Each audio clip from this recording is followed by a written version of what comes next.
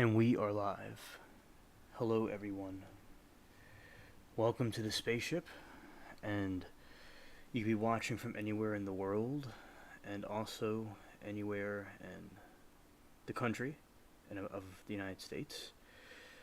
We're going to be hanging out tonight, talking about different things, about the aliens and news and different things like that, and just hanging out and playing the game. Alright, now I'll be switching over to the other window. Alright, hello everybody. I'm going to be starting the game that I usually start in this stream. And also, I'm going to look at chat before we start. And hola Latina, glad to see you. And thanks Amanda, that was a nice message. I had a really good day today. And the weather is going to be cool. It's just cool and rainy. That's what it's going to be like down here in December. Stuff coming from the Pacific because the El Nino. And also, I'm going to be talking about how the gray aliens we talk about are in the Bible, and John talks about that, about how they are the frog creatures in the Bible. And I'm about to do the game as we usually do. And also hanging out and talking about different things. Okay.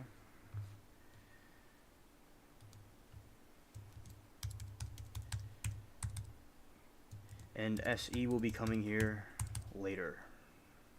At some point, hopefully. He had to go do some things. Alright.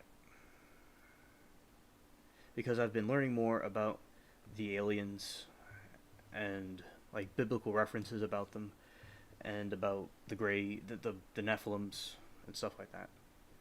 That's something else I've been learning about more about.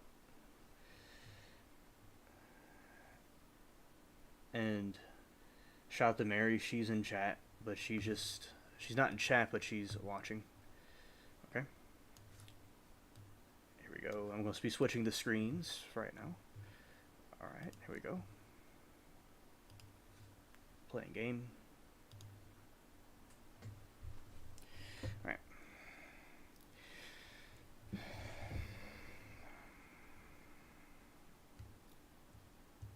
Hello, Mary. That's cool. This is okay. So in the pirate game, this is where they're celebrating Christmas, so they have Christmas stuff out. They've always done this in the game. It says Winter Festival Celebration with cheer and holiday. They have all kinds of stuff here, so that's really cool. I like what they're doing in the game for Christmas. Yeah. And I hope everybody has had a good day. And Latina, I hope your day has been going well. And also, just some nice decorations in the game. It's pretty cool. And inflation is going up. It's something that's going on. The cat Bubbles is excited and he's running around. He's talking. Shout out to Bubbles. Nice moon and nice fall. Yeah. Alright, so here we go. Yeah, so here we go in the game. This is just a different area, different island I go on. I remember with, when Stranded was here, I was on this island when she was like here, like one of the other streams. She was like one of the first people here, and I just kind of explore around this. Yeah, so basically, I think people in the country are starting to wake up about inflation, and people also are talking more about the extraterrestrials because I was on a stream last night and people were asking about they saw a green orb thing. They didn't call it an orb, but that's what they're referring to, and I told them it was a UAP orb that they were seeing, because people asked me about different alien UFO things they see.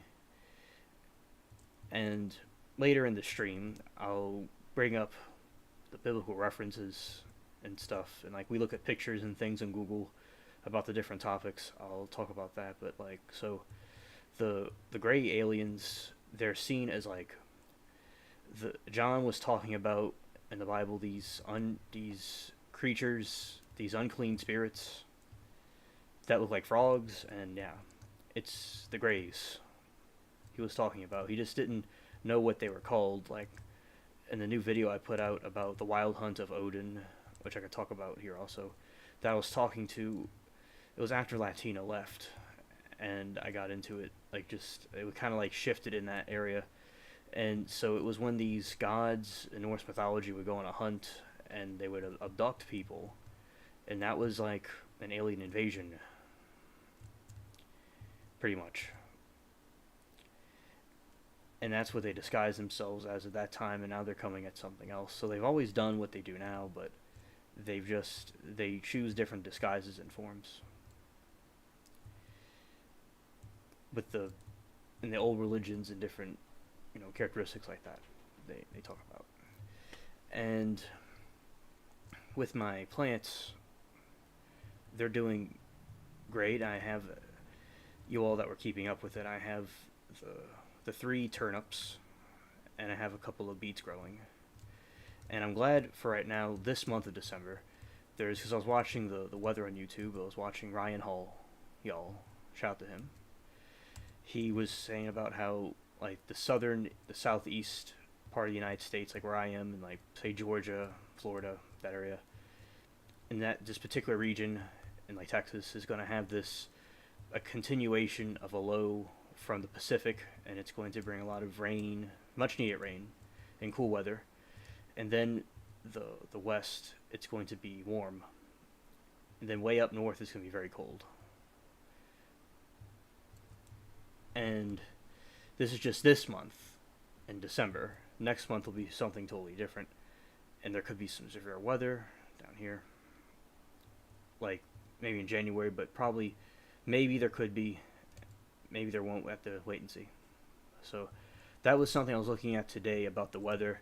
And another interesting thing is, right now, and there should be the northern lights reaching inside the United States as far as Ohio, and probably all the way down to Kentucky also, and maybe northern Georgia, possibly. And right now it's like it's kind of not storming, but it's real rainy and dreary, my weather right here right now. So although I don't know if it would even reach down here, I would still look anyway to see if there is something there. And it probably can be seen in parts of California, like the northern part of it, because there is a solar blast, a solar flare from the sun, and now it's coming down here now. Like back in like the Vikings and like in Scandinavia, they had the northern lights, which they still have up there in Canada. It's this, I'll show, if people know what it is, people who go look it up on Google, but like, yeah, just describing it, it's people that are like listening, it's like this aura. Like I talk about auras, it's auras going around the sky, green, blue, purple, it's all kinds of different colors. It's like being in a cool matrix at night. But it's rare for it to reach down past the northern hemisphere. Not the northern hemisphere, that's really broad, but the northern part of our hemisphere.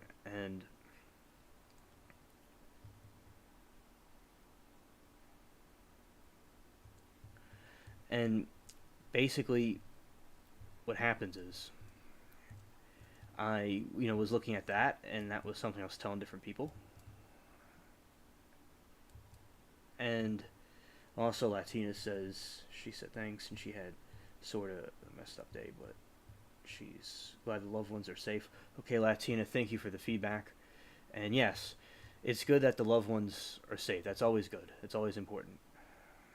And I think about that. Like, I'll say, so that reminds me, I didn't put that in the title because I just was being real broad, because with my title, because I wasn't exactly, I knew what I was going to talk about, but it's just sometimes like right before the stream, things could be unpredictable, like what direction it's gonna go into, sometimes, or like what's gonna be going on. So I'm glad that now there's a direction because it's playing out like something I didn't know before. Like I don't know what's going on before, like, and now I see it now, and okay, so now I can see what's going on with the different topics because like the different things I was talking about. So that's to do with the title. But now, so I kind of may have forgotten to put in the title. There is a shooting down here in my neighborhood. I've told some of you all about it. Some of you all know. I think 99% of you in the chat know about it, but I don't think Amanda would know about it. So basically, there was a shooting up the street, and basically on my street, and it was really wild. I was hello Stanton, good to see you. Welcome to the chat. And so basically what happened was I was in the cat room with the cat normal, and I heard it. So it was heavy artillery, and usually it's been quiet out here. Like it hasn't been bad. So this, like a news thing, and basically it was one person was targeted. People, they'll fight each other over various reasons, and there's police all over the street. It was really like a scene from NCIS. It was like being in a movie, and the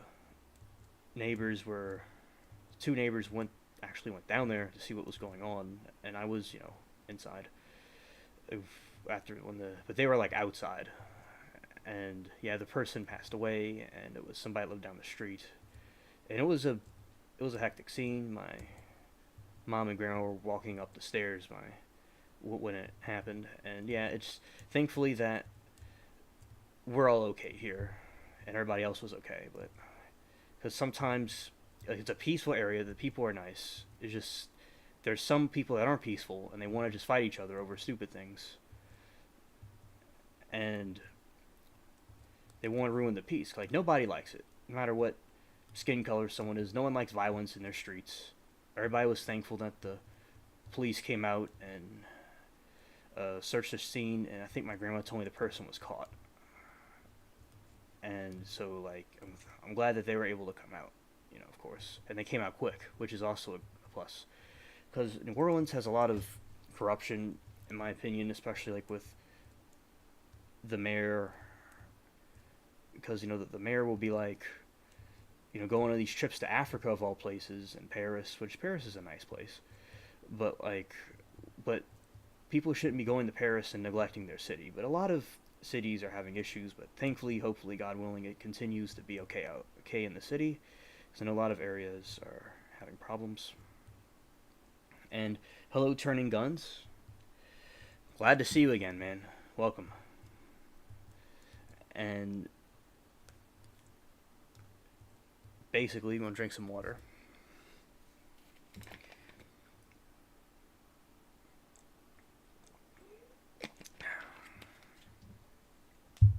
So basically, as I was saying, I have not been in this cave before, actually. I found it by mistake. And it's actually leading me out into... Oh, so this is another passageway into that. Huh. Yeah, so... And I think the FBI is investigating the mayor here, because it's like, you get all this money, kind of like Bankman-Fried, that guy, he got a bunch of money, and then he, like, was found guilty of using the money... just for himself. It's like he has this big place in the Caribbean, and he dressed kind of like Zuckerberg, or maybe trying to come off like Zuckerberg did in the beginning when he built Facebook, kind of like something he'd wear, but he wasn't, although Zuckerberg's controversial, but in a different way. But he did honestly make what I mean by that is he made his own, like, website, and people say he stole the idea from the twins. I get to that part. Kind of, it's a little bit of an off-topic thing, but this other person wasn't trying to create a business, is my point. Is he was just trying to scam people, and it looks like a lot of politicians and the mayor definitely used funds for her own self, while the city's going downhill. It's cringe what people do. but the guy Bankman-Fried was trying to come off as this underdog nerd that was building something, but he really was building himself. And Anthony McQuaid, it's so. I was thinking about you earlier. Thank you for the emails you've been sending. I really appreciate it, and I'm glad to have you here in the chat. Welcome. It's been a while. Everybody's been wondering about you. Like Stranded, Lifeform, she was wondering also. And Anthony, I like the email you're sending me, and you're talking about the Hamas situation, what they were doing. Very great insight on what's going on. Oh, I fell through. It's a giant hole right there, and they didn't have a sign that says "Beware, don't go through here." So yeah, that's the situation with an example about how the scammers and people of all walks of life and all different professions are causing scams.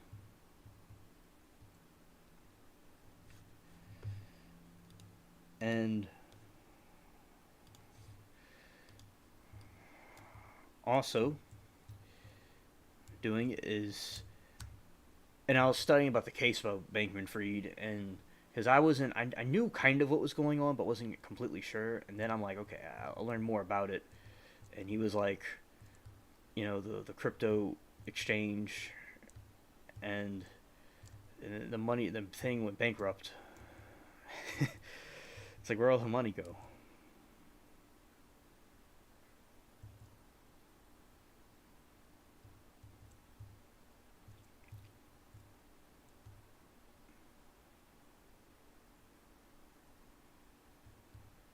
And you're about to receive an electrical storm. Okay, so Anthony said more. I knew he said something in his message. I just kind of skimmed over it. I didn't even skim over it. I didn't really. Now I'm seeing it. Okay, good. So Anthony says, hello everyone. Can't stay long. Have to get up early, 6 in the morning. That is early, and we are about to receive an electrical storm. Well, okay, yeah. I do like electrical storms, but they could be tedious to watch a live stream during an electrical storm. And basically, I ran into somebody. And basically, with the electrical storm, I like them. It's soothing. It's nice. It's easy to go to sleep to one of those things. I guess sometimes thunder can wake one up. But, basically, from what I recall from school, I would get up around 6 in the morning to, when I went to go to school, it would be 6 in the morning, and then we'd go drive out there and go to the school as usual. Huh? Cherry would take you to school. Yeah, Cherry would, yeah. It's Mary's nickname, Cherry. Kind of like we have nicknames here. And yes, Anthony, I do share them with others. I do. And I'm glad that you pointed that out and brought that to my attention as well. But I do tell others what you tell me, and I'm glad to have a more of an emphasis on that because it's important for people to know the information, what's going on in the country. And the memes are really cool. I like the memes he sends. And because there's a lot of a big crisis going on. And as I was saying earlier, something I want to talk about, I'll show you all examples of is the gray aliens. They are some type of it's like a John in the Bible talks about unclean spirits, and they look like frogs. And he was talking about the grays, that what we see because they look like frogs. And basically, with the frog people, they, that's a funny apparition for them because in the Bible and in the old religions in the world, they didn't really they would see a vision or they would see things, and they didn't quite understand what they were witnessing, so they described it the best that they could at the time. I tell you, my friend from the other chat was telling me, a green circle he saw flying in the sky, that's an orb. Some of these things are out of our realm of understanding, and it's fascinating to study history and see how things correlate with each other and how that could be predicted all the way back then, and now it's here now. So, and I've had some interesting experiences, and I'm thankful for all of you. Shout out to all of you here, and I'm glad that y'all are participating in the stream. Nice having a good audience with it and good friends. And also, I have this. So what you're witnessing here is a giant. Looks like a coal mine, or like diamonds. And this is like from the 1700s, 1600s. Oh, this is like 1700s likely. But like basically, that's the mines that they had down there. So that's what we're exploring now. It reminds me of a game from the Goosebumps. Yeah, on the. Yeah, shout out to Goosebumps from the Wii, and also the DS. It was like you would go up this thing and go down these different holes and stuff. I mean, in the roller coaster. And also, it reminds me of Mario Kart. That's a game that I played, and that was a very tedious level in Mario Kart, because you always would like fly off and fall into this part of the game. And at Six Flags New Orleans, they had something called the Rat Trap. That's what it reminds me of. So, and this is not like the Old West. It's like the Old West. The pirate games, the Pirates of the Caribbean's like the Old West, but it's the Caribbean and the East part. It's pretty interesting, because that's what you would have out in that part.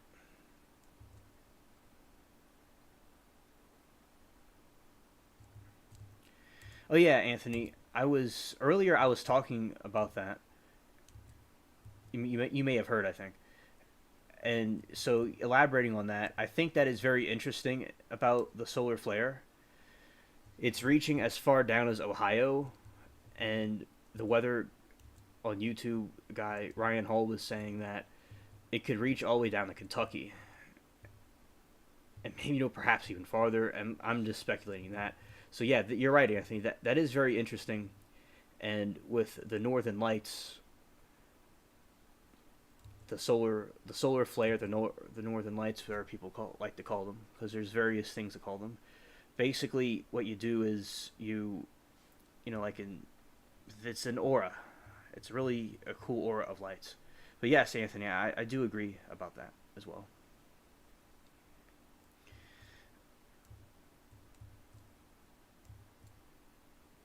And what I'm doing is I'm finding my way out of here in the game, and I found so many entrances, and I got to go and reflect on, oh, it's way, way over there. I'm way on the end of it. Yeah, this is some water. Right. Up here.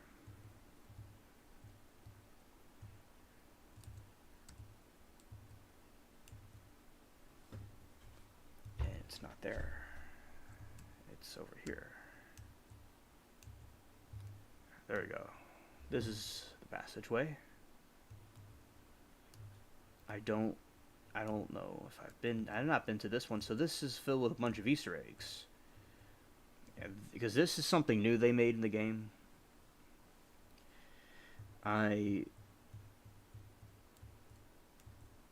Which, I mean, like, it wasn't from the old Pirates of the Caribbean game, and it wasn't from the one now. Hello, MTN. Good to see you.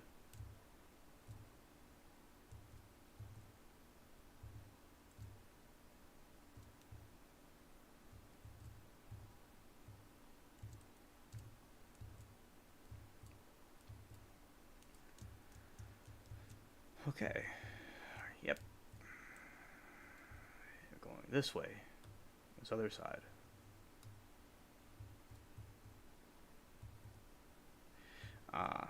This is the area. I was right there, and now I'm out.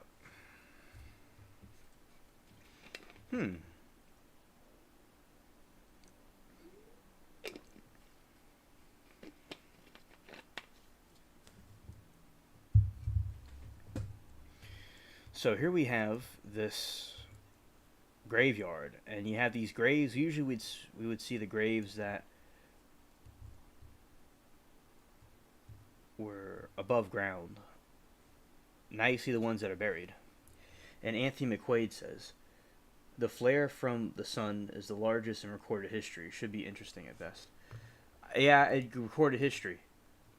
That makes sense because it's reaching down very low in the United States. That makes sense, and I didn't know it was exactly the largest in history, but I'm glad that to know that. Thanks, Anthony, for the information. So it looks like I read like a part of the message. Now I see the full thing.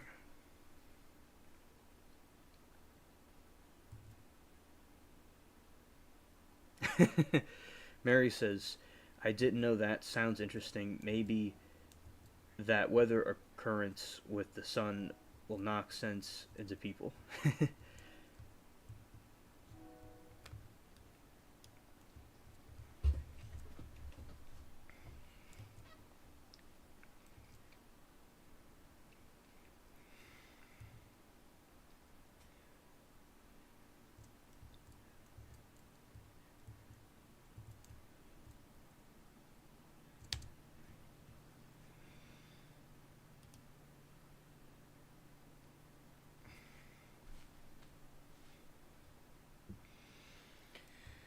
Here's the ship.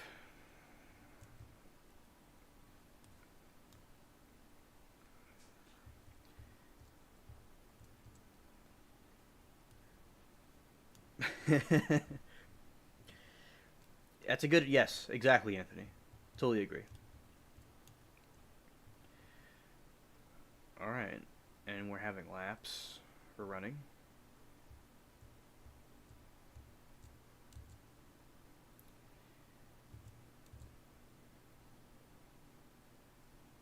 Running laps, the laps of the Caribbean right now.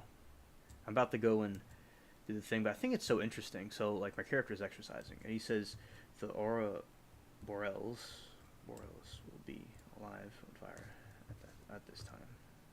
Right on.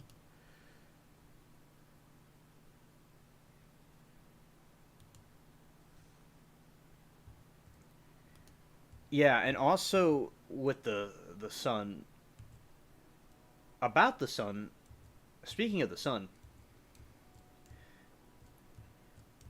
basically what happened was Planet 10, that is like a sun that I talk about in the channel, and NASA said, it's likely exists somewhere out there, and other independent researchers have talked about Nibiru, Planet 10, and it would be like a second sun, like Star Wars, if those that are interested in that, how there's two suns that were setting, it would be like that, and there's different signs, and there's a lot of mystery about it, and they're probably not really telling us the full information about it. And my friend and I at school used to talk about that, and people kind of thought, some people believed it, some people are kind of like thought it was nutty, but now NASA's talking about it, and others have told me through YouTube that yeah, it was talked about in the Babylonian astronomy.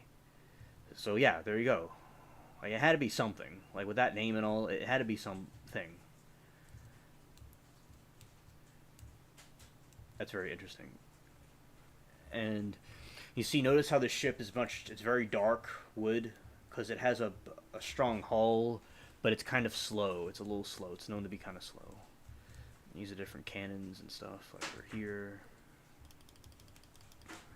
firing on my own ship, and my different crewmates have done that. That's another way you could do it. Just hit them like that. A little bit higher. Let's see if we hit that ship.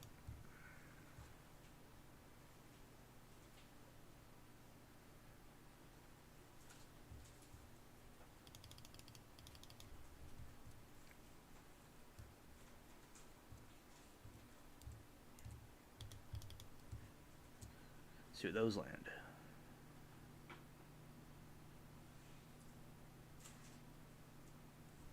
Yeah, so basically, but I know the solar flares could affect the electricity. I'm glad that Anthony brought that up. And basically, I think that it'd be interesting to see what happens with that, and that reminds me, as I said, of Nibru, and I just told you all about that. Another interesting thing. I've talked many times about that on the channel, and I would be interested to see more information come out about that planet. There we go. I hit it. And you see they're coming towards us. Scared. And it looks like my character is not frozen anymore. Alright.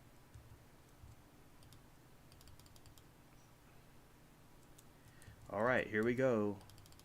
Although I should go and... Oh, whoa, I'm hitting this thing just with a cannon. My own cannon. Wow, isn't that something? I'm not even using the ship. Wow, I sunk this without even using my ship. I just used the cannon alone. Now that's some skill. There you go. That was an interesting one. And my ship hardly got any damage.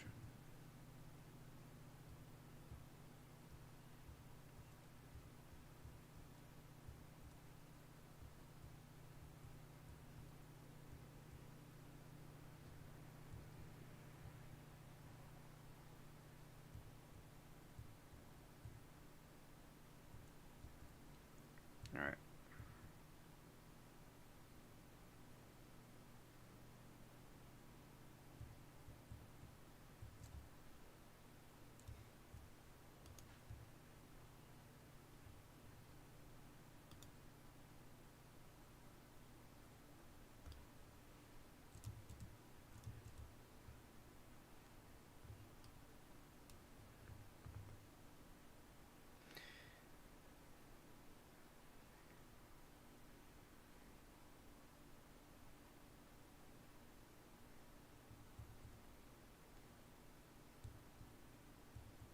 And also, I think that basically, these ships, it's really interesting to go and hit them. Alright.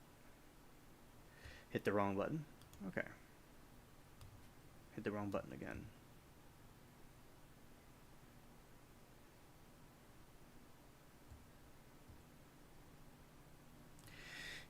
Yeah, I know Stanton.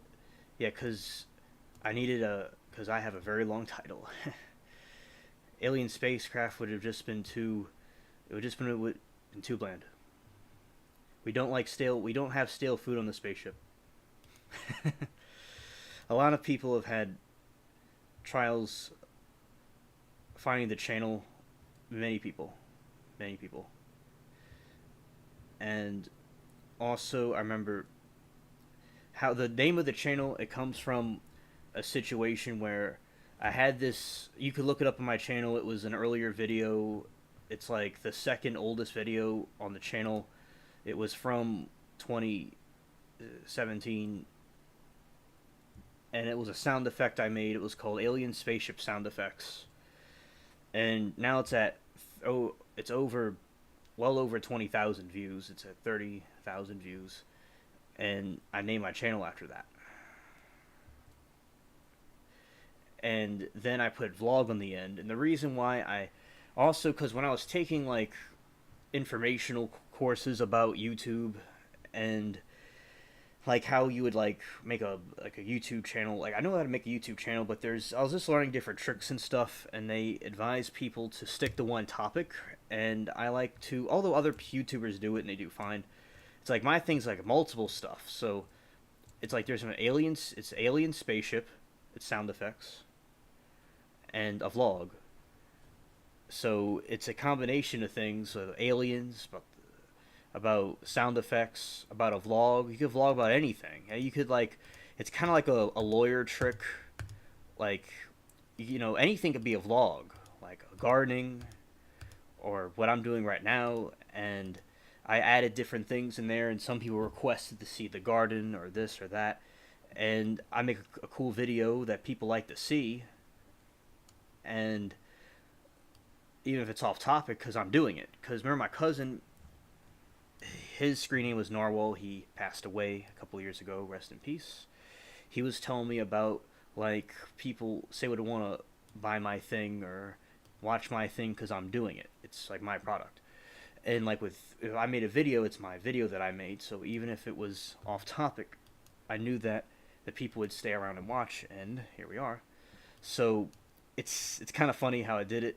And now YouTubers talk about multiple things. This was a couple years ago. So yeah, Stanton said you'll check it out. All right, that's cool. Thank you.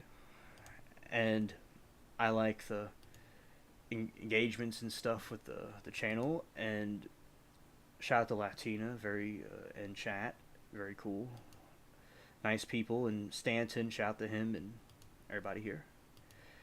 And I think success, it does come from teamwork. And even with this YouTube, I like having people hear us having this conversation, and it's good teamwork. And I think that it's important to bounce off ideas off each other. I think that's nice.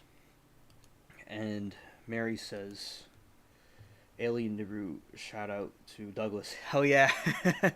Yeah, Mary, you remember that. Yeah, shout out to Douglas. Yeah. And also a croissant. I was just watching before I got here. I was watching parts of the Jimmy Neutron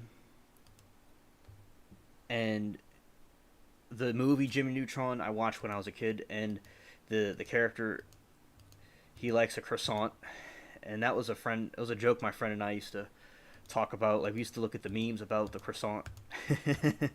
Funny.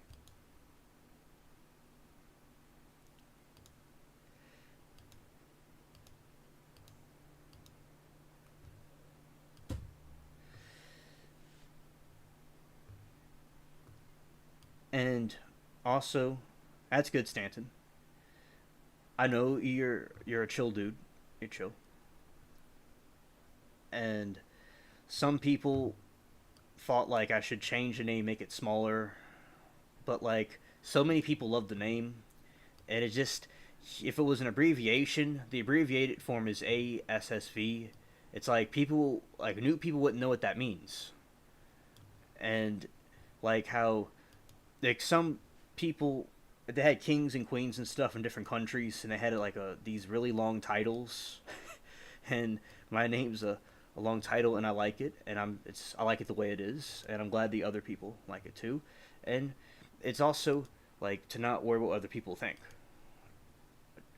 and because there's always people that are like-minded that come together, and it's not a big deal. But you have some people like there's trolls, but trolls I ignore, although trolls are funny because they feel bad about themselves. But also nothing wrong with constructive criticism and people saying their opinions about things. That's fine.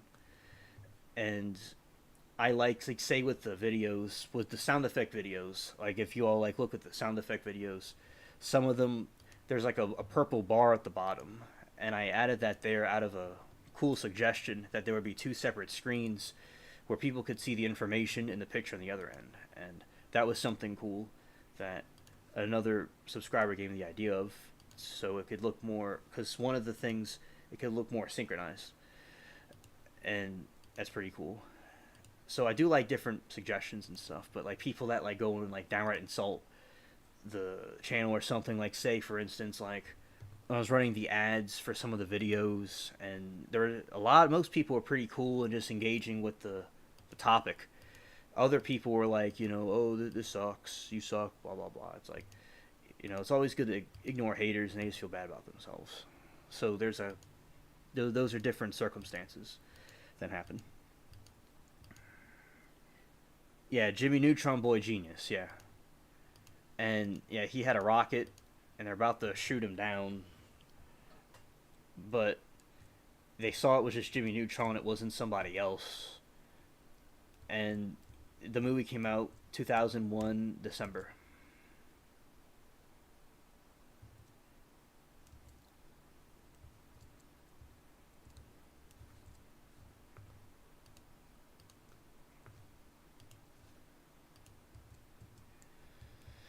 Alright, I repaired my own ship. You see, I saved money by repairing my own ship.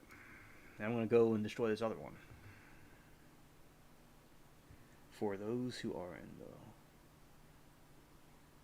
Bozy area. Alright. I'm not familiar with that, but that's interesting. And also, okay, we're going and we're going to hit it. Yeah. Ah. Turn and fire at will when I get in range because we don't want to be out of range. Oh, they sunk me right away. They must have hit me with a superpowered weapon. Because there's a certain weapon in the game that hits you and it just sinks you right away.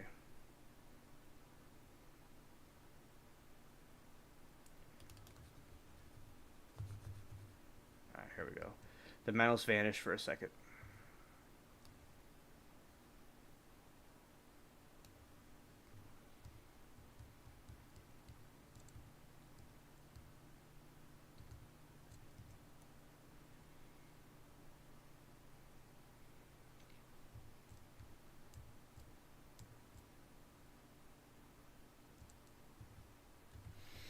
Yeah, that's what happened, Mary.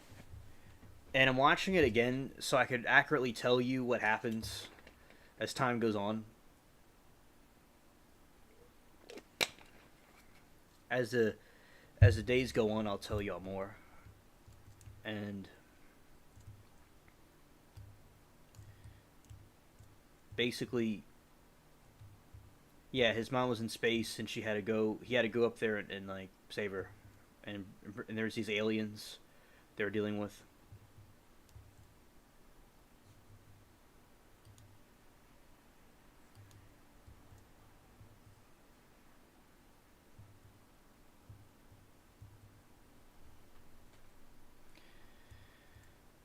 All right, get the thing repaired.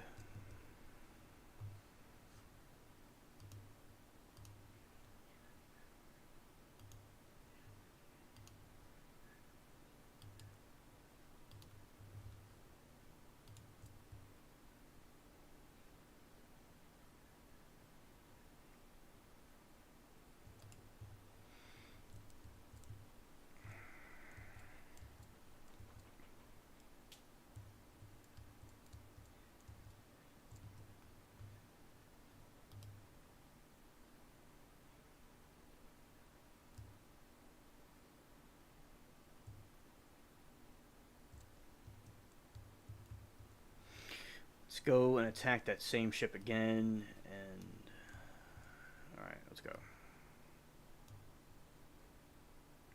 Yeah, weapon of ship destruction. All right. A little bit more on the distance.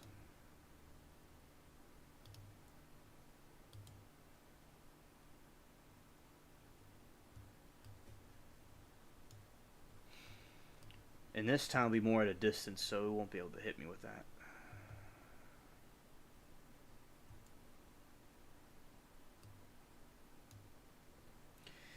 And these ships are made out of oak wood because it's resistant against water.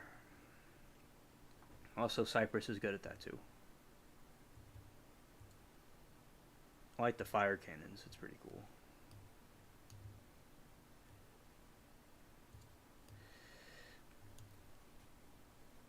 And yeah, Jimmy Neutron, it was funny, and they talked about Leviathan because it was like a giant creature. And that was a creature from the Bible.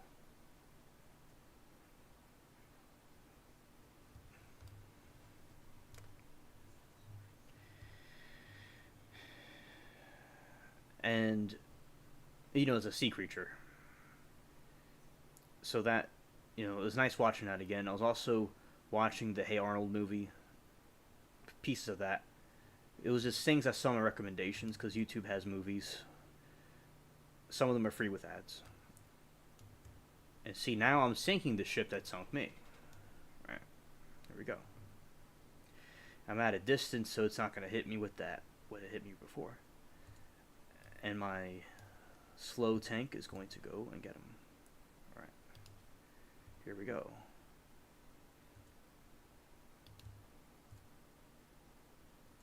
Right, there we go.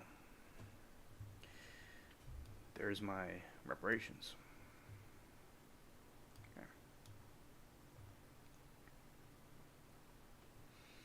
This other ship's called Death Omen, and let's turn about, to come about, come about, come about. Alright.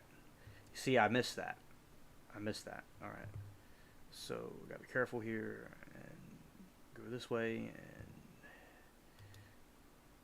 and I totally missed it. Oh. Yeah, shout out to Norwal.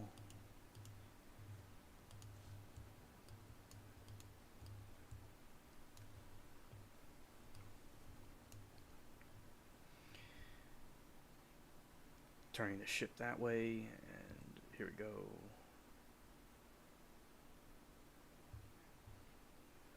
Oh, good, Anthony. Good. I will look at them. Um, well, oh, looks like I got my helmet on today. I missed the ship twice. Missed it twice. Oh yeah, I remember Rugrats. I like that one. I really thought those old shows in the 2000s and 90s are really good. They're really good. There we go. Now, what I'm going to do is I'm going to go over here through this island. Ooh, ooh.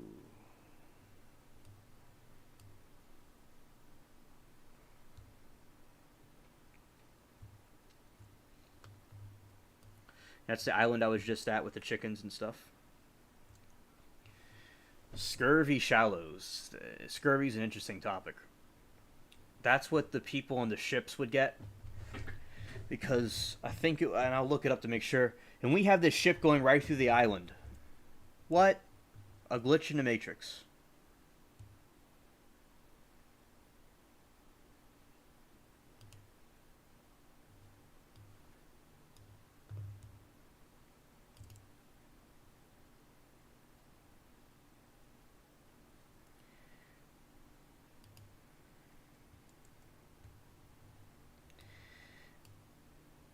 And also, like, my ship can't go through the island, but they can. It's hilarious.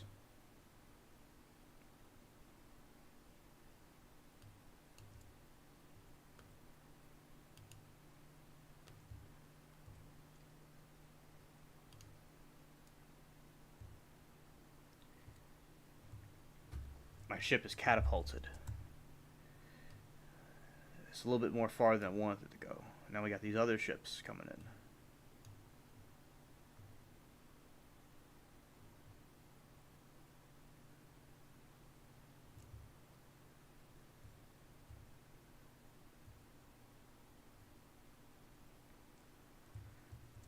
Okay. It's escalating.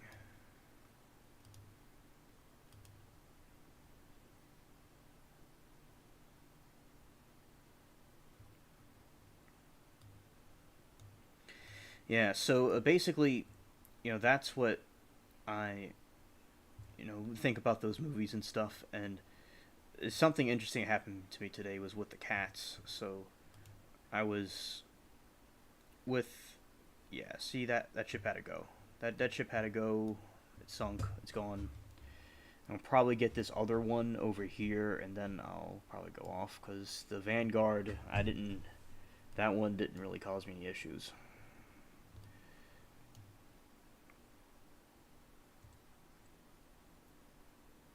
And here we go. Yes, I was saying with the cats. There we go. Oh, the Navy one's almost dead.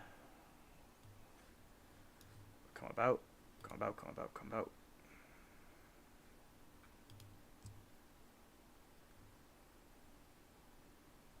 All right.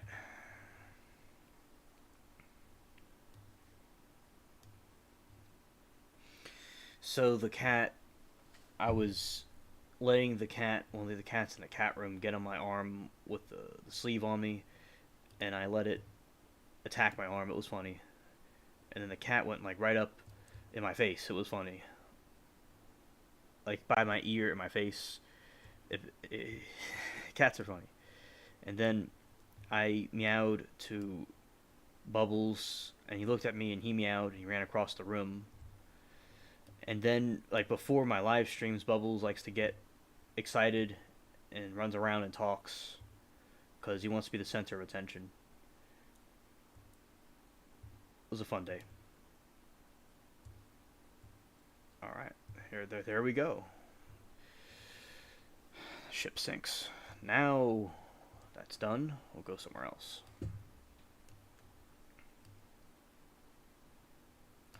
Let's go to Tortuga.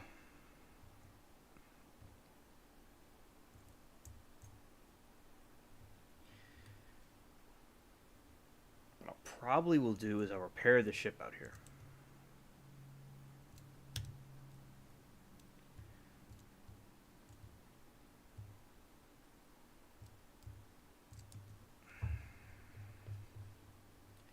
Alright. So cats can be very funny, as I was saying. And yeah, and in the game, what I'm pumping the water out the ship. It's these little games to repair it. It's nice.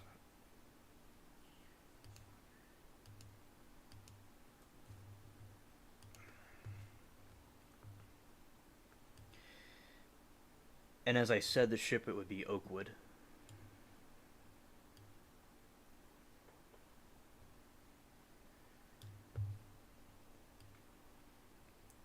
And something, as I said with my garden, I like looking at the different plants and things like that. And another thing with plants to know is that a plant that I'm into camping and stuff like that. That's stuff I research. And I remember with camping, if somebody's going to eat a plant, they don't know what it is. One of the ways to test it is if it tastes sour, or if it's this, if it makes your skin, irritates the skin, to not eat it. But if it doesn't do any of those things, it might be okay. But it would be good for one to also do their own research about that, like foraging, because it's good to know different edible herbs and stuff that grow.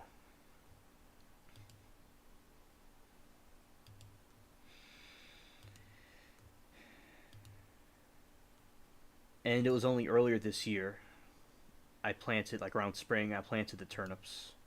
And I'm glad to have more. And the beets in the summer, with the weather,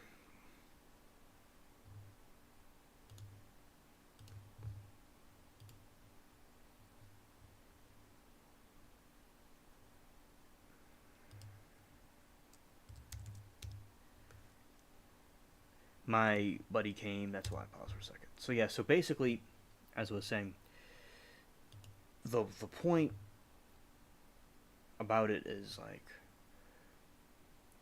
the beets for some reason didn't come up. I did water them and stuff, but I guess maybe the conditions were just really insane, and maybe the area was bad and different things like that.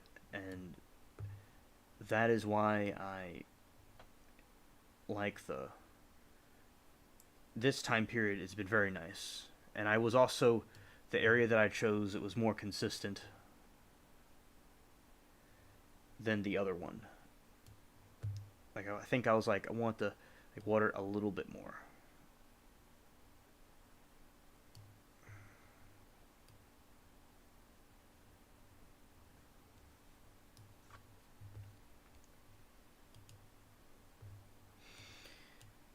Yeah, just in case.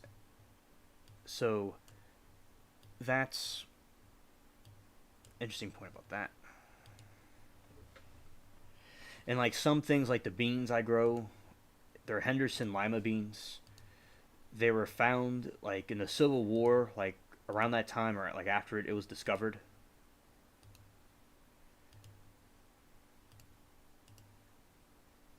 And a Union soldier found it when they were going home. And of course, those need to be cooked before eating.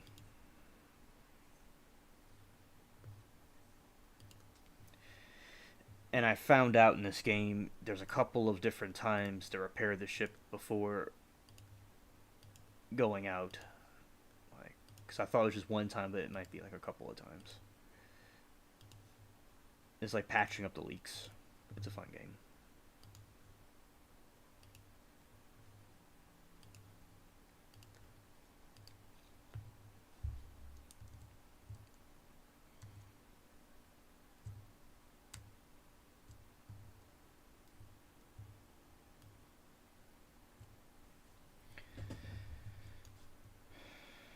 Now, in this game, I do good with the...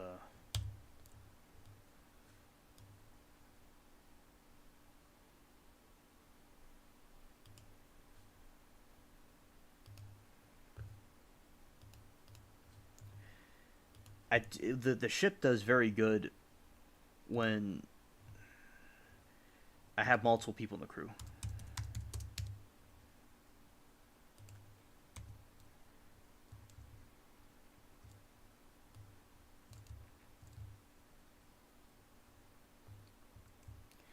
Because that's when I think it's really good when like the ship had like it was like 5 or 6 people.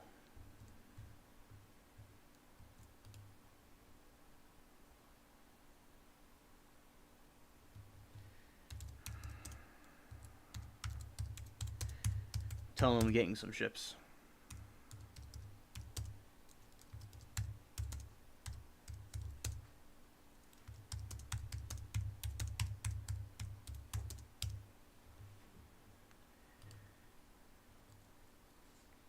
And now what I'm doing is I'm going after this ships for no reason.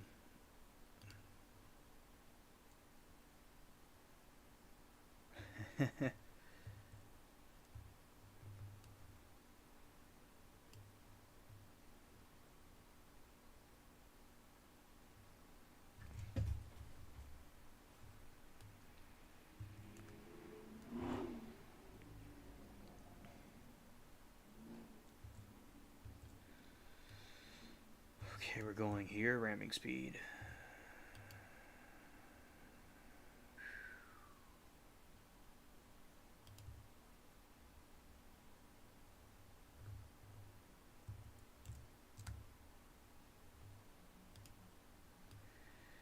Coming about.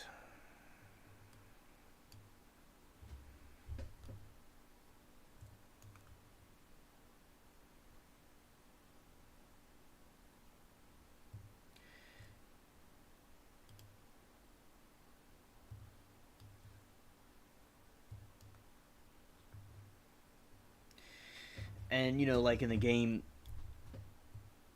you get different ships for like treasure and stuff, and you get like a couple of treasure points.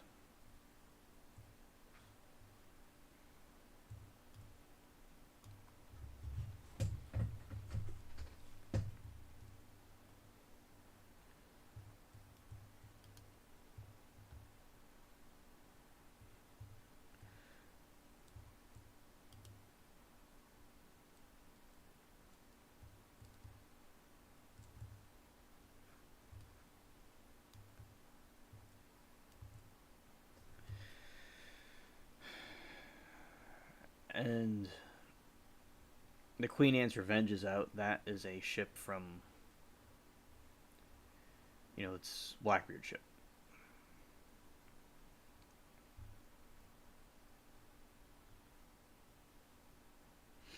Thank you, Anthony, so much.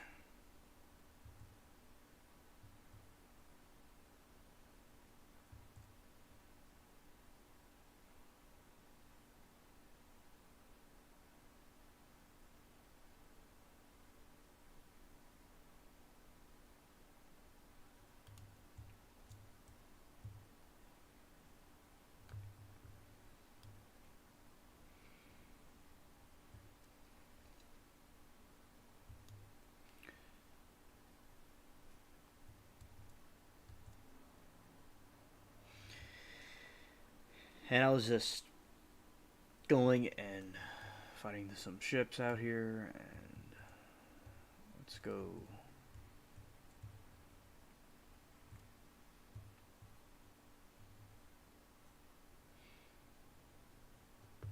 I'm gonna go get this one out in the middle of nowhere.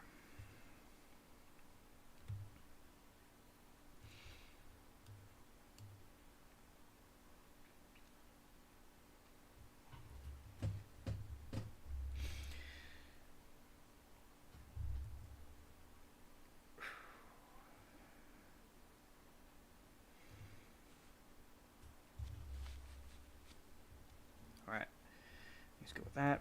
I'm gonna go ram into the ship really quick.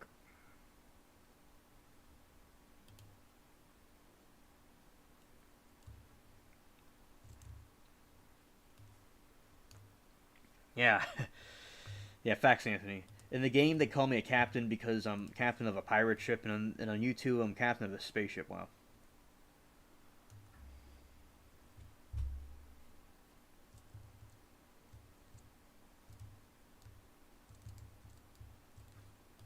Oops.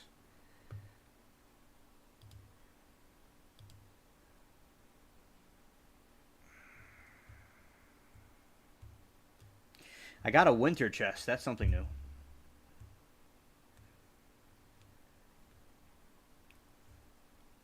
Ship is so cool. Out in the middle of nowhere. The Salty Flats.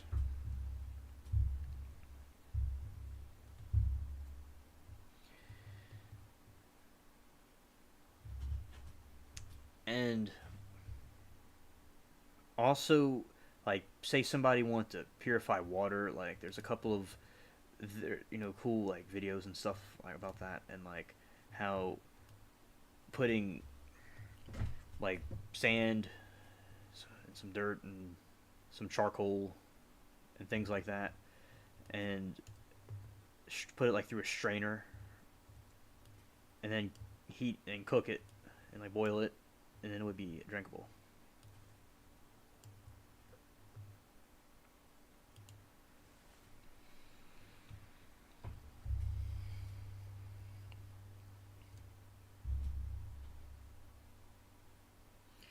That's an excellent idea about the Christmas lights.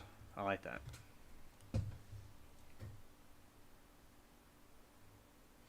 You see, like this ship that I'm attacking, it's out in the middle of nowhere, where it doesn't have like allies. I could handle the allies as you saw a little earlier, but also these are very interesting ones. It's like you in some pirate ship in the middle of the ocean, and then these people come and like start hitting your ship. Wow.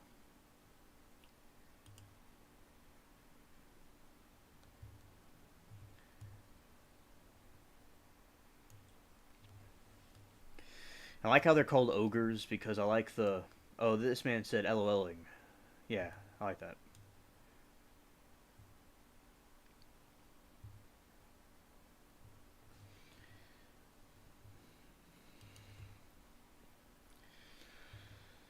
All right, we're gonna go ram into this one right here.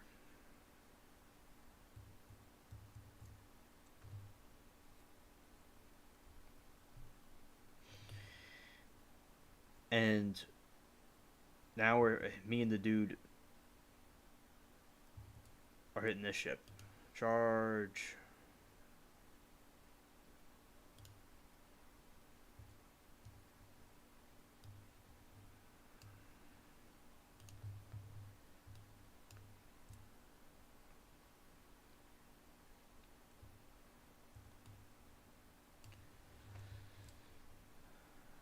So this one, the ogre. There we go.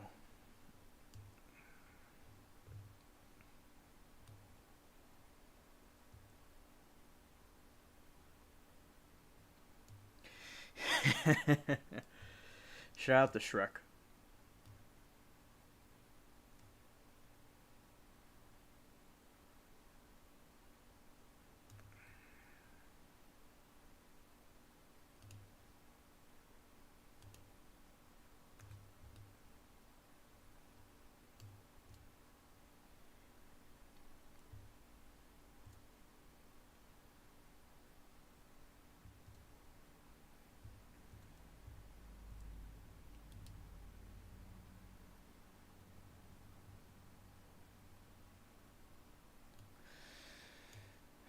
And I'm not boarding ships right now, but that's a Shrep, a French Shadow Crow. See, they're coming through.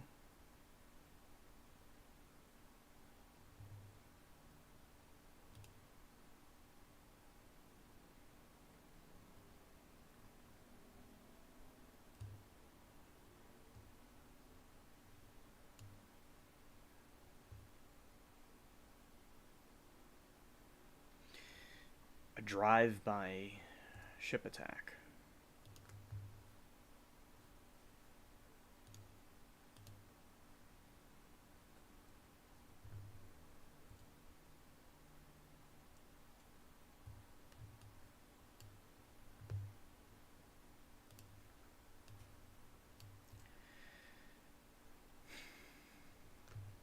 Now I'm just attacking everybody right now in the game.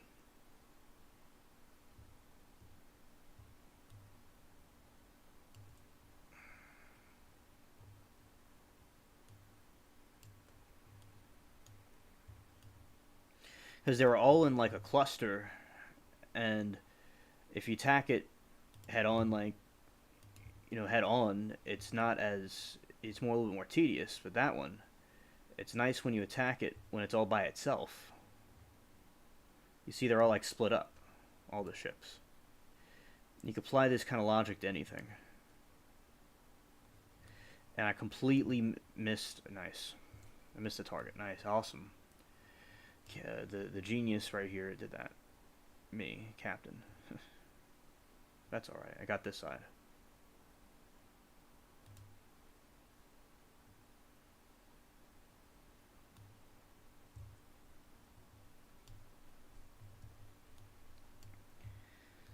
You see all these ships that are following me? They're angry, and I'm going to control them. Got a nice crew, bro. Let's see. Boom, and it's gone. It's gone.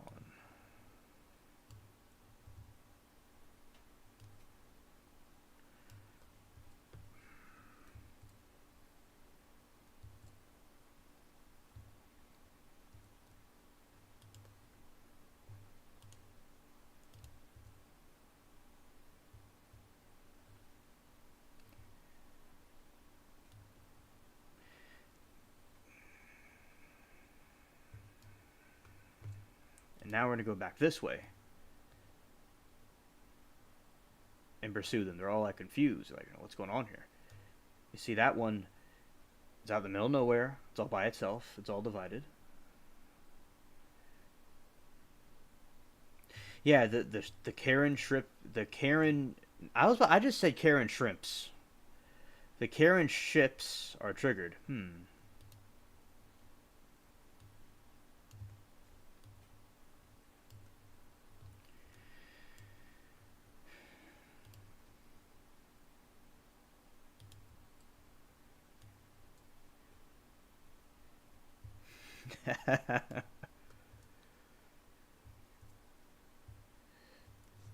Yeah, too bad I don't have submarines.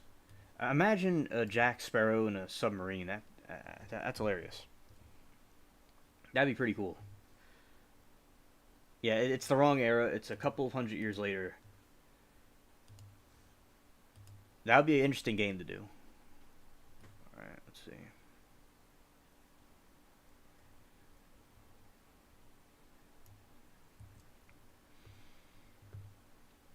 Now I'm about to go ram into this other ogre. All right.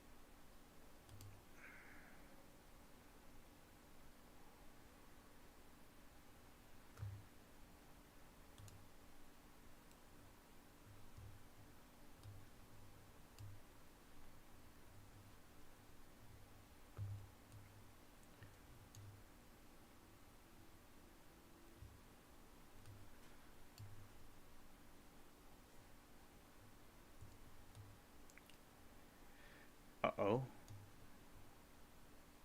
Bounty hunter.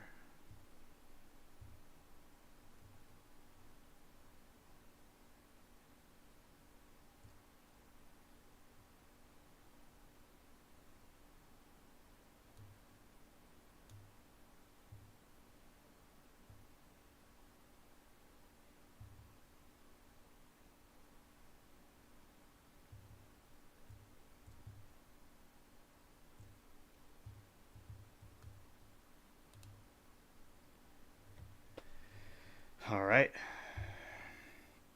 Got the plunder.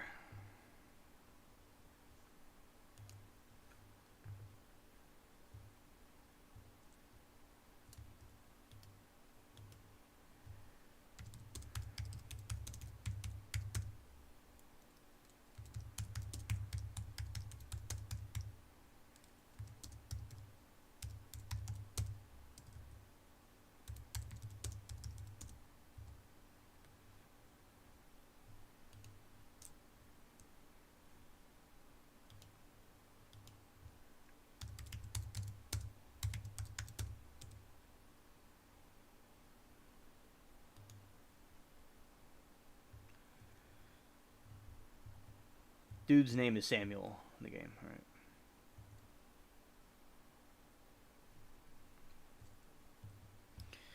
And soon I'll be getting into the topics that I talk about.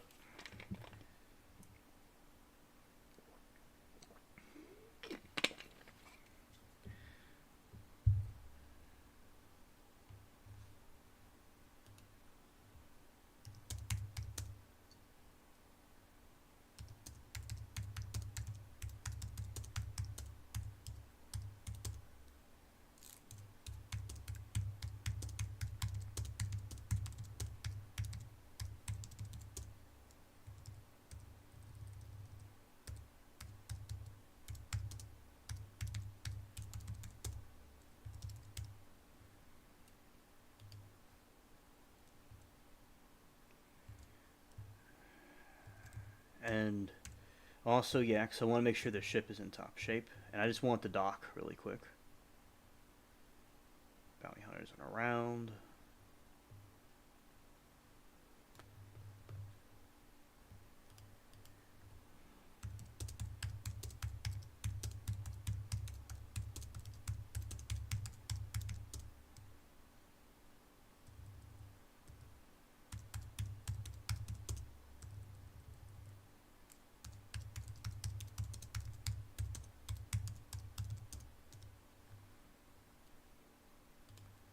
Alright.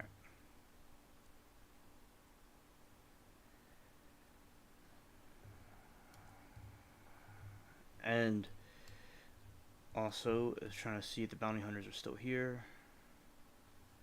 Alright, well, so I do want to fight them. I wasn't retreating, I just wanted to dock and get the plunder.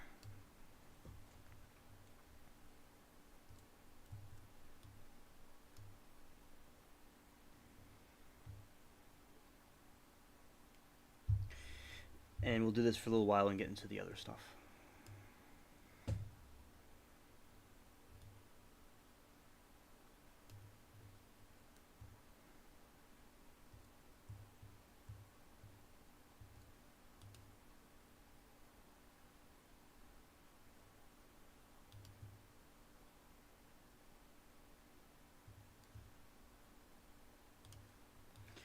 They're asking me if I didn't want to deal with the bounty hunters, and it was like I kind of thought they would be out here, but they. So I'm gonna have to like do the whole thing again to get them to come back.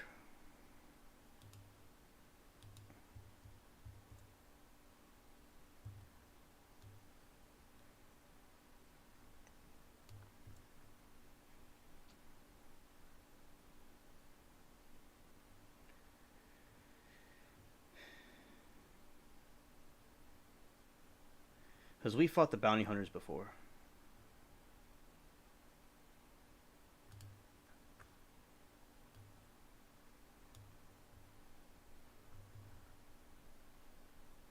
Because when I had a full ship on here, this ship did fine. Because you had a lot of people. I had a lot of people repairing it.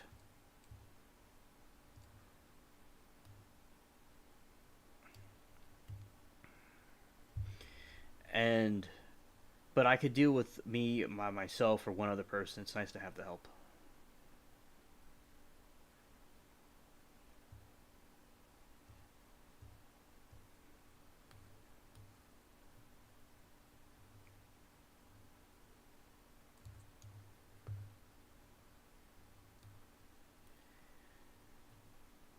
I'm gonna go out here and get some more. It's kind of like hunting.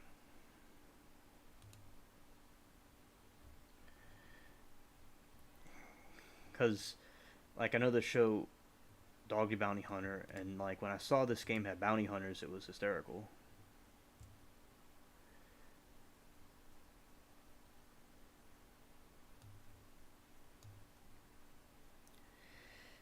It's a good sport, this game. Yeah, the ships are always triggered, and that's why like they all get in a cluster, and then they get all angry when their thing doesn't work out.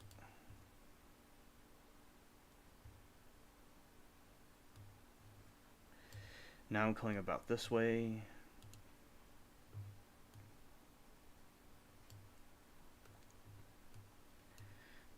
I told you it's all about a teamwork.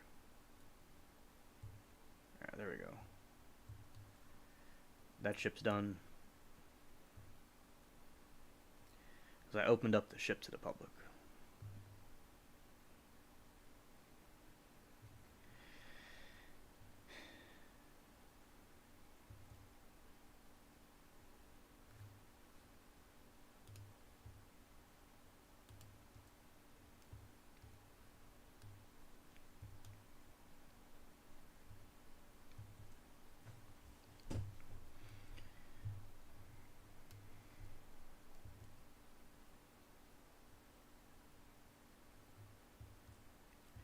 I'm gonna hit the ogre again.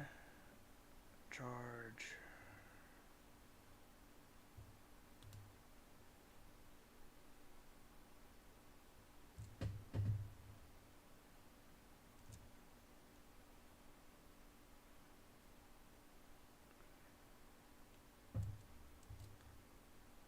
Alright. There's a glitch for a second. Okay.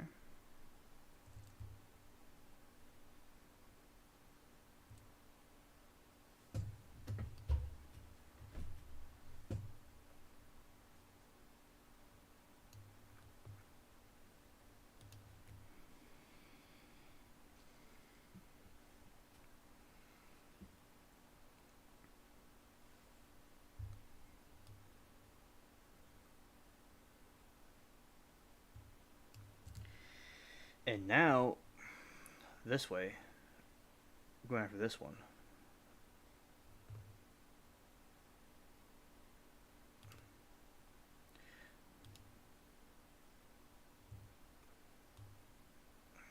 I remember one time in the game, I was able to, I destroyed the ships all over the entire platform.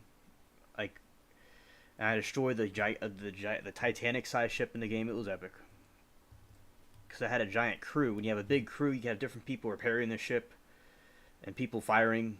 It's like, it's really nice when you have multiple people on it. But this game was a, multiplayer game.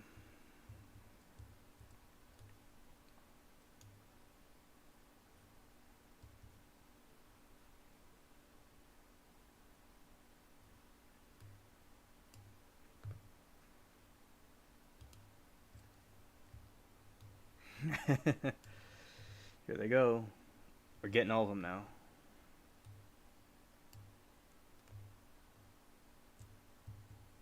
Ah, fantastic.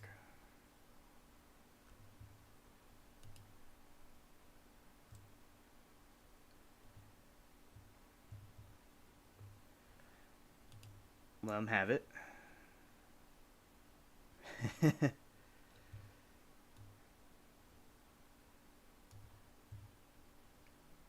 And he said, if any of you watchers want to be on the mailing list, I have to send you their email address and send it to me. Alright, yeah. Yeah, chat. Exactly.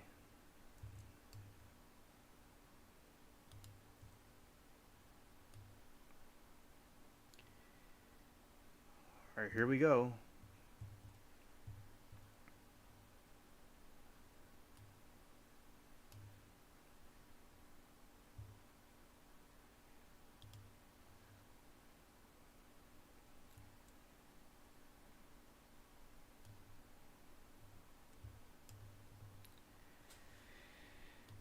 And yeah, so those that want to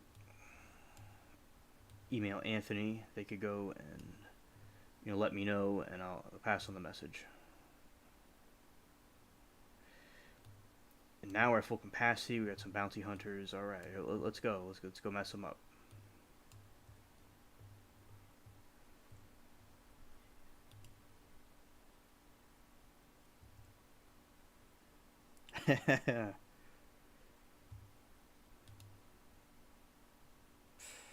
And I missed. Again. This is the best part. I'm getting the bounty hunter. That's what I want to get.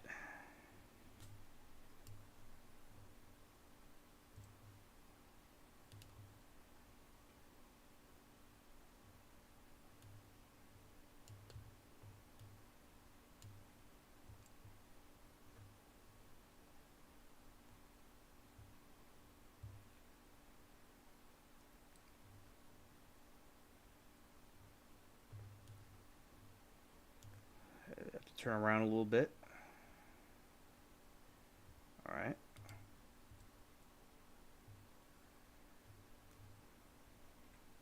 Alright, guys, I sunk one of those a stupid bounty hunter. There we go.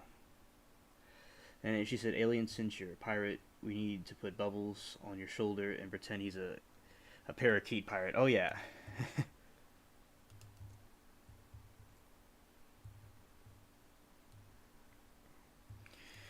This bounty hunter came out of nowhere. This man came out of nowhere.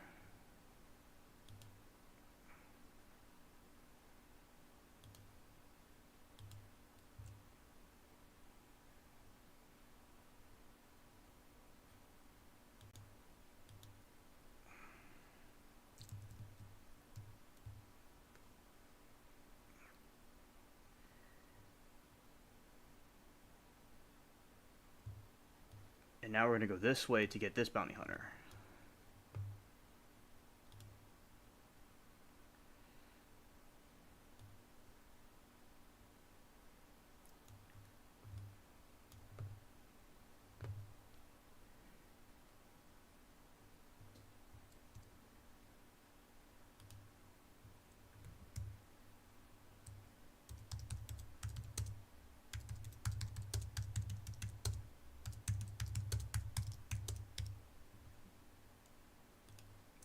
I told chat that bounty hunter tears taste good in this other game.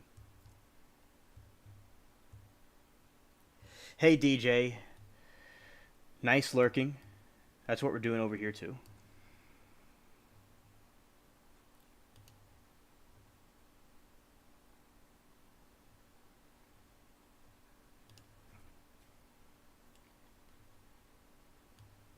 There we go. There we go.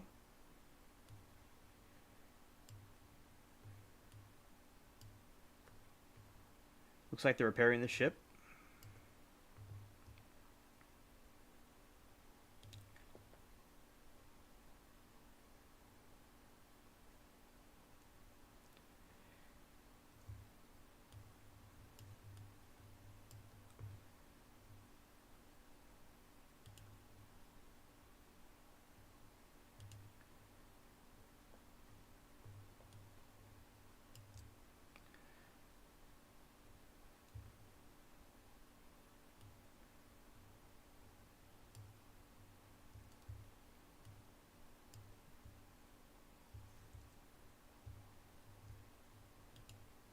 Okay.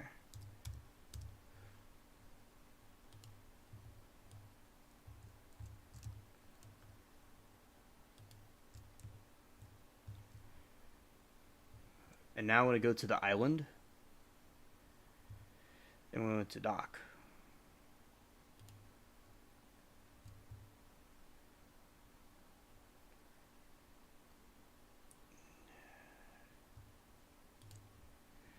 As the guy tells me, like, when it's a little bit more than we can handle, and alright, here we are.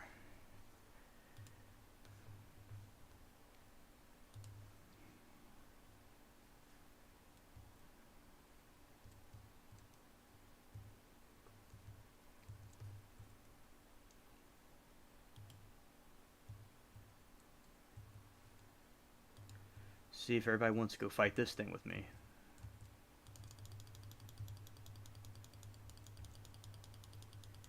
Now I'm ready to shore.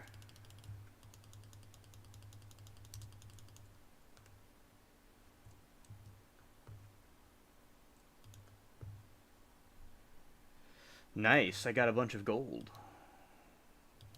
Alright. I got enough for a new ship. I want to go to Tortuga and get one.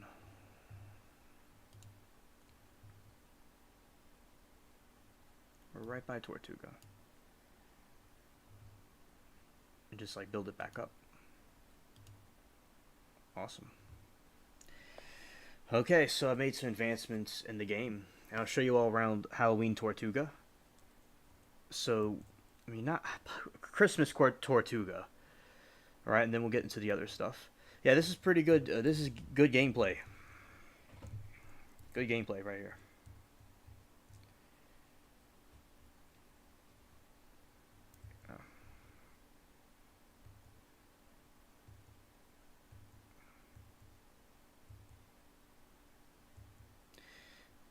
have to work on the hull. It wouldn't be as strong.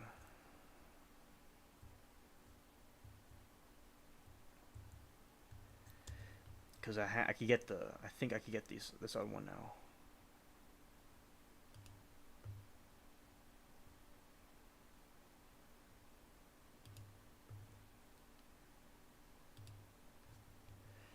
Alright. Now we're going to get this one.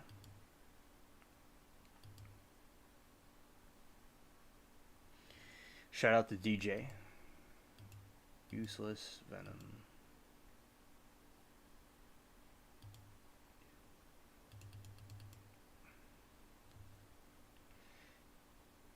Yeah, Duchess. That's nice. Or Dragon.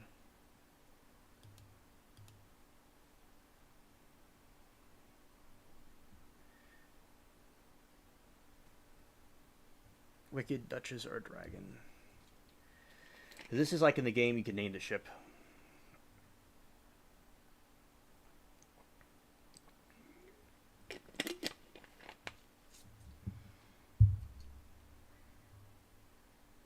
Alright.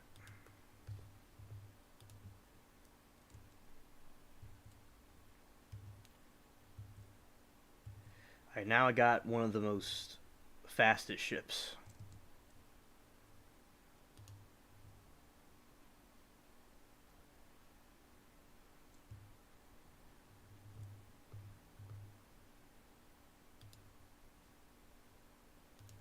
Finally.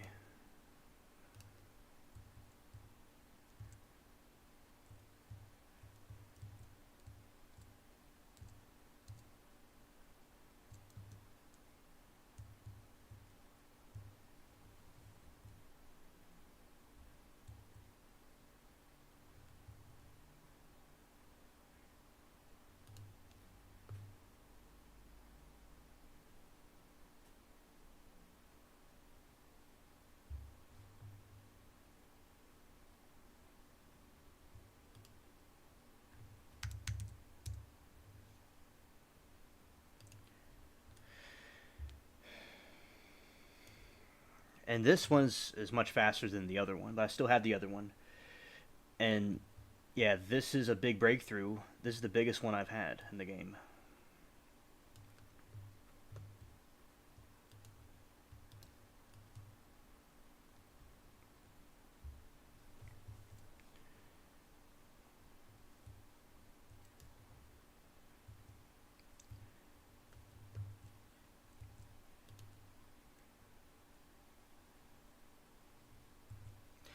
You see, like, life's like a game too. It's like you upgrade and different things like that. And that is awesome. It's awesome. Alright.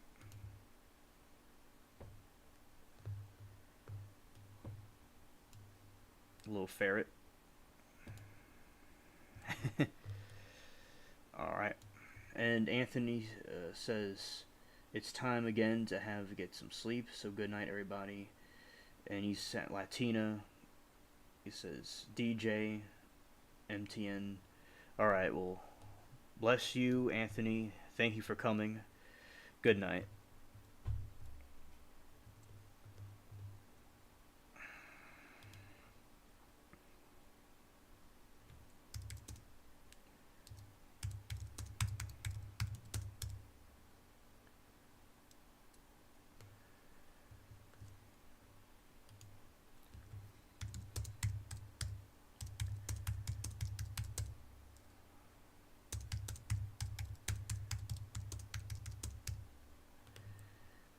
Alright.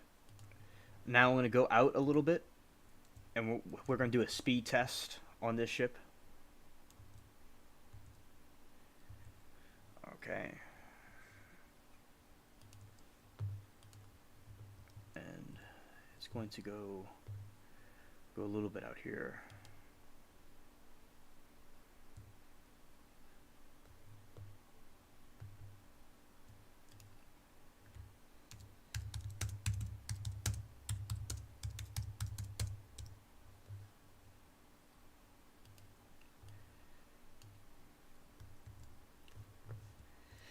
This ship is, I was crossed between the Wicked Duchess and the Wicked Dragon. Ships are female. So yeah. So basically my ship is a Karen.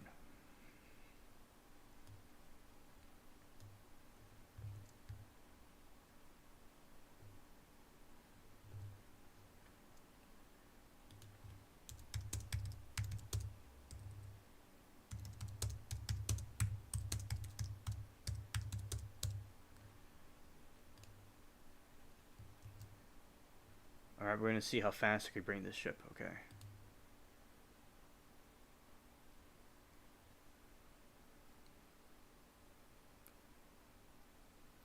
Crushing speed seems to be 19 knots.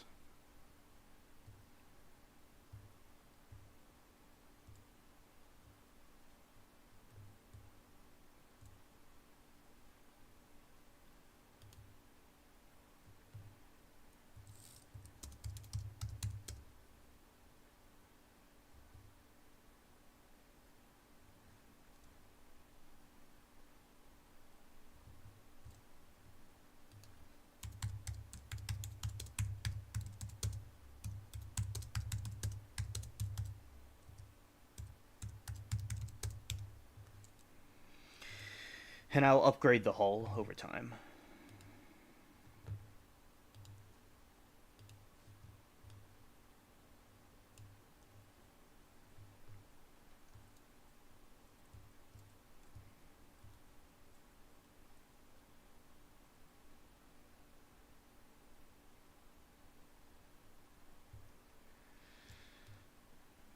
Alright.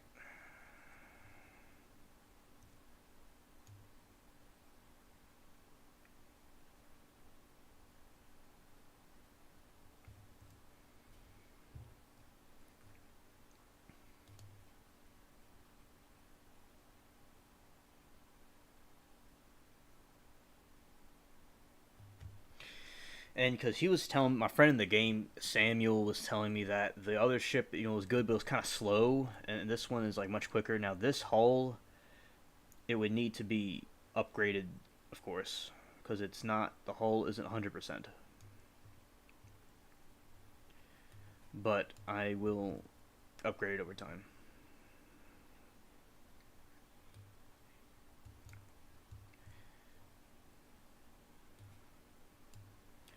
And this is the ship that I'll build up on an upgrade and stuff.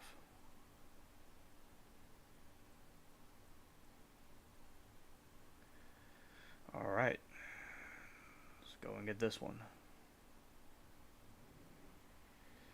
Here we go. Fire!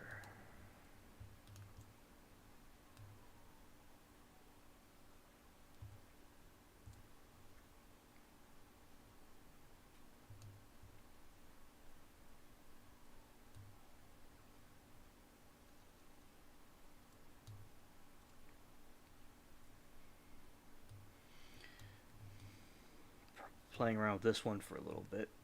Not for a little bit, like a few minutes. And then we're going to go and see. Alright, some of those ships out there look good.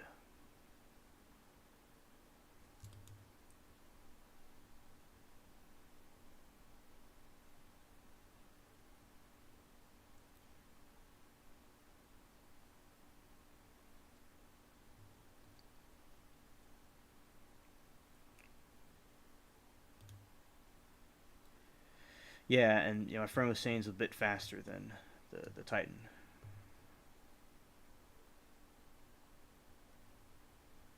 That's good.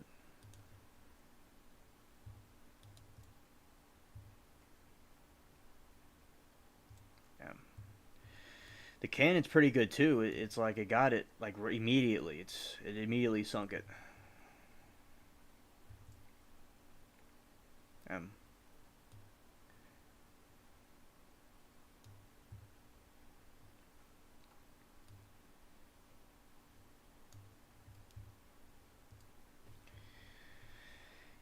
And soon I'll be starting the different things I talk about on the channel. Alright. So I successfully got a new big ship.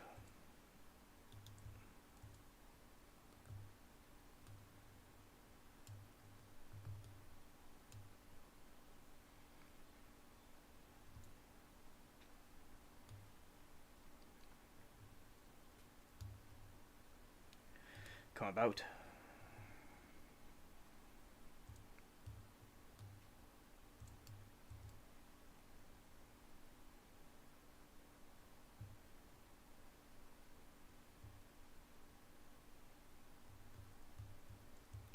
Gonna ram into the ship right here and its caboose. See if I aimed it right.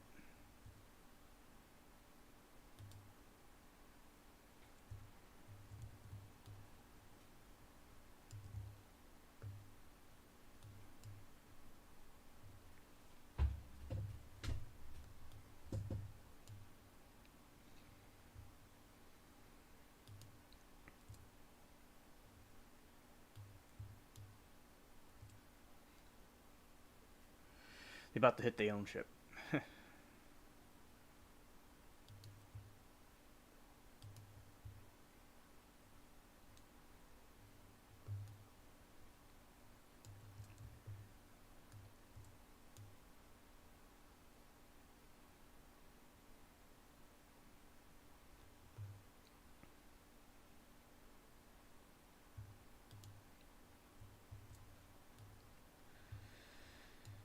It's kind of like playing dodgeball. This game, it's kind of like playing dodgeball.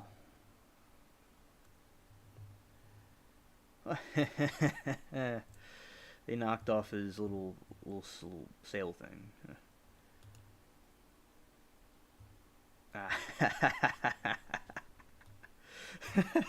It's always funny when that happens.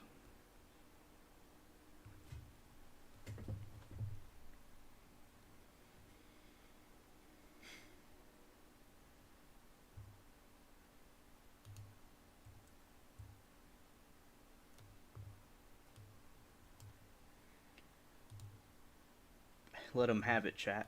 This other chat. Yeah. Ooh. Here we go.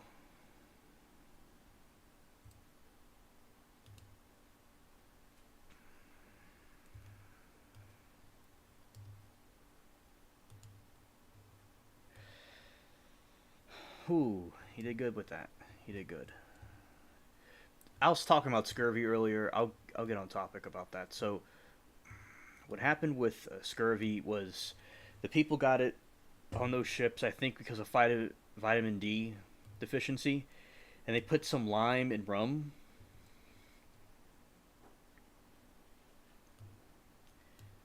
And when they had, and that's like how the rum thing came about.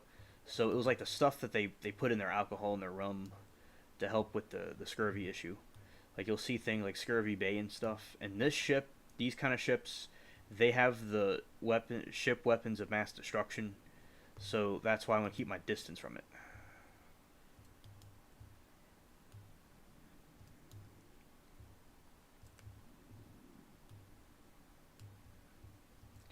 It's kind of like the Flying Dutchman. Like you see those things, like they're trying to set those fires on us.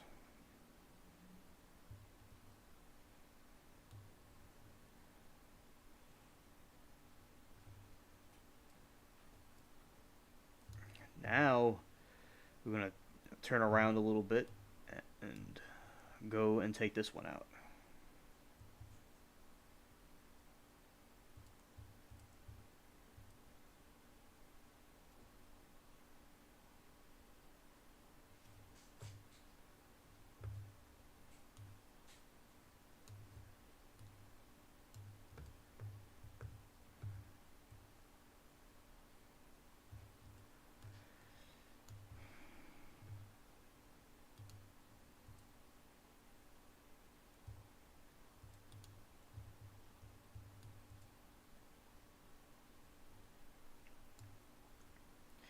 And it's just my thing is to not get too close to this.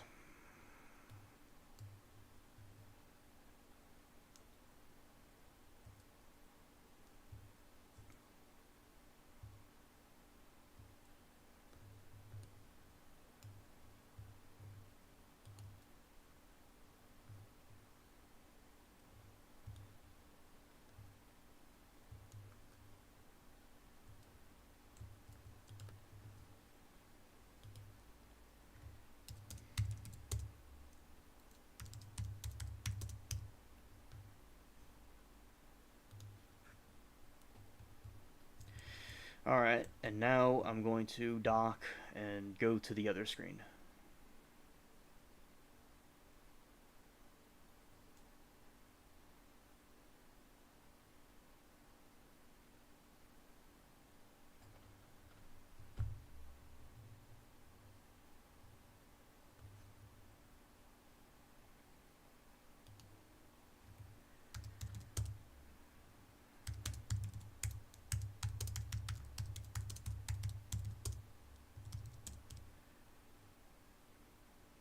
Okay. Dock time.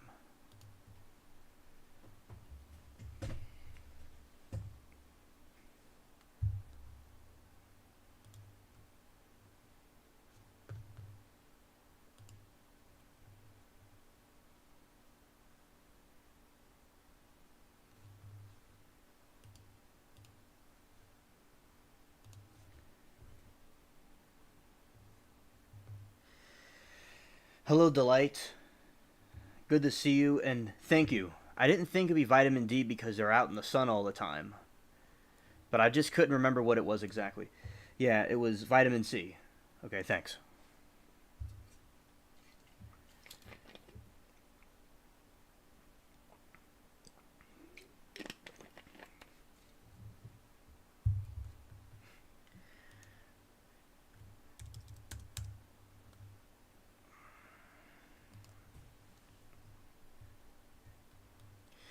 And just in the game, I wasn't getting close to those people. There's a ship, and it has these board side things that sink the whole ship immediately. So I had to be kind of be at a distance, and we were all right. And I got the new ship, and it was nice.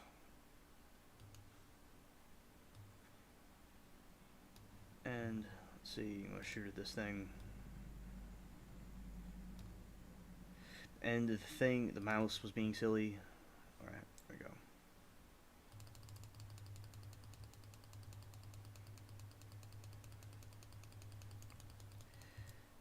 This is a flintlock, so it's not going to be like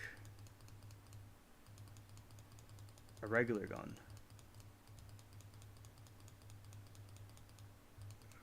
It's a giant wasp. Alright, good. Alright.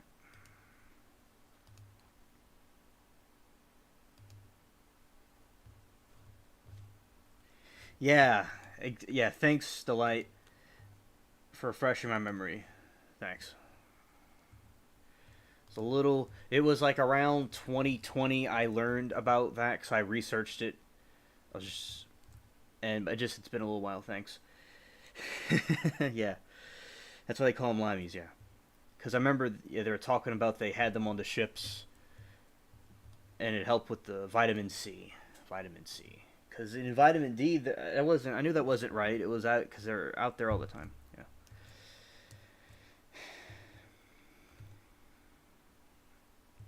And this is a tropical island in the game, back in the Caribbean. And look at the topic thing. Okay.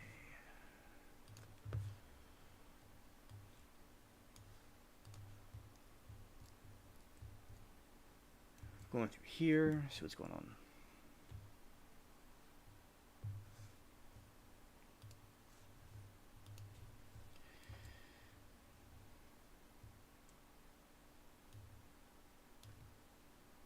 Oh, exactly, Delight. I totally agree that the diets were terrible on those ships. They were lacking on a lot. Yeah, they sure were lacking with their diet they had. Okay. Yeah.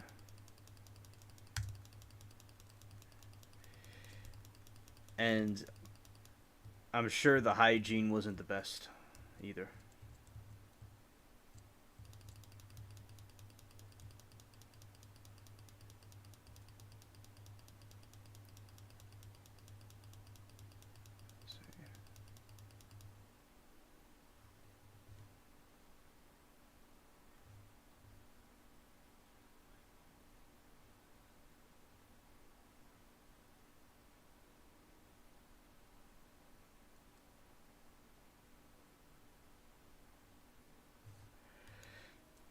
Delight, I did not see that, but thanks for letting me know. I'll check the movie out.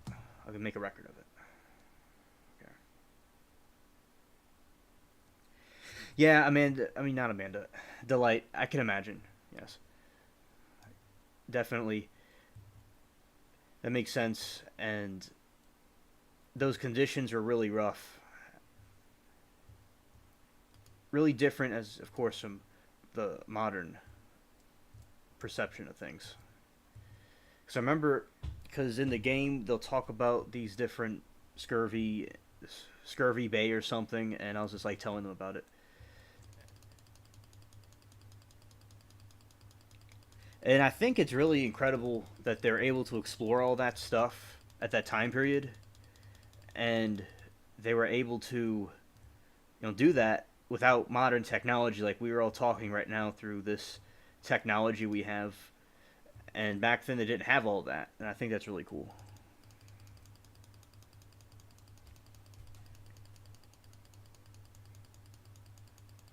Thank you, Delight, and I'm glad that you suggested that because you know about a lot of great movies.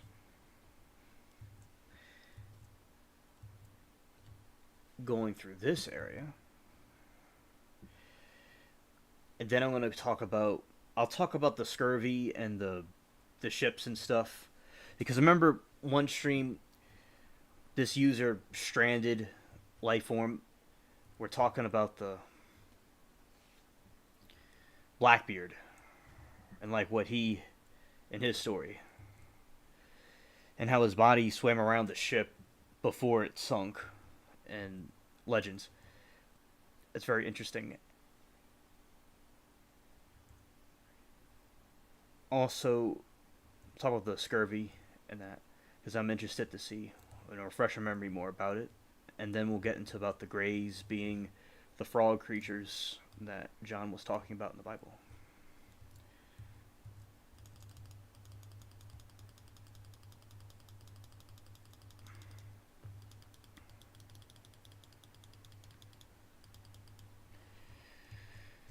Yeah, these wasps right here, this is their wasp nest. Yes, he was a crazy pirate.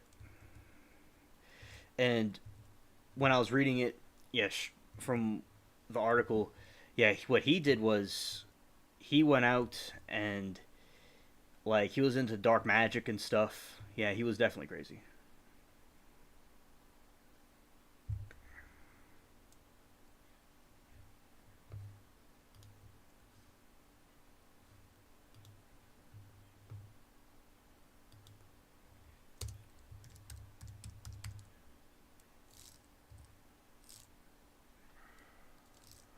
All right, I'm about to come right back. I'm still here. I'm still here. I'm just doing something. Okay, there we go. These are the wasps. Yeah, the wasp things, and this is the little area. And I think I'm gonna go. Where's that dude at?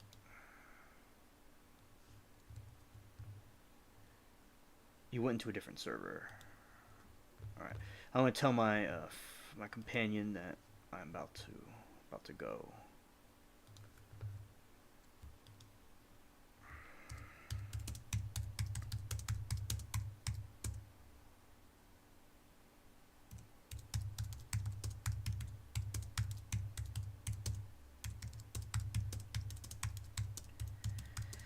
So I'm on this pirate game and I'm talking to another person in that game. So I'm telling them that I'm about to log off the game and get to something else,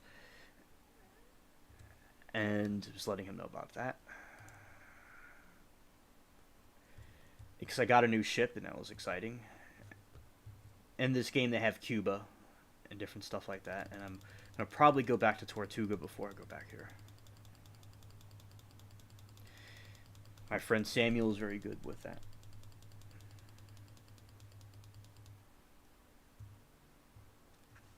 Oh, Delight. I was reading about that. Yeah, definitely. The whalers. Basically, like, I was reading some things about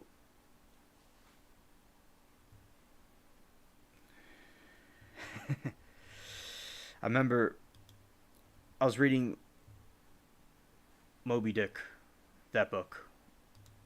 I'm reading parts of it, and I never read it, and I always wanted to read it, and now I am. And yeah, they're talking about that, the harpooneers, and yeah, because it's like there's no, you can't call you know the National Guard where to rescue you. There's no one like there's no like modern technology. You're just stranded in the middle of nowhere. That definitely was a hard job to light. Exactly.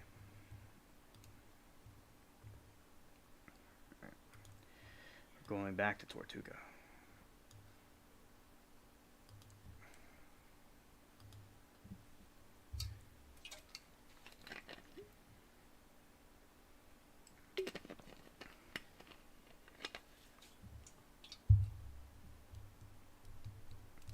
You see, this is a snowman. Yeah, Delight. This is one of those fake snowmen on the island. Because in this game, in the Caribbean, it's like it's not winter weather, but they're trying to make it with their snow. It's so funny. I like the idea they have with the plankton, not the plankton, not Patrick.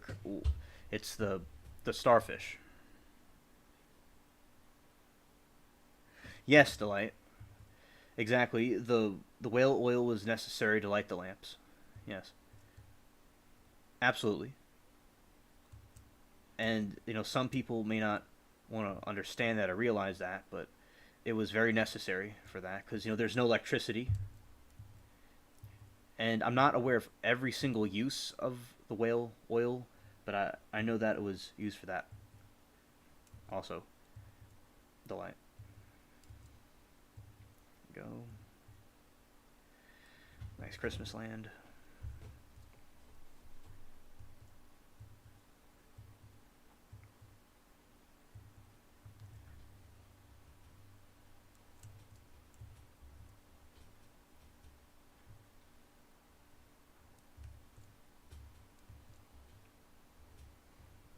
This is the main area where there's a lot of people usually.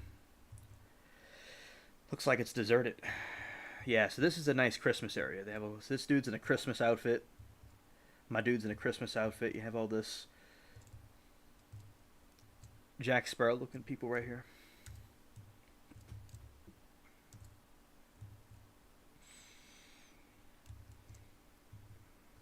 Look around this new ship I got real quick, and then we'll wrap it up. Wrap that part up, and I'll go look on the Google part for the different things. All right. Yeah, it's nice and big, and also gonna have to upgrade the hull at some point.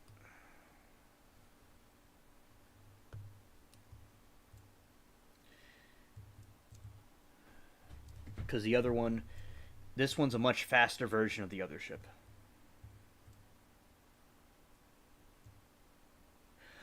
Delight, I didn't know that. Thanks. She says that the whale oil was used to make soap and lubricants for the wagon wheels. Ah, yeah.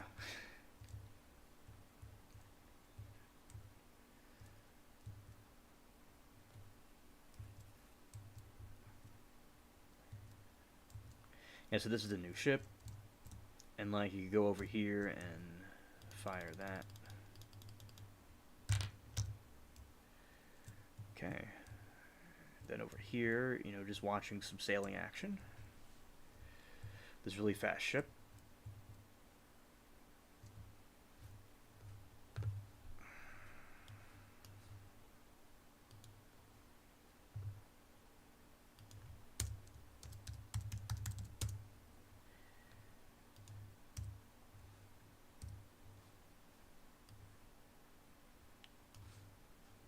I am still here. I am still here. Okay. Yeah, so that is some of it going around and then come about.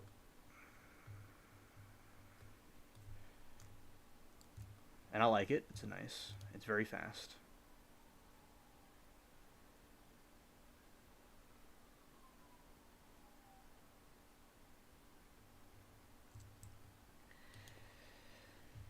There we go. Okay.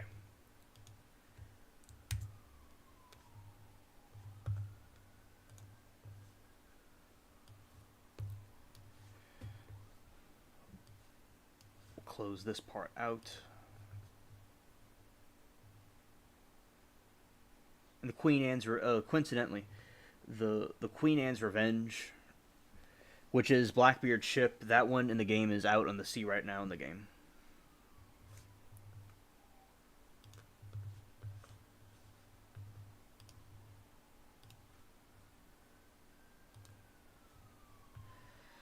And here we go. We're going to go to Other. And Screen.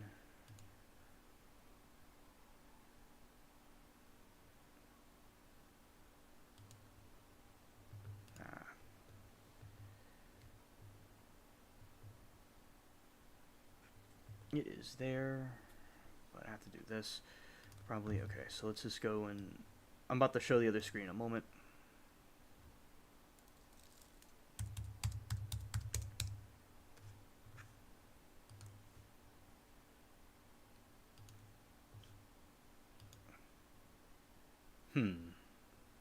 For some reason, it's not showing.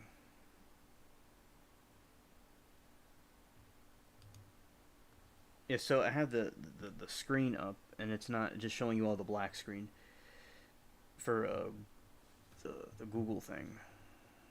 So don't know what to do about that. Let's go to the Alright, so let's see real quick what chat's saying. So she says they also used... Well, I'm not gonna make it... We're gonna go to this other window right here. Alright, so Delight says they also used it to fight wars with those wooden ships. Okay, thanks, Delight. Thank you. And I have the other window. It doesn't want to show the window. I'm gonna try to go back to that. But I'll read this real quick that I see about scurvy. Scurvy is a disease caused by a serious vitamin C deficiency. Not eating enough fruits and vegetables in the main cause of disease. Left untreated, scurvy can lead to bleeding gums, loosened teeth, and bleeding under your skin. Treatment for the conditions include getting plenty of vitamin C in your diet. Alright. Shout out to Delight about that. Let's see.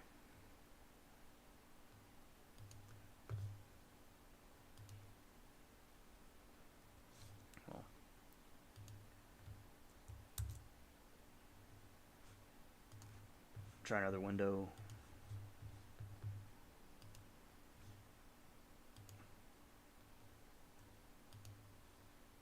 There we go.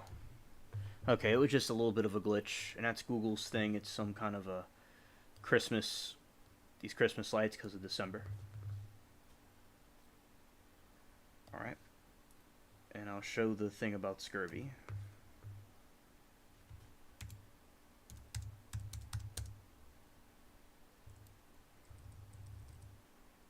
I saw, you know, how it's the bleeding of the gums.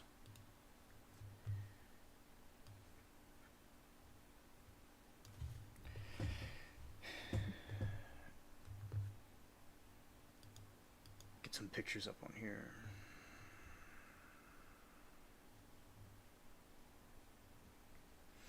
Yeah, and it shows like she was talking about the gums.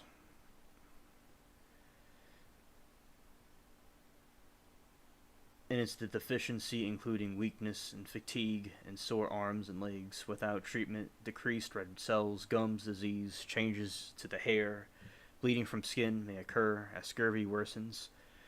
There can be poor wound healing, personality changes, finally death from infection or bleeding. Yeah, it definitely is nasty. Absolutely. So, and it says something I didn't know. While many animals produce their own vitamin C, humans and a few others do not. Vitamin C is an antioxidant. It is required to make the building blocks of collagen,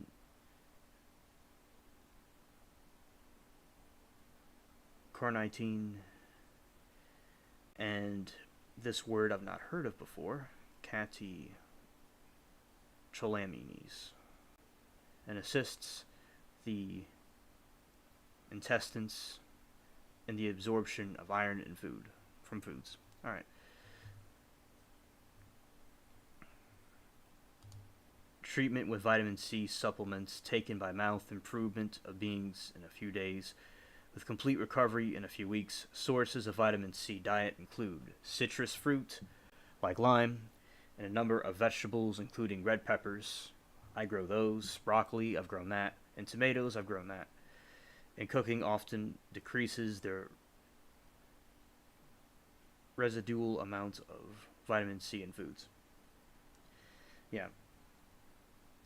Yeah, wow. If that's it on a person. And that's good that they were able to go and. Yeah, it says early modern, it's the 18th century.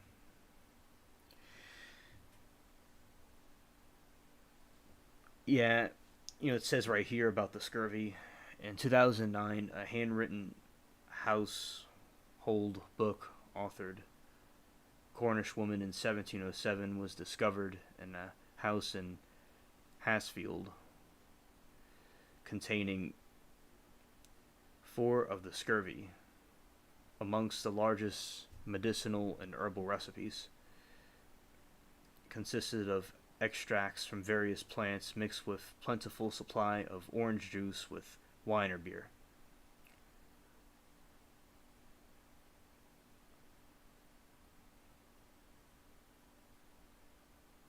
Oh, Gloucestershire. That's the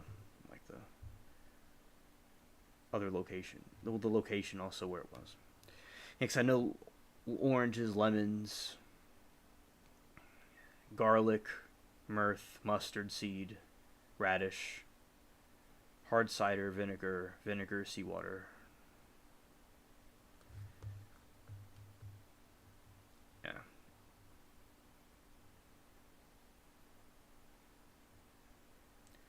With the coming war in 1793, the need eliminate scurvy acquired a new urgency, but the first initiative came not from medical establishment, but from the admirals, ordered to lead expedition against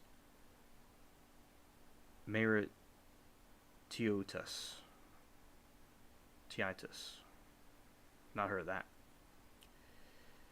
Rear Admiral Garter was uninterested in the wort, malts, and elixir. Like the game talks about an elixir, that's where they probably got it from.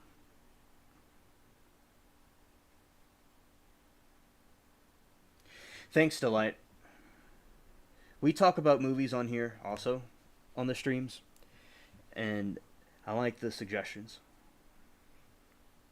Thank you. And Ish was uninterested in the wort, malts, and elixir or vitriol, which were vitriol, which were still being issued to ships of the Royal Navy, and demanded that he supplied the lemons to counteract scurvy on the voyage.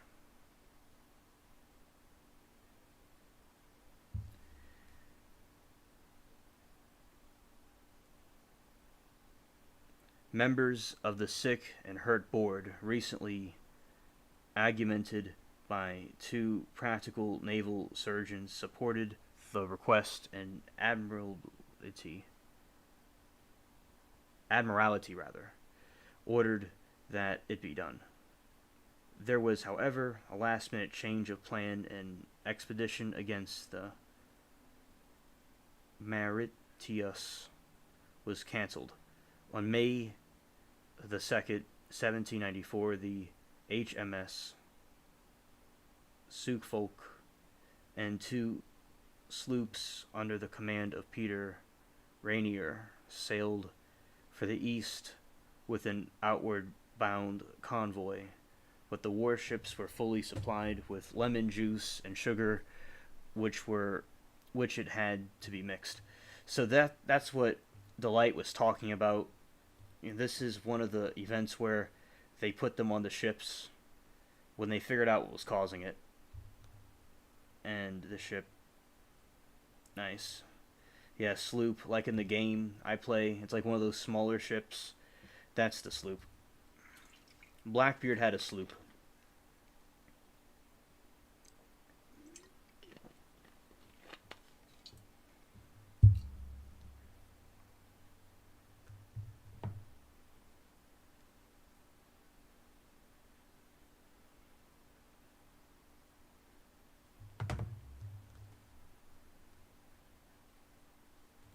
So in March 1795, it was reported that the Sioux folk had arrived in India after a 4-month voyage.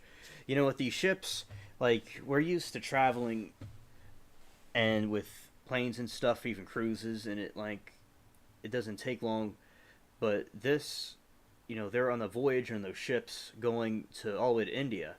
That had to be, that's a long time to be out. To calculate how much food and water you're going to bring on board, and also they had to bring this stuff to combat scurvy. That was very daunting. So, a 4-month voyage without trace of scurvy. So this is a successful. They successfully went out to India without a case of scurvy because of the citrus they brought with them, and with the crew that was healthier than when it was set on. So they were even healthier. The effect was immediate. And fleet commanders also supplied with lemon juice and they acknowledged the groundswell of the demand of Navy and agreed to proposal of the sick and the hurt board that lemon juice and sugar should be in future be used as a daily ration to the crews of all warships.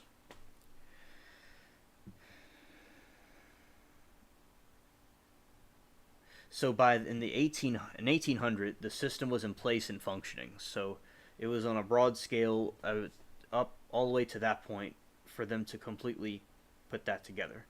Yeah, because scurvy. Yeah, that's definitely a hideous thing. Yeah, this is some examples on the left about scurvy. Yeah, that looks very rough.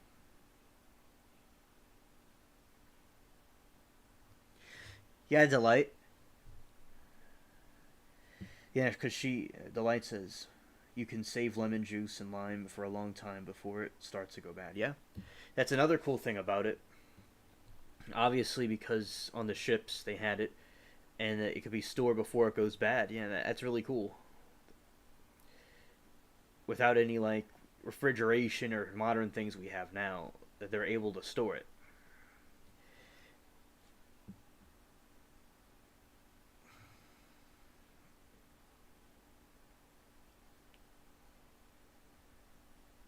A surgeon-in-chief of Napoleon's army.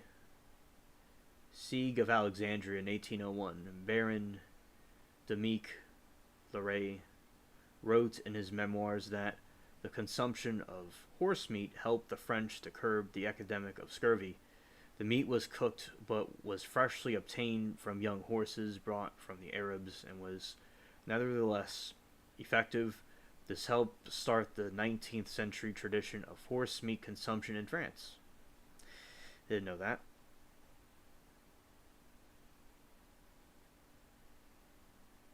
And this person called Rose patented a method used as to preserve citrus juice without alcohol in 1867, creating a concentrated drink known as Rose's lime juice. The Merchant Ship Act of 1867 required all ships of the Royal Navy and Merchant Navy to provide daily lime ration of 1 pound to sailors to prevent scurvy. The product became nearly ubiquitous, hence the term limey.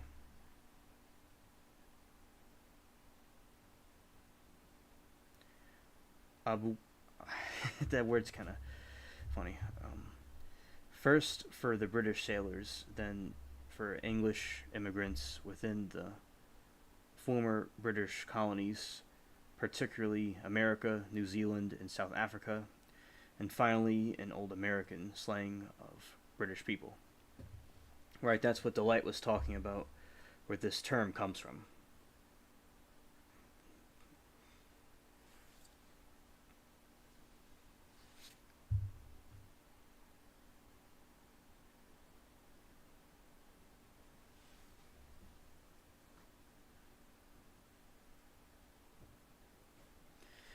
And this plant right here, also known as common scurvy grass, acquired its common name from the observation that it cured scurvy and was taken on board ships in dried bundles or distilled extracts.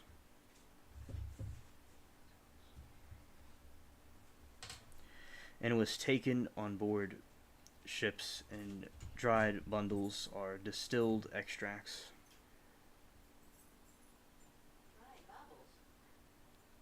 Huh?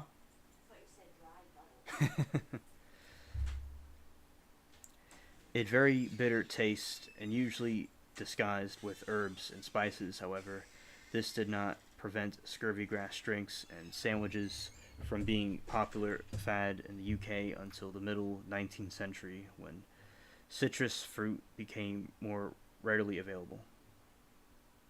Yes, Delight. Yeah, I remember because my dad's side is British, is from England, and I've gotten the nickname Limey, and now I know the origins of it. Cause I think I knew it before, but I kind of I didn't forget, but you help refresh our memory. And this word, I'm going to see if I can say it right. Because I know how to pronounce it. Just see if I can pronounce it. Ubiquitous. All right, there I go. To me, that word's kind of a tongue twister. West Indian limes began to supplement lemons when Spain's alliance with France against Britain in the Napoleonic Wars made the supply of Mediterranean lemons problematic. I didn't know that. They used the in the West Indies they grew the lime. That's pretty cool. I know they grew a lot of things over there. Kind of like what they use down here for in the Caribbean, further down south than me for.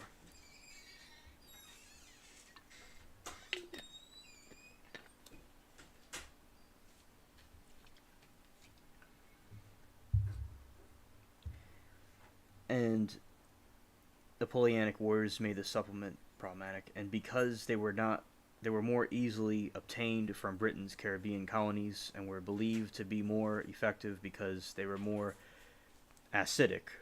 It was the acid, not the unknown vitamin C, that was believed to cure scurvy. In fact, the West Indian limes were significantly lower in vitamin C than the previous lemons. Further, were not served fresh, but rather as lime juice, which had been exposed to light and air, piped through the copper tubing, all which significantly reduced vitamin C.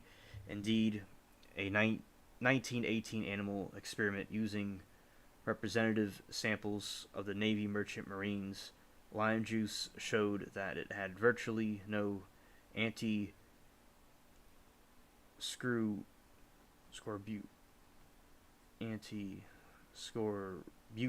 power at all. Not heard that before. The belief that scurvy was fundamentally a nutritious and deficiency best treated by consumption of fresh food, particularly fresh citrus or fresh meat, was not universal in the 19th and early 20th century, and thus sailors and explorers continued to have scurvy into the 20th century. For example, the Belgian Antarctic expedition of 1897 and 1899 became seriously affected by scurvy when its leader Adrien de Guerlainche initially discouraged his men from eating penguin and seal meat. Never thought of that. People would eat penguins.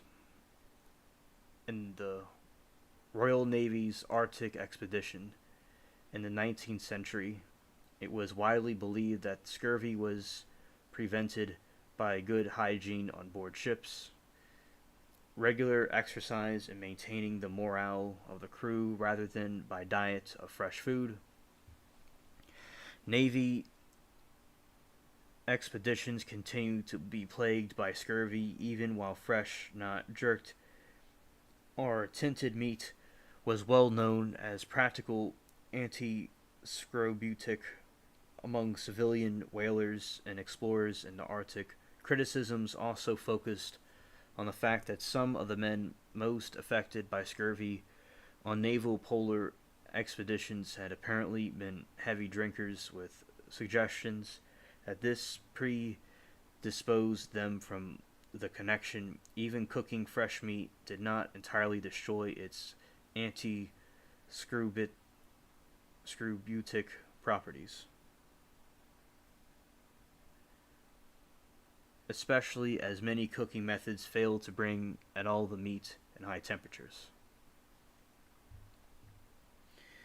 Delight says they also discovered seafood tastes so good with lime and lemon on it. Ah, okay. That makes sense how they discovered that, how they put lime in seafood. Okay, yeah, that makes sense that that's where its origins came from. Like down here in Louisiana, they have a lot of good seafood and stuff, and they use lime and lemon in it.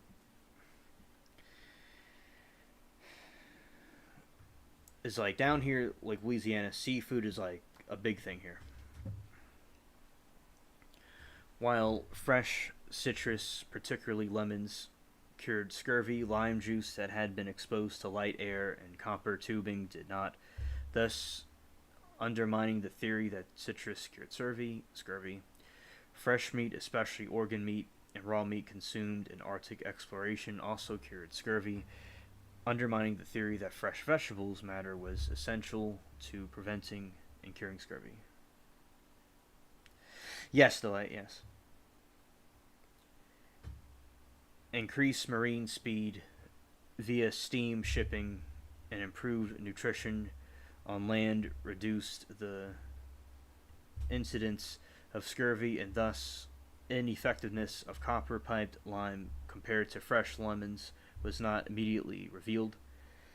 Yeah, my sister is on the east side of Australia, and I'll see that, like, she'll put these, like, pictures of these, a lot of seafood. And these, like, giant, I saw a picture of these gigantic, down here we call them crawfish, other places call them, I think, crawdaddies, or crayfish, also. And these things, they're called something else, but I never saw it before. There are these gigantic ones. They're really big. But a lot of things are big down there, of course. But Louisiana is very similar in a lot of ways to Australia. And the resulting confusion, a new hypothesis was proposed following a new germ theory of the disease that scurvy was caused by ptomaine, a waste product of bacteria, particularly in inundated tinted meat. Infantile scurvy emerged in late 19th century because children were being fed pasteurized cow's milk, particularly in urban upper class. While pasteurization killed bacteria, it also destroyed vitamin C.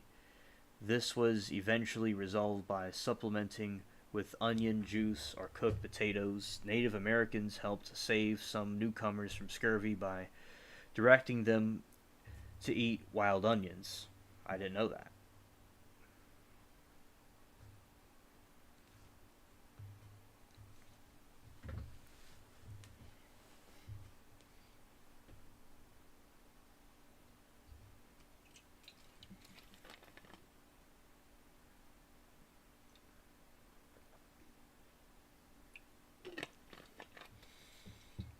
By the early 20th century, Robert Falcon Scott made his first voyage to the Antarctic. The prevailing theory was that scurvy was caused by potassium poisoning, practically in tinted meat. However, Scott discovered that a diet of fresh meat from Antarctic seals cured scurvy before fatalities occurred, but while he saw fresh meat as a cure for scurvy, he remained confused about the underlying causes.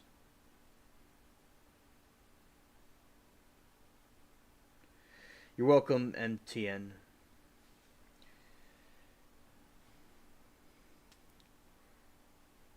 And glad that woke you up. And also thanks a lot like to hear me talk about things like a podcast. In 1907, an animal model which would eventually help to isolate and identify anti-scorbutic factor was discovered.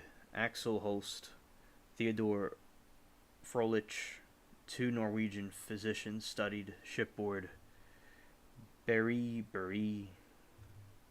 What is that?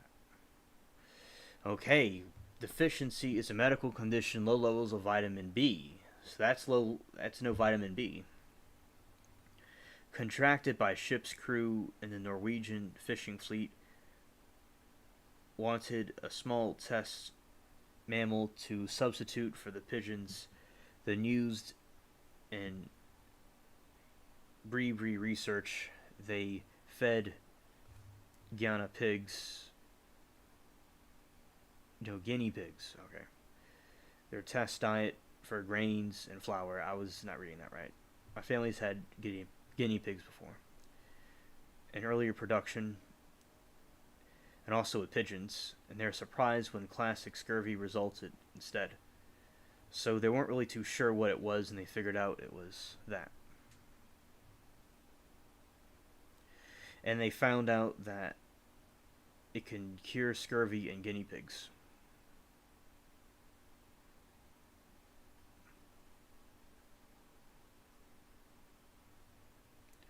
That's very interesting.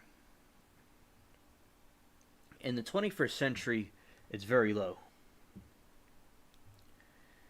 And the scurvy outbreak, it's very low. So those are most commonly affected are malnourished people. I said people in the developing worlds and the homeless. There have been outbreaks of the condition in refugee camps. Case reports in the developing world of those with poorly healing wounds have occurred. Notable human dietary studies of experimentally induced scurvy were conducted on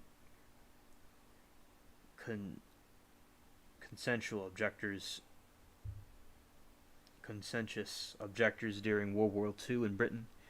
The United States on Iowa State prison or volunteer in the late 1960s.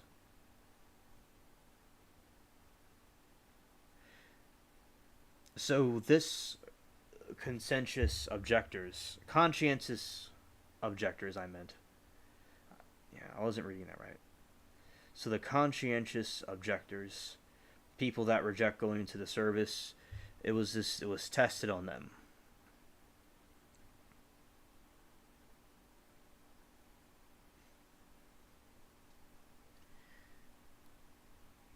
So scorbutic diet with extremely low vitamin C could not be completely reversed. Additionally, vitamin C supplementation of only 10 grams per day, megagrams per day.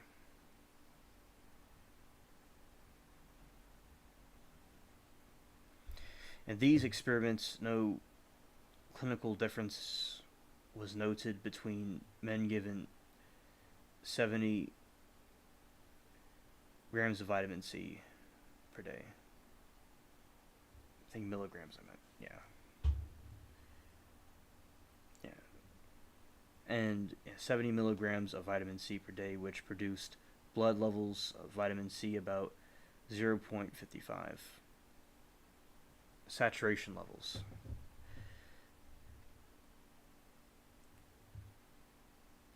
Men in both studies on a diet devoid of nearly of vitamin C had blood levels of vitamin C too low to be accurately measured when they developed signs of scurvy.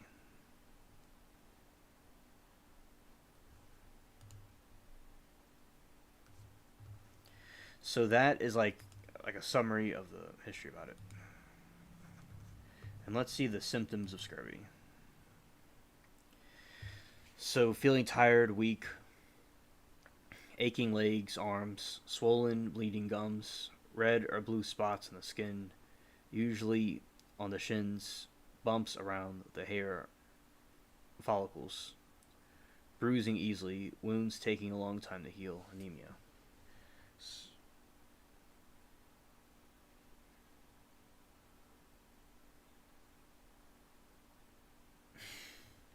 Thanks, MTN. Very nice.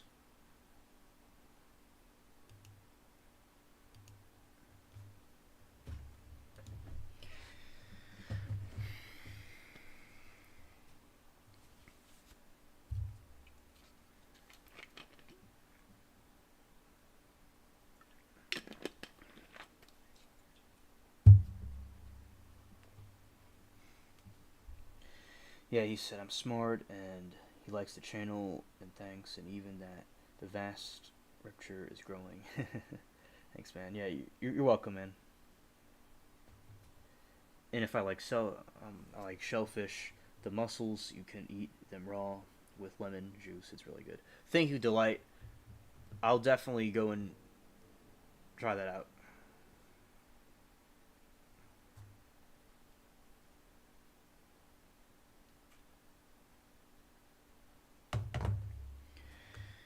And see maybe graphic images. Yeah. Wow.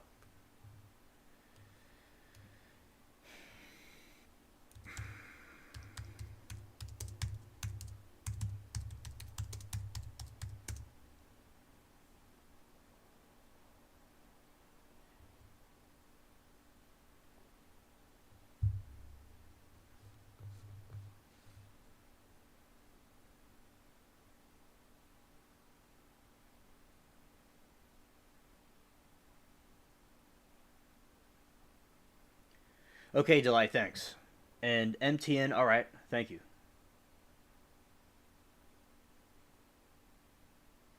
He says if I tell my regional air weather report, he would share. Alright, thank you. Thank you. Like, I was talking earlier about my weather, and it's like from the Pacific Ocean, there's all this, like, storms coming over here. It's like down here, it's like cool and like rainy. That's like what's going on with my weather down here.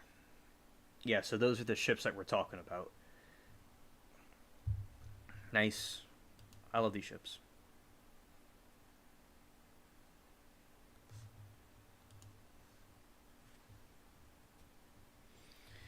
I really like the sea and the ocean. I remember when I was I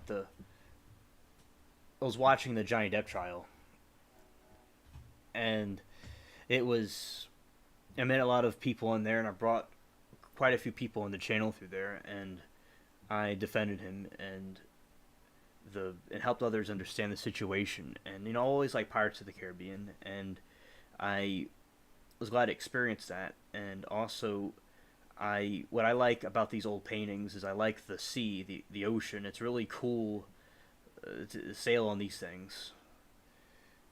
I've been in like a little fishing boat before, in like a swamp pond area.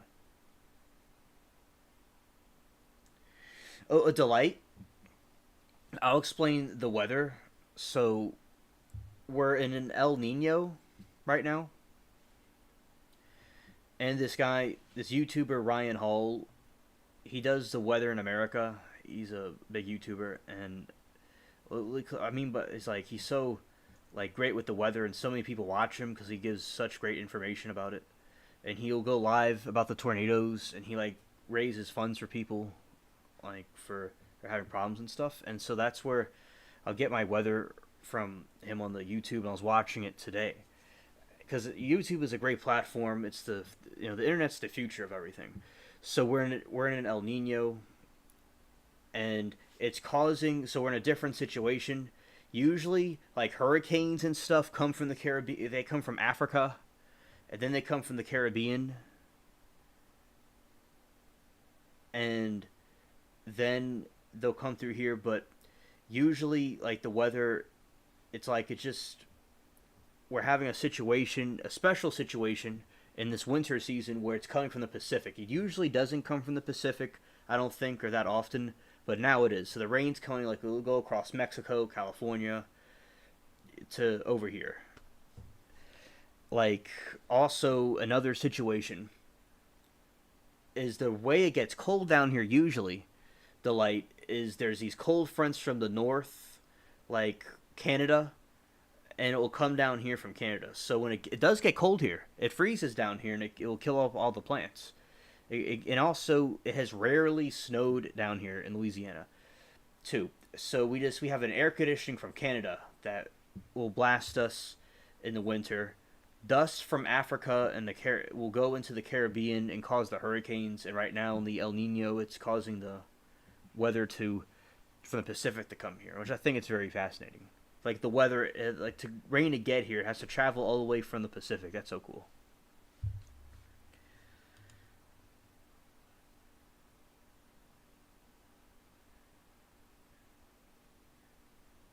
In MTN, I'm gonna have to look that up. So I've not heard about that.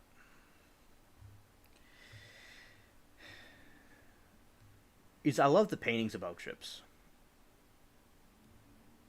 Very brave people, and that's how the British Empire was able to go explore all those different places all over the world, the entire globe. The empire which the sun doesn't set on.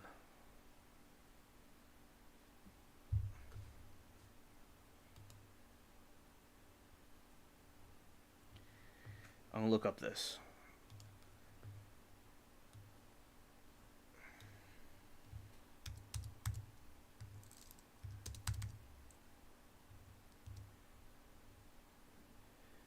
Reported by a pilot to indicate encounters of hazardous weather such as icing or turbulence. Both are transmitted in real time via radio to the ground station. That's cool.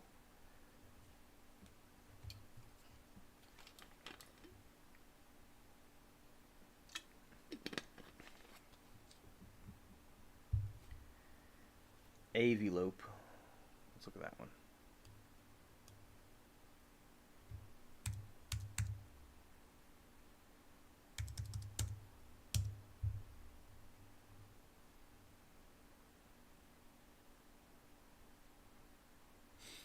Well, that's very interesting. That's very cool. It's like, yeah, I'm like in New Orleans.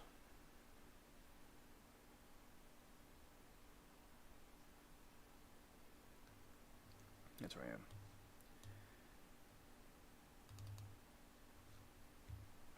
Yeah, and Delight says you're going to love the bounty and the master of commander far off the world. It takes place with those old wooden ships. Oh yeah, I'm looking forward to seeing that.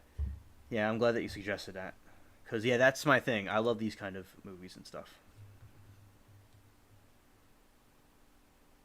Well, it's okay, MTN. Yeah, I couldn't find it. I'm glad you clarified that.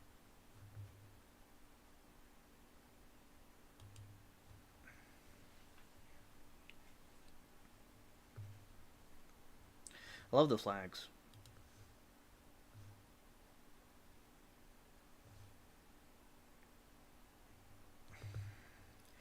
And also, I'm going to get into this something I want to bring up. I'm gonna read the Blackbeard thing I talked about in a moment. But before that, I'm gonna get really quick on top about this gray alien thing I mentioned earlier.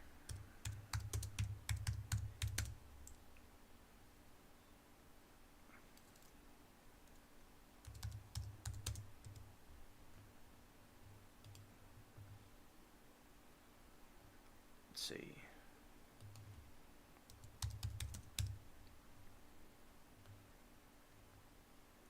I'm trying to find it. So I found it yesterday. There we go. Yeah, 1613.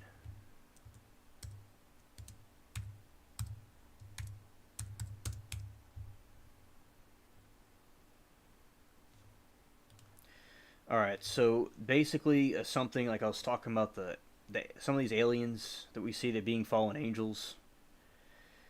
In Revelation 16:13 it says, "And I saw three unclean spirits like frogs come out of the mouth of the dragon, and out of the mouth of the beast, and out of the mouth of the false prophet."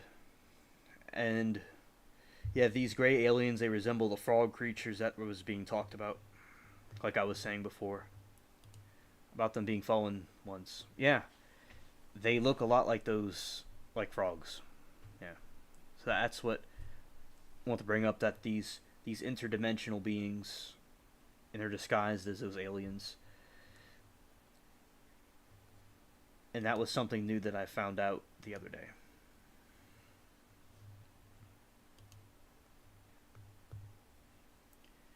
Yeah, the aliens are fallen angels.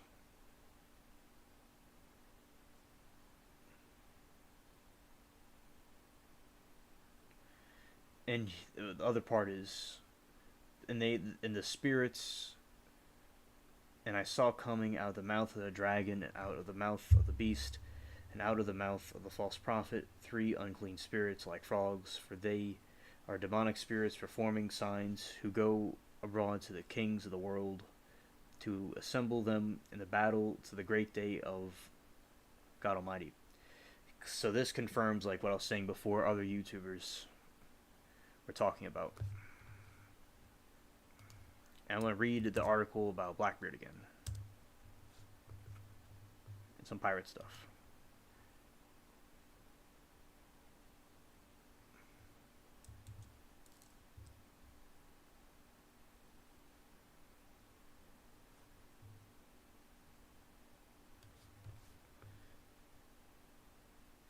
And also, they have the... Yeah, this is a perfect meme about what I'm talking about. It says, "No, I am not an alien from outer space. I am the demonic angel, not extraterrestrial. It's interdimensional, like I was saying. And he does not come in peace, come in the name of Satan and his pursuit to deceive and harm and to destroy the people." Yep. And I'm glad that's being brought to light now. Yeah, the frog people. See, that's a frog, and that's that thing. Alright.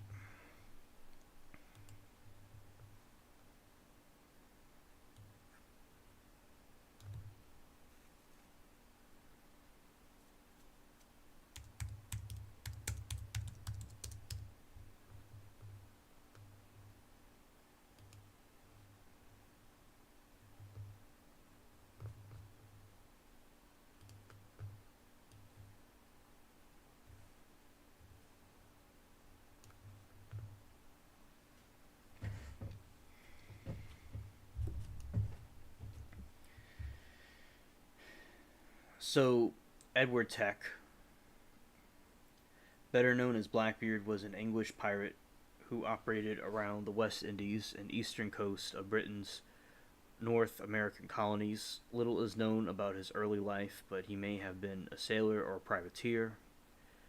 Ships during the Queen Anne's War, before he settled on the Bahamian island of New Province. A base for Captain Benjamin Hornigold was Teck joined around the 1716, and Hornigold placed him in command of a sloop. Like I was talking earlier about the sloop, he had the sloop. Then he had captured, and the two engaged in numerous acts of piracy. Their numbers were boosted by the addition of their fleet of two more ships, one of which was commanded by Stede Bonnet. But Hornigold retired from the piracy toward the end of 1717, taking two vessels with him.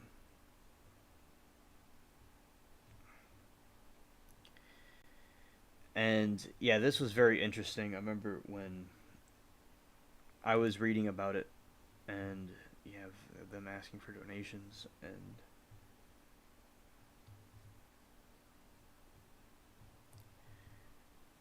and then Tech captured a French slave ship known as La Concorde, renamed after the Queen Anne's Revenge, and then he renamed her the Queen Anne's Revenge.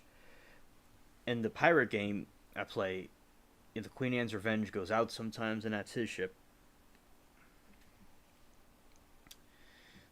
Equipped her with 40 guns and crewed her with over 300 men. He became a renowned pirate. His nickname derived from his thick black beard and fearsome appearance. He was reported to have tied lit fuse slow matches under his hat to frighten his enemies. He formed an alliance of pirates and blockaded the port of Charlestown, South Carolina, ransoming the port's inhabitants. He then ran Queen Anne's Revenge aground on Sandboard near the Beaufort, North Carolina.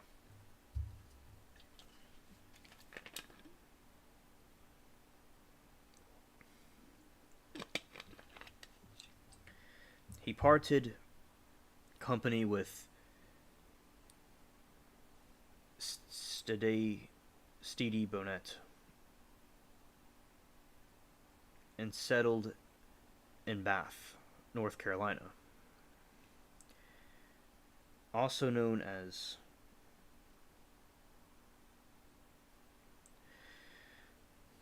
Bathtown, where he accepted a royal pardon. However, he was soon back at sea, where he attracted the attention of Alexander Spotswood, the governor of Virginia. Spotswood arranged for a party of soldiers and sailors to capture him on 22 November 1718. Following a fierce battle, Tech and several of his crew were killed by a small force of sailors led by Lieutenant Robert Maynard.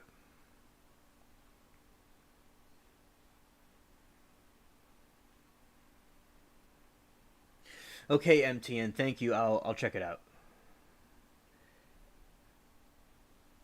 And thank you, Delight. Another great movie to mention. The arrival of bounty of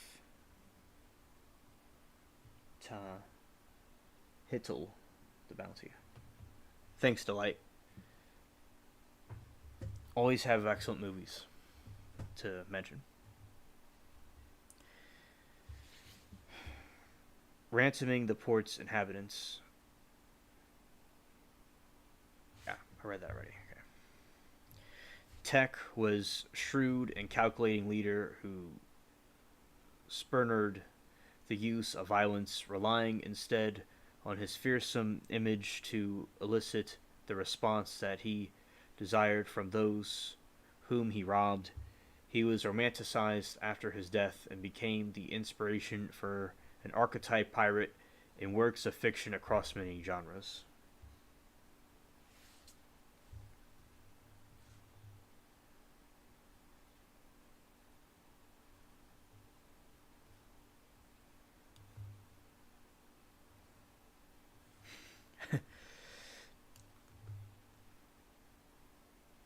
Oh, Delight, I'm not leaving. I'm not going anywhere. I was just saying that he mentioned something, and I'll check it out later. I'm gonna read through this entire article. I do this on the streams. You've been here a little while back, and like I'm gonna read through this. We're not done yet. Little is known about Blackbeard's early life. It is commonly believed that at the time of his death he was between 35 and 40 years old, and thus born in about 1680. And contemporary records, his name is most often given as Blackbeard Edward Thatch or Edward Tech. The latter is most often used. Several spellings of his surname exist: Thatch, Thack, Thatche, Thack, Tack, Thatche, Thatch. One source claims that his surname was Drummond, but the lack of supporting documentation makes this unlikely. Pirates habitually use fictitious surnames while engaged in piracy so as not to tarnish the family name, which makes it unlikely that Tech's real name will ever be known. There's a lot of mystery behind that guy.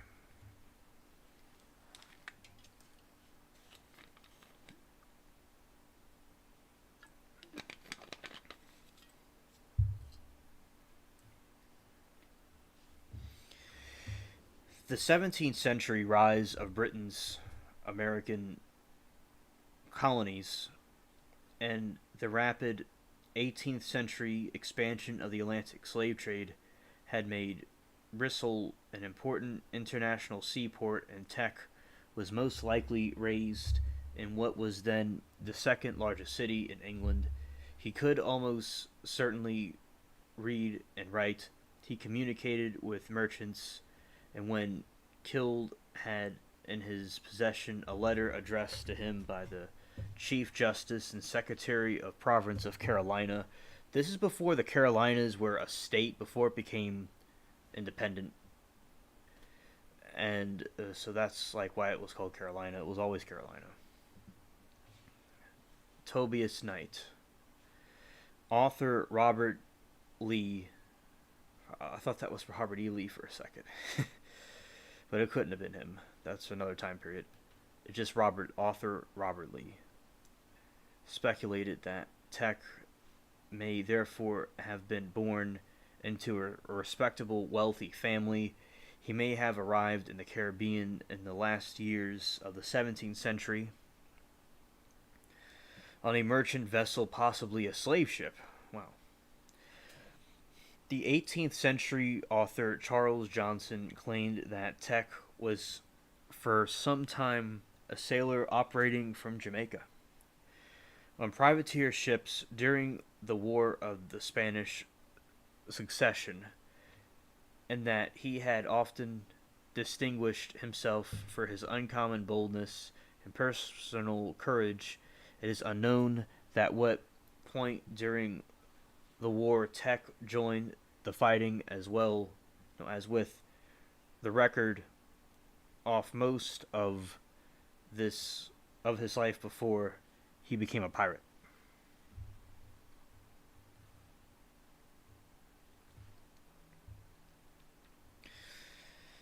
And I think the first Pirates of the Caribbean depicts that very well, about how like the ship in the fog going through and there's burning ships around them. I think that was so fascinating, and how they were able to like depict that, because that's what it was like in this time. And it's good that our people went out and took these different places and things, and I like the mysteries with the pirates. New Province. With its history of colonialism, trade, and piracy, the West Indies was the setting for many 17th and 18th century maritime incidents. The privateer turned pirate Henry Jennings and his followers decided early in the 18th century to use in uninhabited island of New Province as a base for their operations, since it was within the easy reach of Florida Strait, in its busy shipping lanes, which were filled with European vessels crossing the Atlantic. New Providence's harbor could easily accommodate hundreds of ships, but was too shallow for the Royal Navy's larger vessels. The author George Woodbury described the New Province as no city of homes. It was a place of temporary sojourn and refreshment for a literally floating population.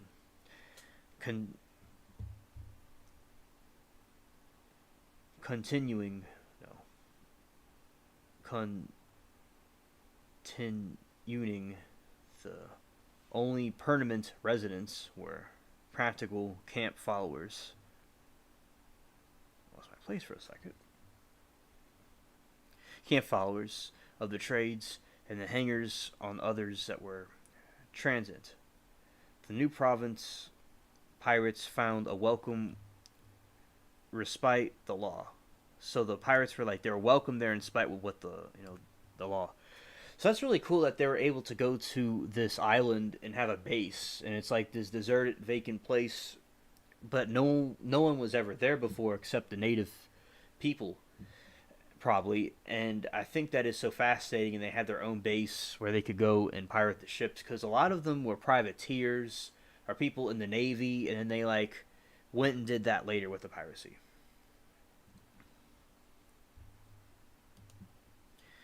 Tech was one of those who came to enjoy the island's benefits probably shortly after the signing of the Treaty of Utrecht. He moved there from Jamaica, and this treaty was a series of peace treaties signed by belligerents of the War of Spanish Succession in the Dutch city of Utrecht between April 1713 and February 1715. With the war involved three contenders from the vacant throne of Spain, involved much of Europe over the decade. He moved there from Jamaica, and along with post privateers once involved in the war, became involved in piracy. Possibly about 1716, he joined the crew of Captain Benjamin Hornigold, a renowned pirate who operated from New Providence safe waters. In 1716, Hornigold placed Tech in charge of a sloop he had taken as a prize. In early 1717, Hornigold and Tech, each captaining a sloop, set out for the mainland. They captured a boat carrying 120 barrels of flour out of Havana, and shortly thereafter took 100 barrels of wine from a sloop out of Bermuda. A few days later, they stopped a vessel sailing from Madrid to Charlestown, South Carolina. Tech and his quartermaster, William Howard, may at this time have struggled to control their crews. By then, they had probably developed a taste for Madeira wine.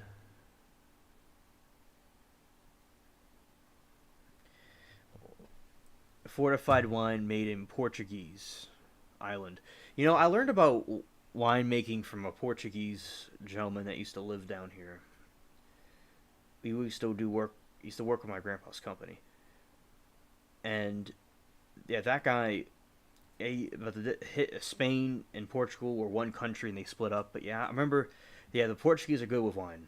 Yeah.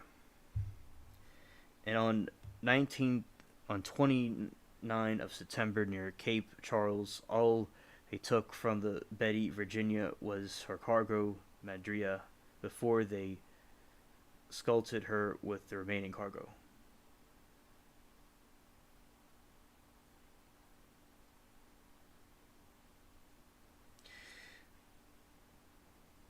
Yeah, Armando. I remember him.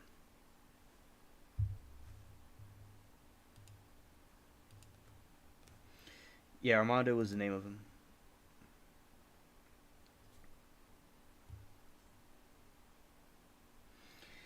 Yeah, the pirates were gangs.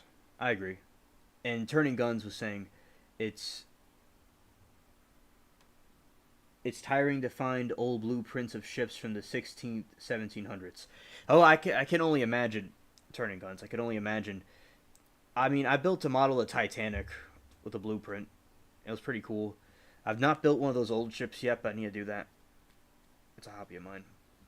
And basically, yeah, they operate like gangs. Yeah, because basically, like with Delight, basically, like yeah, like the Old West in America in the Old West, they had a similar thing, but it was all like on the what's it called, in the desert and like on land. They robbed trains and stuff. Yeah, they always had things like that in different time periods, and yeah, it was like gangs. That's a good analogy.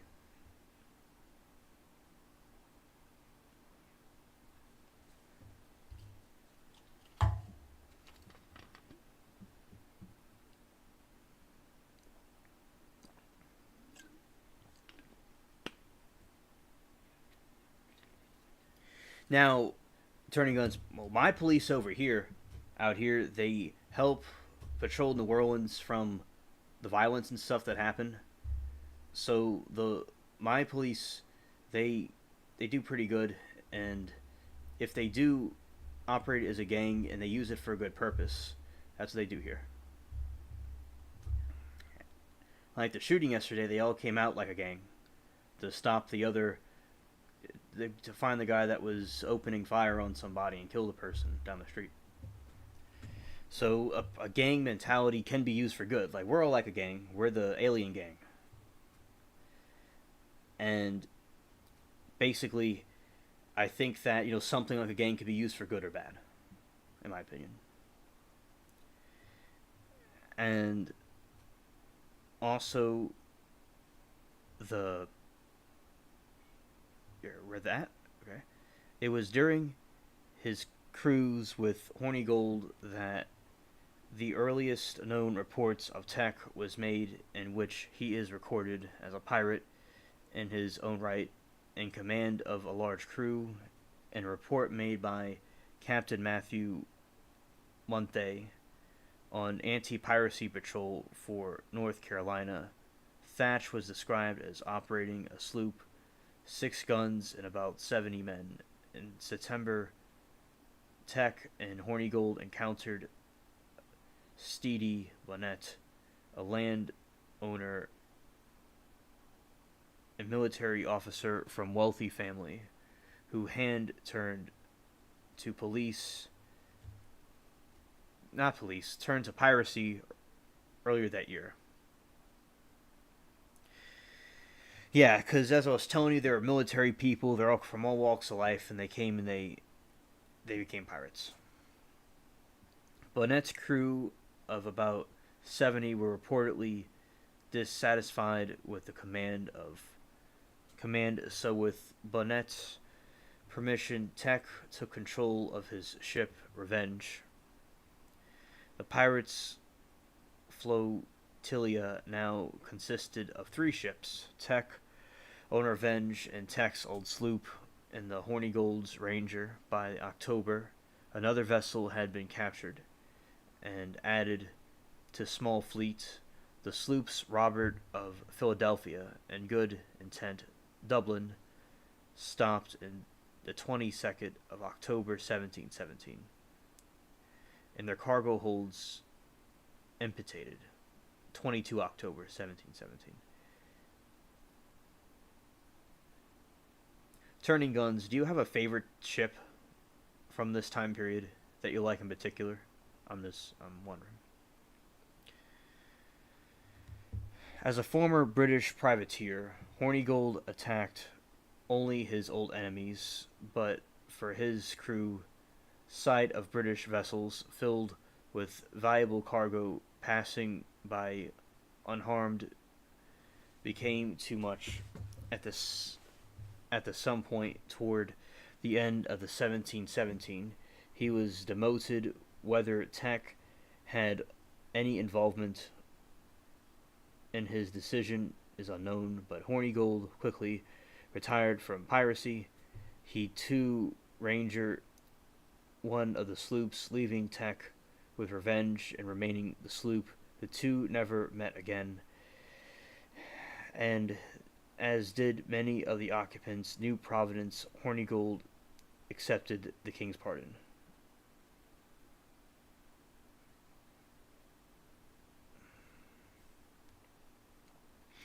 Oh yeah, I can. Yeah, Delight. It was. I'd say, absolutely insane. Yeah, I bet life on a pirate ship was pretty crazy. Oh yeah, absolutely. Because basically, with the pirates, and all that stuff going on, yeah, it had to be nuts.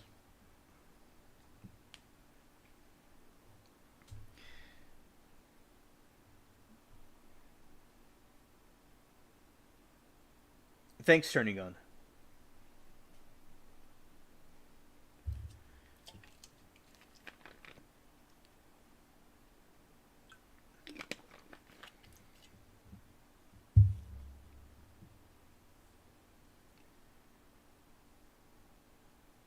Okay, thanks, Turning Guns. On 28 November 1717, Tech's two ships attacked a French merchant vessel off the coast of Saint Vincent. They each fired a broadside across its bulwarks, killing several of its crew and forcing its captain to surrender. The ship was La Concorde, a large French Gun Iniman, registered Saint Malo. Carrying a cargo of slaves, this ship had originally been the English merchantman Concorde, captured in 1711 by French squadron, and then changed hands several times by 1717. Tech and his crews sailed the vessel south along St. Vincent and Grenadines. Dines.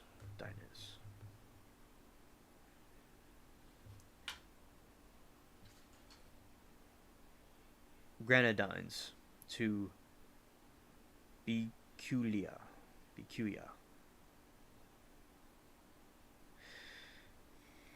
Where they disembarked her crew and cargo. I'll get my spot.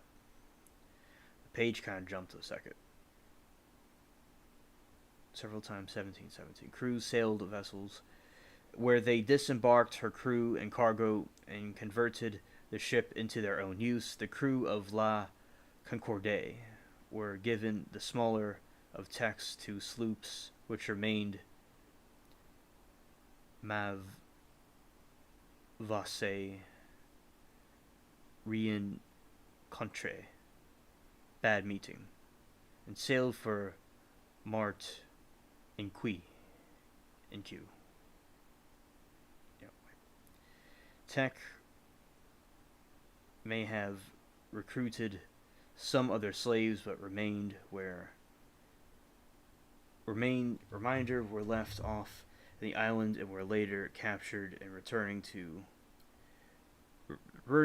the crew of Mavasse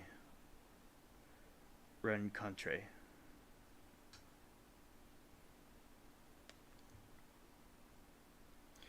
And Turning Gun says he doesn't really know for sure. He loves the big Dutch galleon. Brittany laid some fine ships. All right.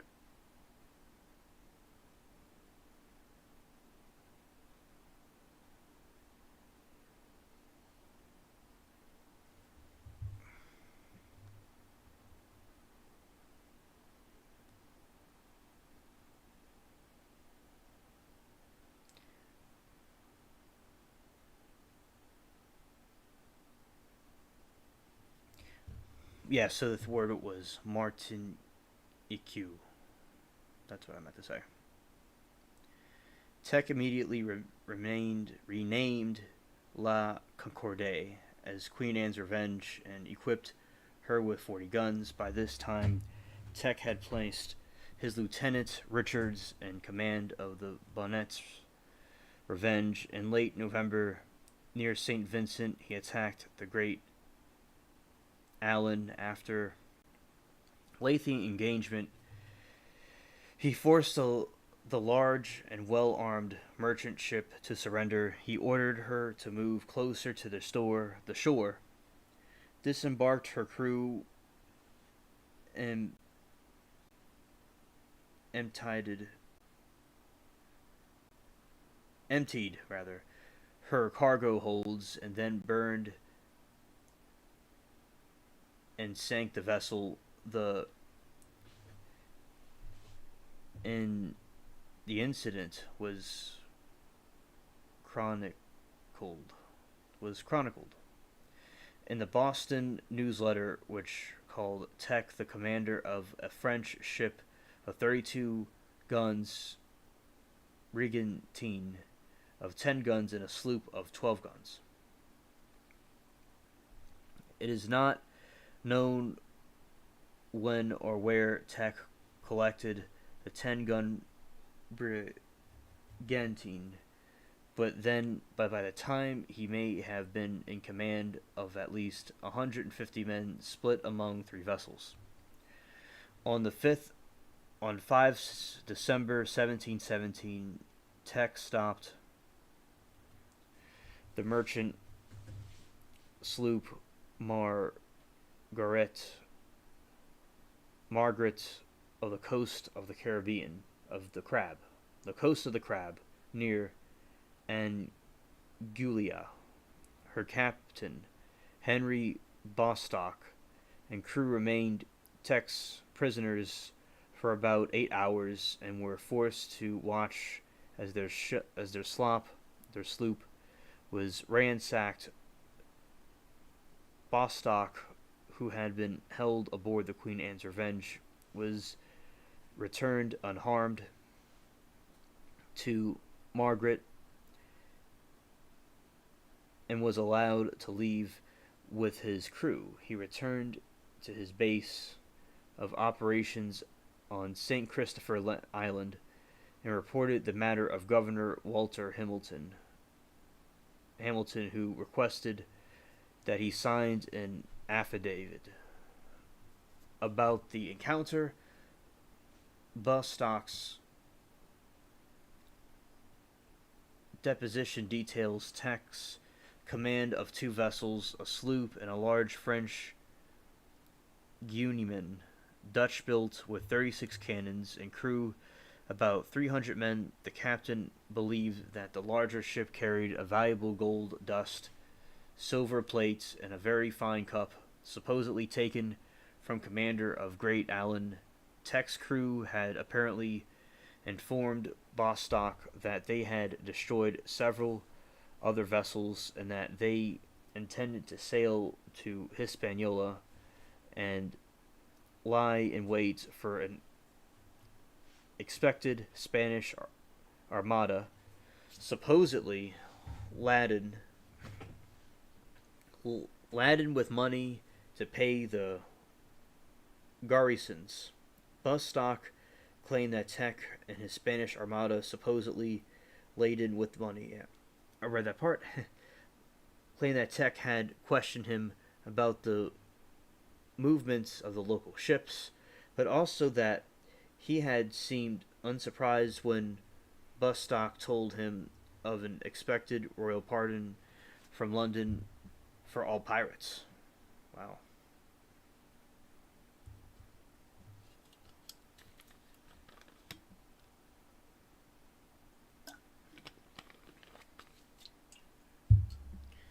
Bostock's deposition describes Tech as a tall, spare man with very black beard, which he wore very long. It is the first recorded account of Tech's appearance, and this source of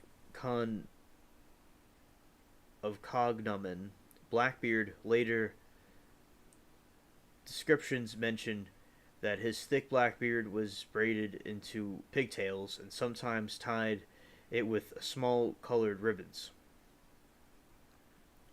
Johnson described him as such a figure that imagination cannot form an idea of a fury from hell to look more frightful.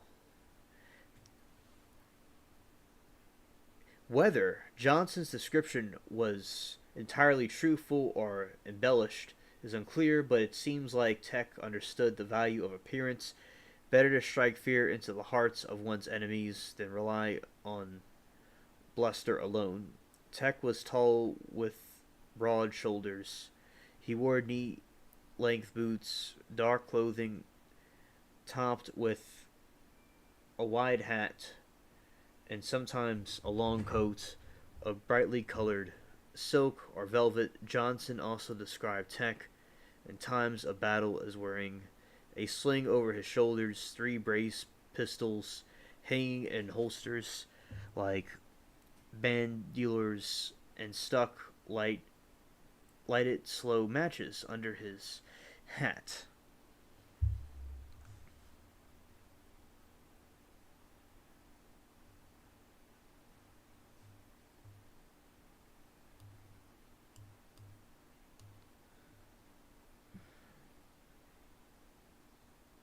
Yeah, yeah, Delight, he sure was.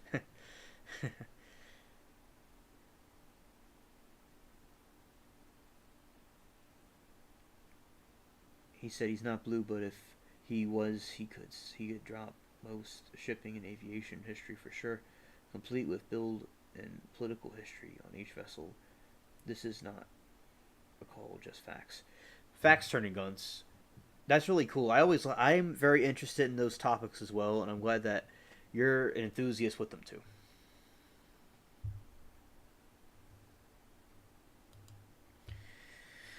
Apparently, to emphasize the fearsome appearance he wished to present in his enemies. Despite his fierce reputation, there are no verified accounts of his ever having murdered or harmed those he held captive.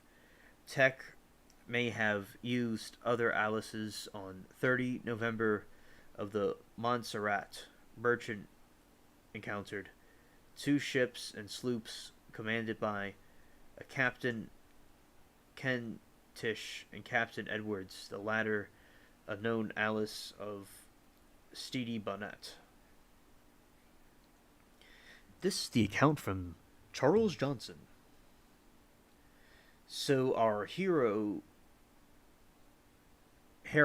Captain Tech assumed the con of the cognomen of Blackbeard from the large quantity of hair which, like a frightful meteor,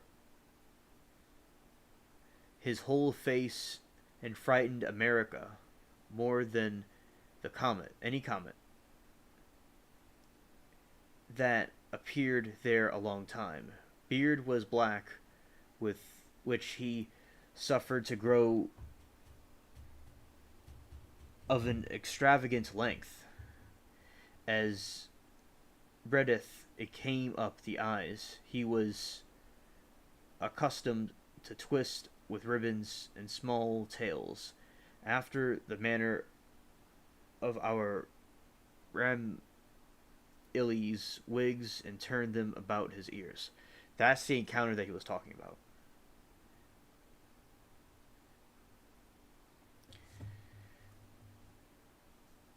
Yeah, shout out to Anthony McQuaid. I'll let him know Latina.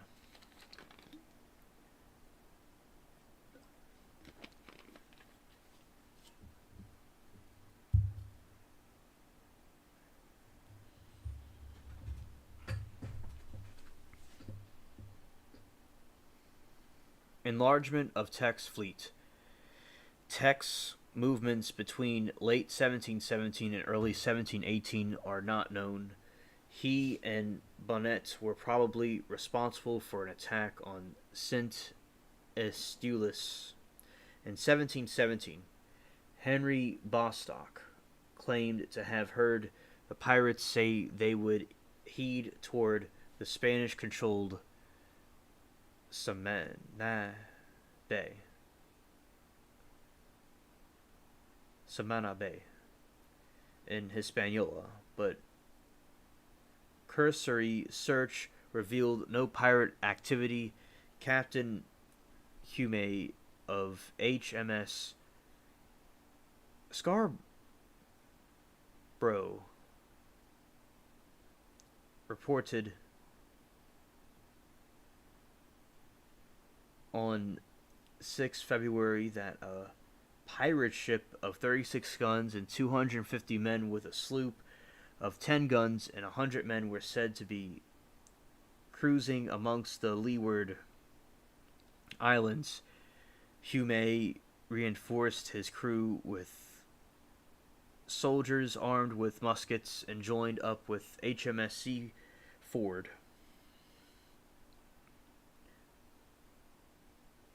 Scarborough. That's what I meant to say. To track the two ships to no avail.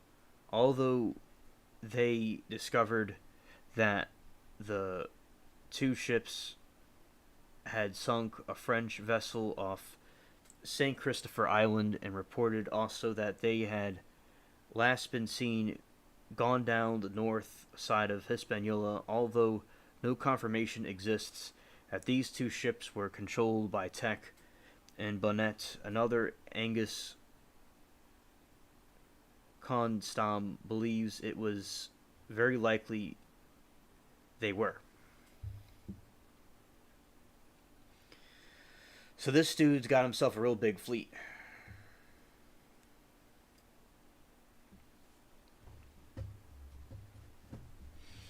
In March 1718, while taking on water at Tenerife Island, east of Belize, both ships spotted the Jamaican longwood cutting sloop Adventure making for the harbor. She was stopped, and her captain, Harriet, invited to join the pirates. Harriet and his crew accepted the invitation, and Tex sent over a crew to sail the Adventure, making Israel Hands the captain.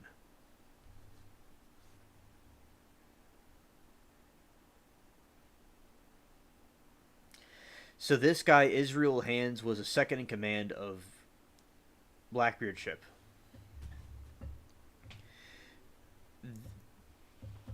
The captain. They sailed for the Bay of Honduras, where they added another ship and 4 sloops to their flotilla. On 9 April, Tex enlarged fleet of ships looted and burnt Protestant Caesar. His fleet then sailed to Grand Cayman, where they captured a small turtle, two turtier. Tech probably sailed toward Havana, where they may have captured a small Spanish vessel that had left the Cuban port. They then sailed to the wreck of the 1715 Spanish fleet of the eastern coast of Florida. There, Tech disembarked the crew of the captured sloop before proceeding north of the port town of South Carolina, attacking 3 vessels along the way.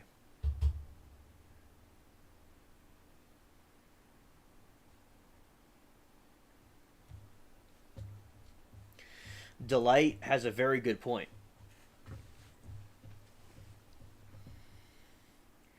She says they loved those Caribbean islands because there were so many caves where they could hide their ships, and also their treasures and things. Yeah, Delight, very great insight. And yeah, it seems really cool and adventurous. It's really nice. And there's a lot of it's good to see the psychological and reasoning behind like why they did what they did in different areas. Flotilla. Thanks, Turning Guns. That's the correct pronunciation, chat.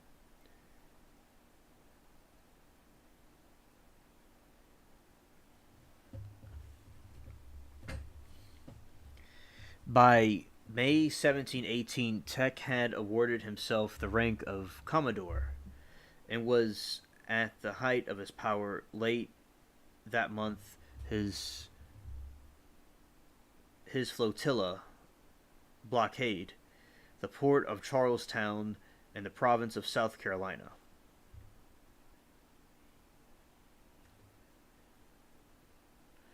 And also, that's the pirate flag.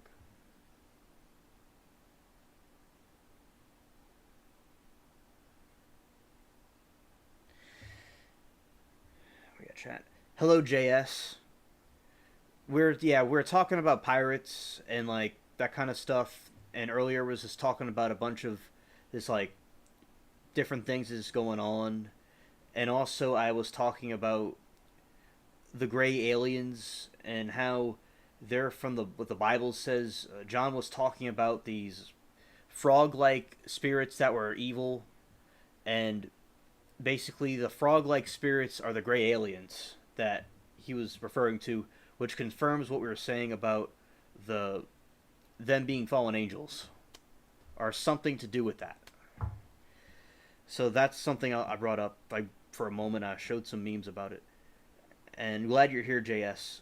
But yeah, the main topic is about the pirates because I was playing the pirate game like I played in the beginning, and I got a new ship, and we got into this topic. We're just hanging out talking about various different things, and this is what we're talking about right now.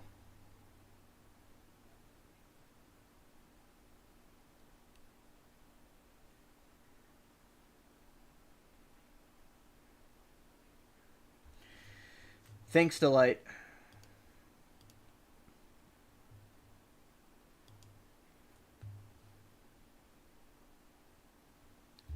If that's the island that where the treasure was.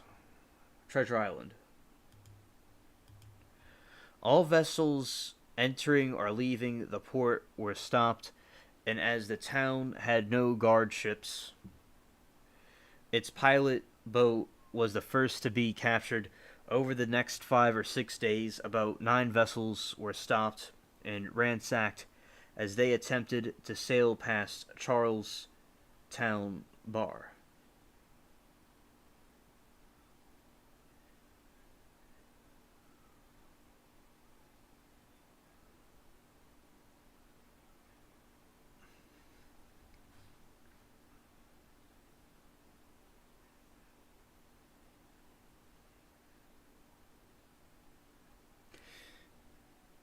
All right.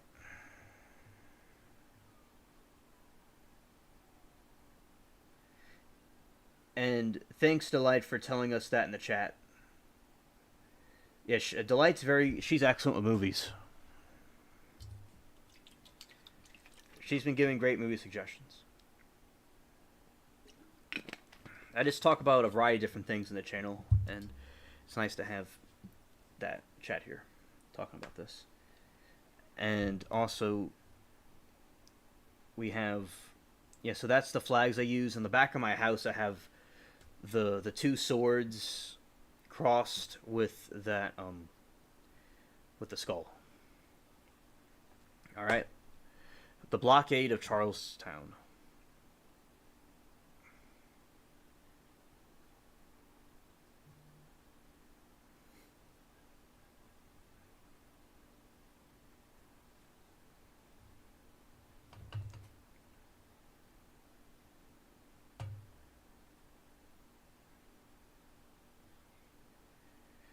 And also, I'm going to get to... Wait, it's not what I meant to do. That's what I meant to do.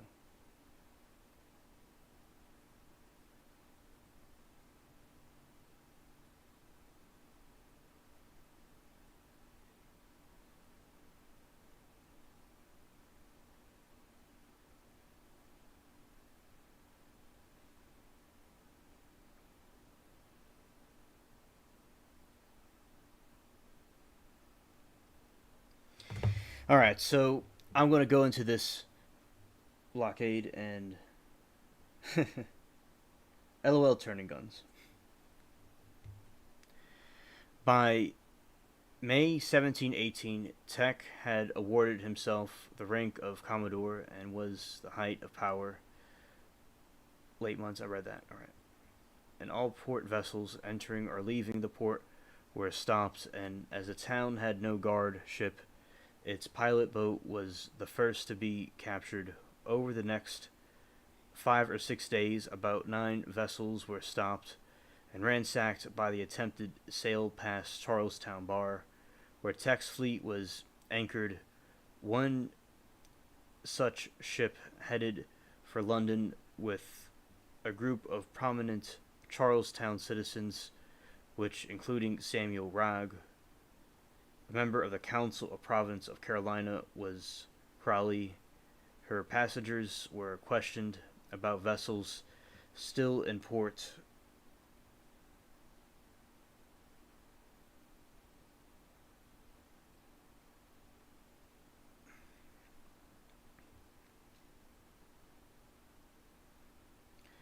Vessels in the port locked below the decks for about half a day.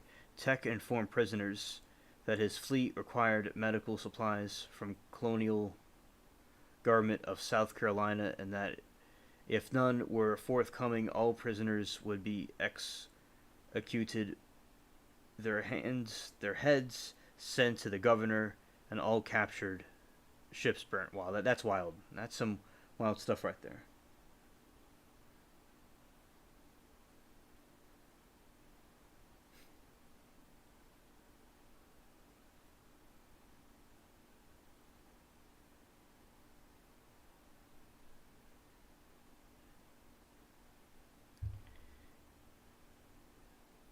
And also,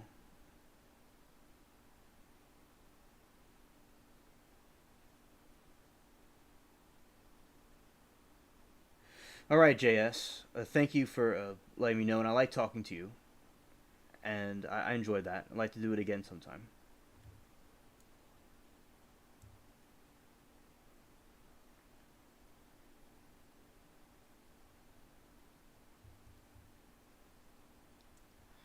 And also, I'm going to,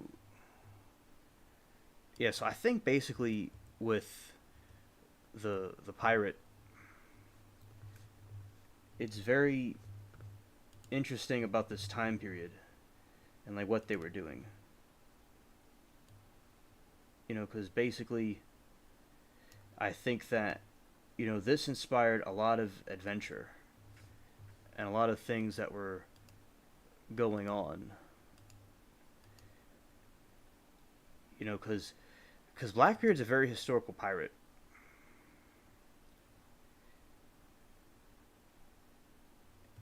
and you see like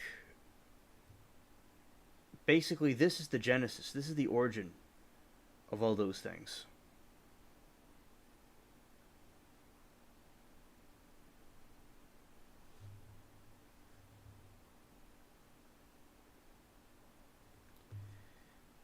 And I think also basically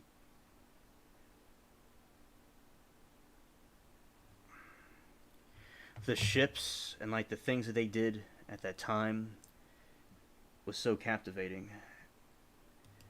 And like seeing like how they had like a little navy, they had like different fleets and stuff. And I'm gonna go and do this in the chat real quick.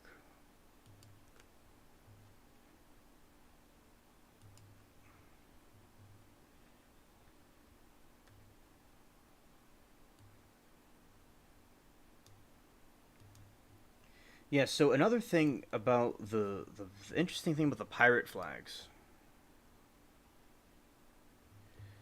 is that basically I like how the skull and crossbones, because it's not really known about when they, if they really had those type of flags or not. And I think that because they're saying it could have came from the early 19th century, like the 1900s and stuff like that. And like looking about the the history about it, and basically, I think that you know we we have this like contrast that we're not too. There's a space where we don't really know what kind of flags they had or not. They believe that that flag was the flag they had, but it could have been developed later. That's a very interesting concept about that.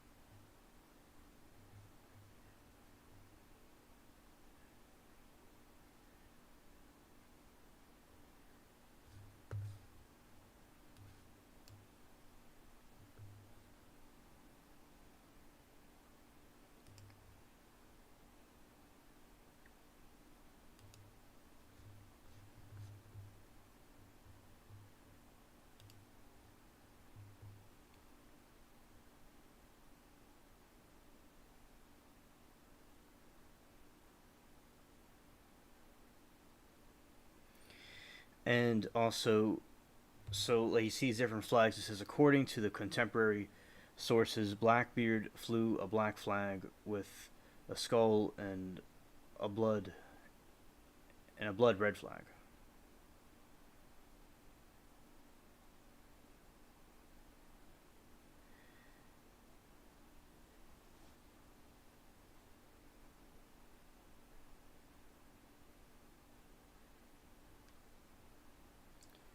Rag agreed to Tech's demands, and Mark, let's see,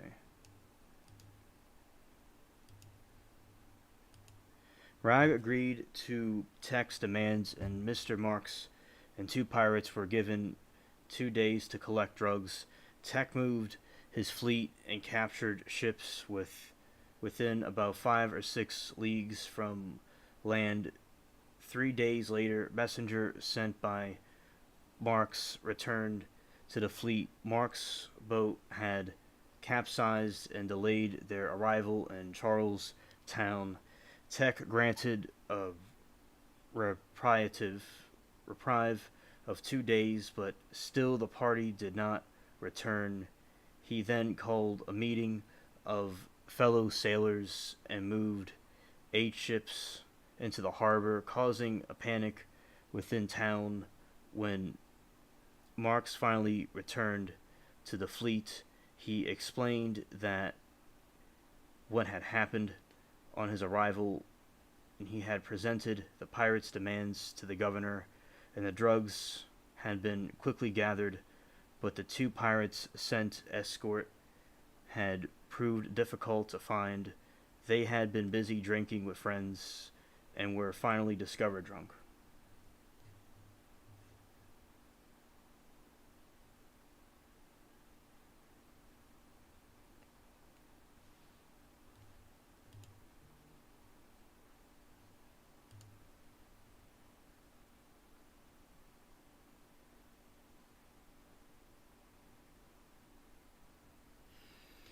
And also, turning guns. I remember Spanish class at school. It was really fun. I like the language is very nice. And my Spanish teacher was very nice, and the things she taught me, it's a very beautiful language. And also, and yeah, Latina, I understand. I got your message. Thank you. And Beaufort Intel whisked at Charlestown. Tech learned the Woodus Rogers had left England with several men of war with orders to purge the West Indies of pirates. Tech's,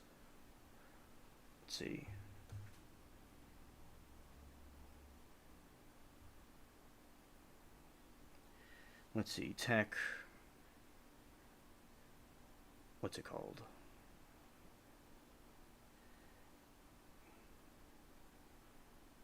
Let's see.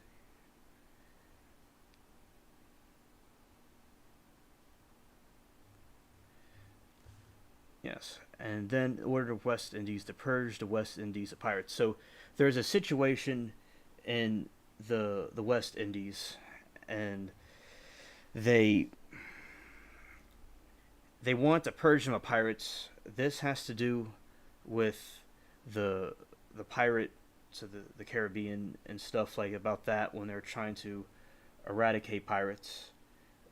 And I think that basically they really did a great job with explaining that in the history about it. And I have done like the StreamYard thing on here before, and I've had guests on here before. I'll do that again. I haven't done it in a while. Like I had callers and stuff, but I'll do it again at some point, soon.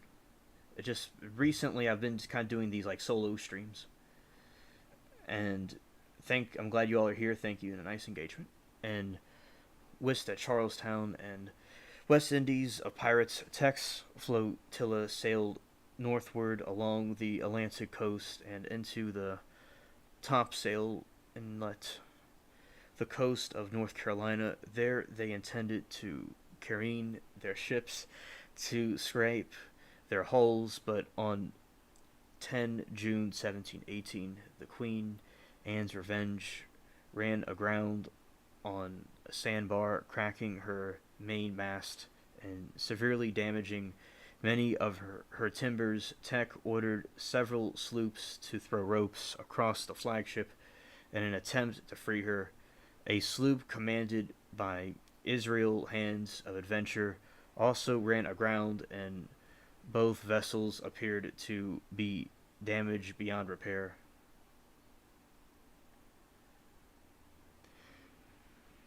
Leaving only Revenge and the captured Spanish sloop.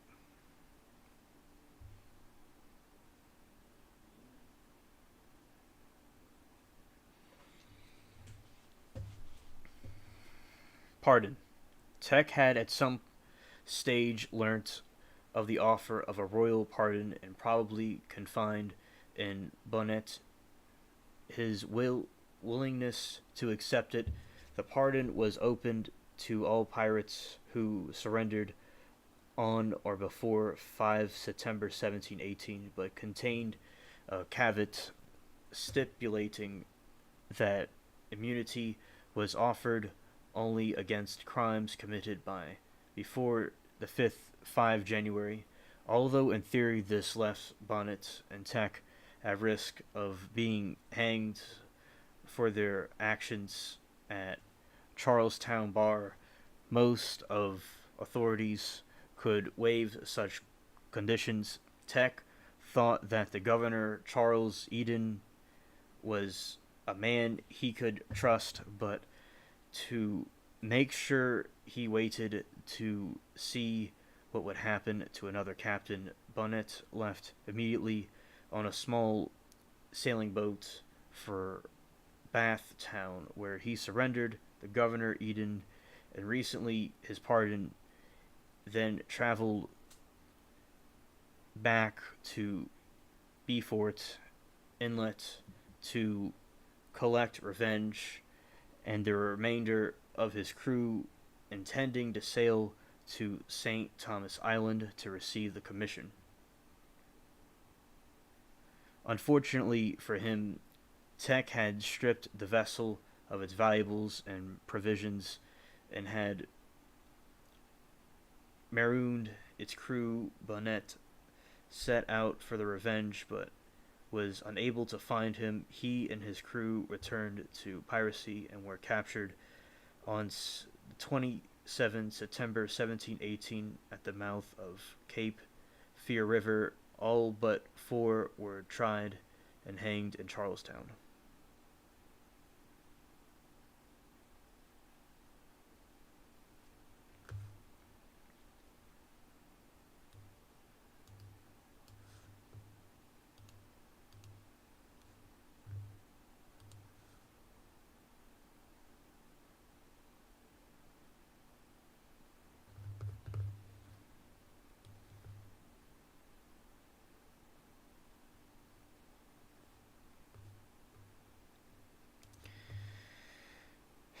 Yeah, Delight says something very interesting. She says there's over 8,000 islands around Australia, and people have found lots of shipwrecked pirate ships on them. That is very interesting, and that makes sense, and that's really cool that they have that. The author Robert Lee summarized that Tech and Hands initially ran the ships around to reduce the fleet's crew complement, increasing their share of the spoils during the trial of Bonnet's crew in Revenge's boatswain Ignatius Peel testified that the ship was run ashore and lost, which Tech caused to be done. Lee considered a plausible that Tech let Bonnet in on his plan to accept a pardon from the Governor Eden. He suggested that Bonnet do the same, and as war between Quadruple alliance of 1718 and Spain was threatening to consider taking a privateer's consumption from England, Lee suggests that Tech also offered Bonnet the return his ship Revenge. Constam 2007 proposes a similar idea, explaining that Tech began to see Queen Anne's Revenge as something of a liability while pirate fleet was anchored. News of this was sent to neighboring towns and colonies, and any vessels nearby would delay sailing. It was prudent, therefore, for Tech not to linger for too long, although wrecking the ship was somewhat extreme measure. Latina, you see, what we're talking about is that Australia is a continent, but there's islands on there. There's islands out there.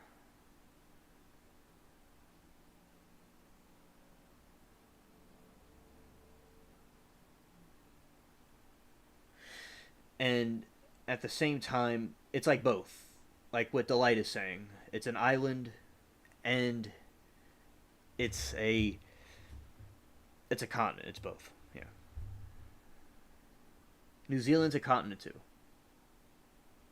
I remember learning about that in first grade. And Turning Gun says he's doing a prep reports on December 1st, so if you drop in the local airport, he will then give the current weather. Alright? And Jackson YW, and December 1st, valid from December 07/6.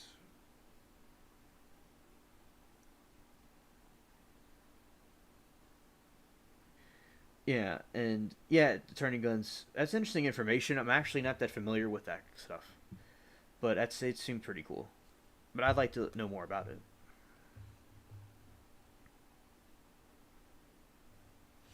Before sailing northward on his remaining sloop to Orcoke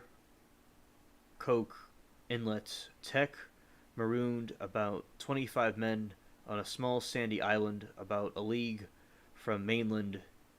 He may have done this stifle any protests that made it, they guessed, their captain's plans. Bonnet rescued them days later. Tech continued on to Bath, where in June 1718, days after Bonnet had departed with his pardon, he and his much reduced crew received their pardon from Governor Eden. He settled in Bath, on the eastern side of Bath Creek at Plum Point near Eden's home. During July, August,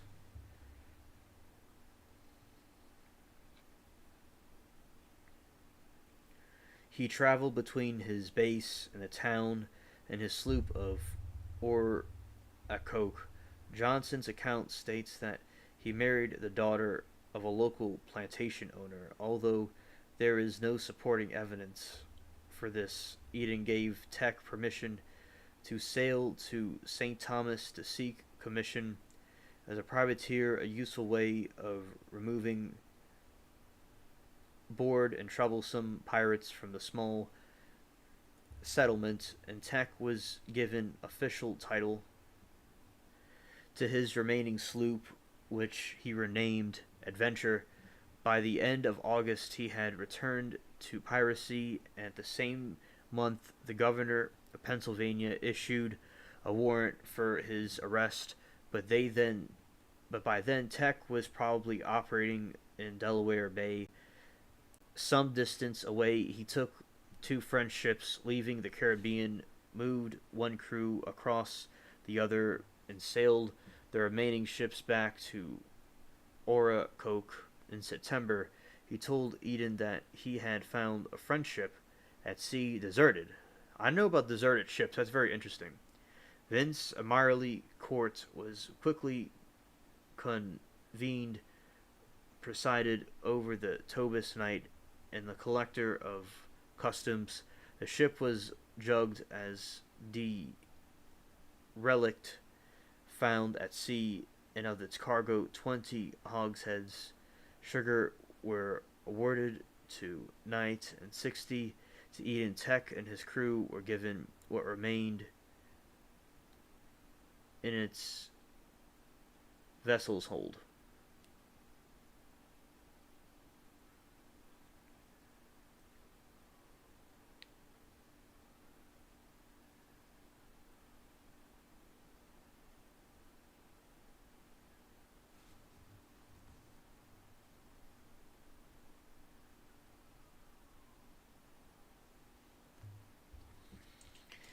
Yeah, and New Zealand, yeah, I know. And it sounds very interesting about it. And yeah, I knew about Tasmania.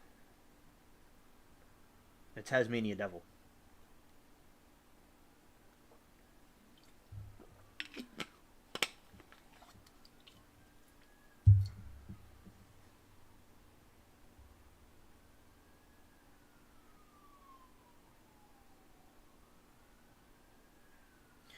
Oh, New Zealandia, a microcontinent.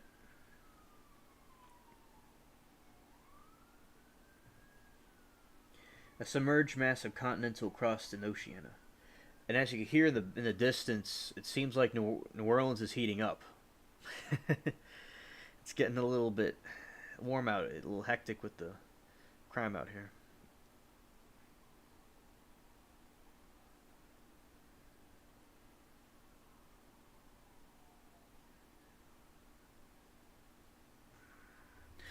Yeah, Delight. Thanks for bringing that to light.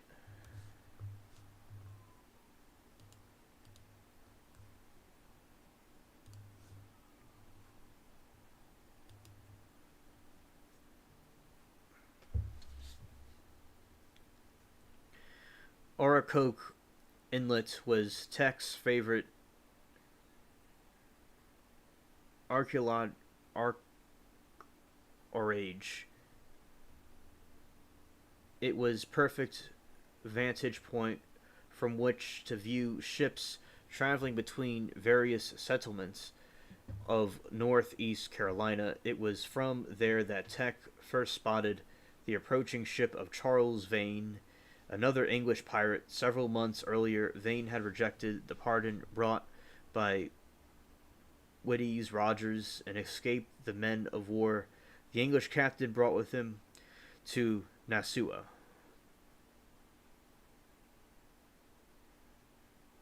Nassau, I meant to say.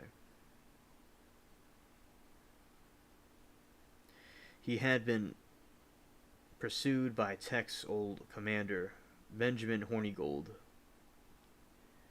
who was by then a pirate hunter. Tech and Vane spent several nights on the southern tip of Oracoke Island, accompanied by such notorious figures as Israel Hands, Robert Deal, and Calico Jack.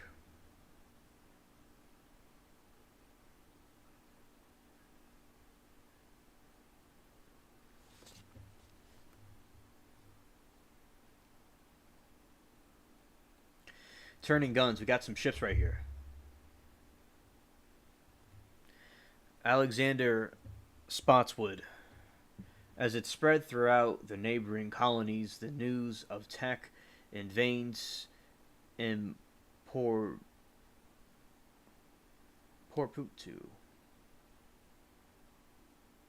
Yeah. Party worried that the governor of Pennsylvania enough to send 2 sloops to capture the pirates.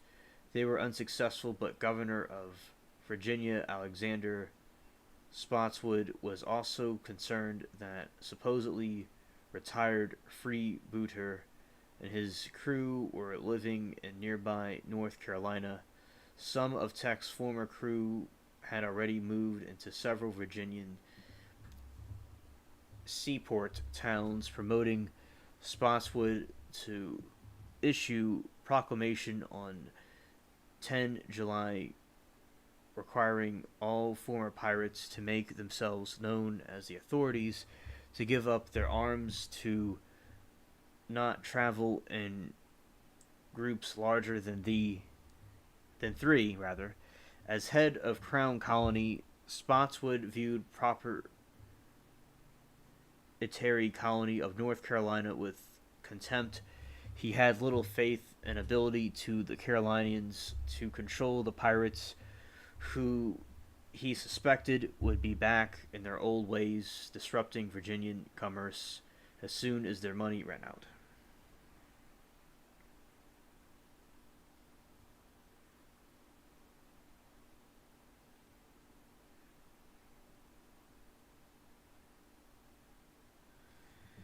Yeah, and about the situation with New Zealand, which I think is quite fascinating, is like his Latinus said no one considers New Zealand as a continent, though according to the internet sources at the moment, technically New Zealand is not part of any continent at the moment. It is the last fragment of a now submerged continent called Zealandia that sank after the breaking away from Australia.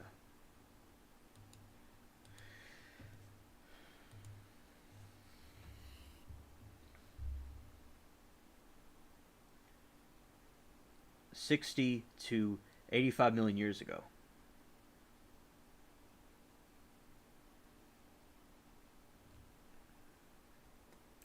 New Zealandia, a microcontinent that includes the island country New Zealand, New Guinea, the second largest island on the planet. Facts. Good information.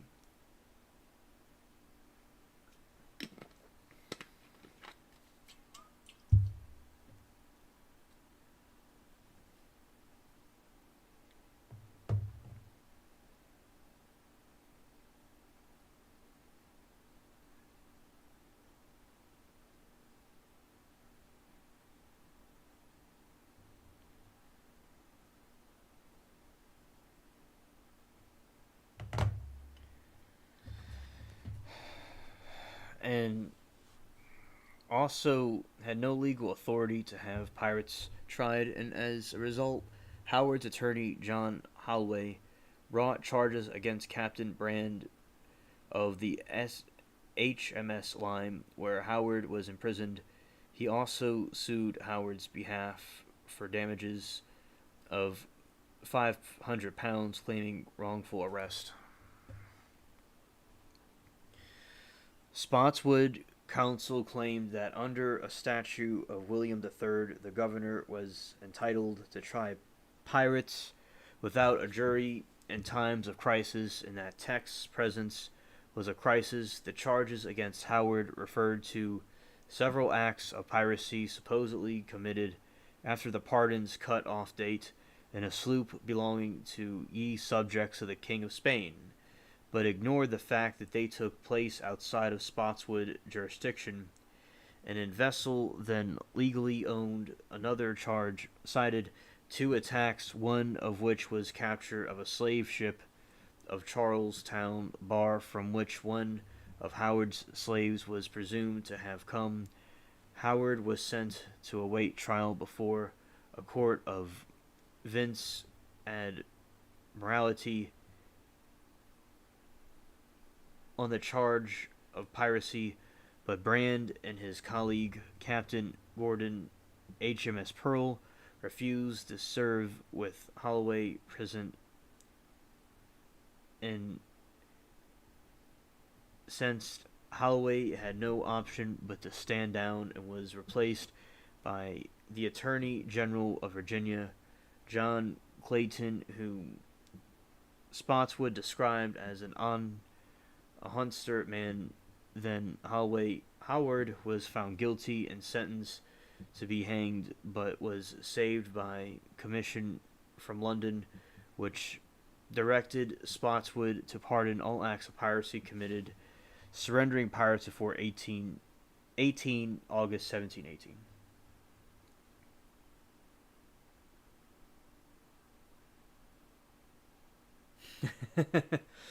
Yeah, JS, it does.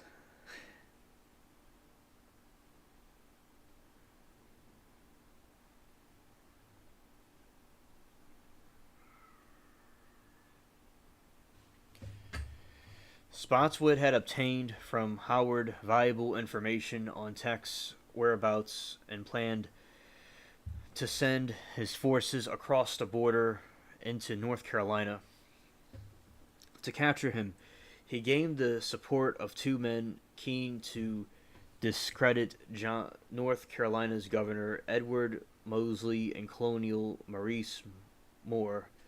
He also wrote to the Lords of Trade suggesting that the Crown might benefit financially from Tech's capture. Spotswood personally financed the operation, possibly believing that Tech had fabulous treasures hidden away. He ordered Captains Gordon and Brand of HMS Pearl and HMS Lyme to travel overland to Bath. Lieutenant Robert Maynard of the HMS Pearl was given command of two commodored sloops to approach the town from the sea. An extra initiative for Tech's capture was the offer for a reward from Assembly of Virginia over and any that might be received from the Crown.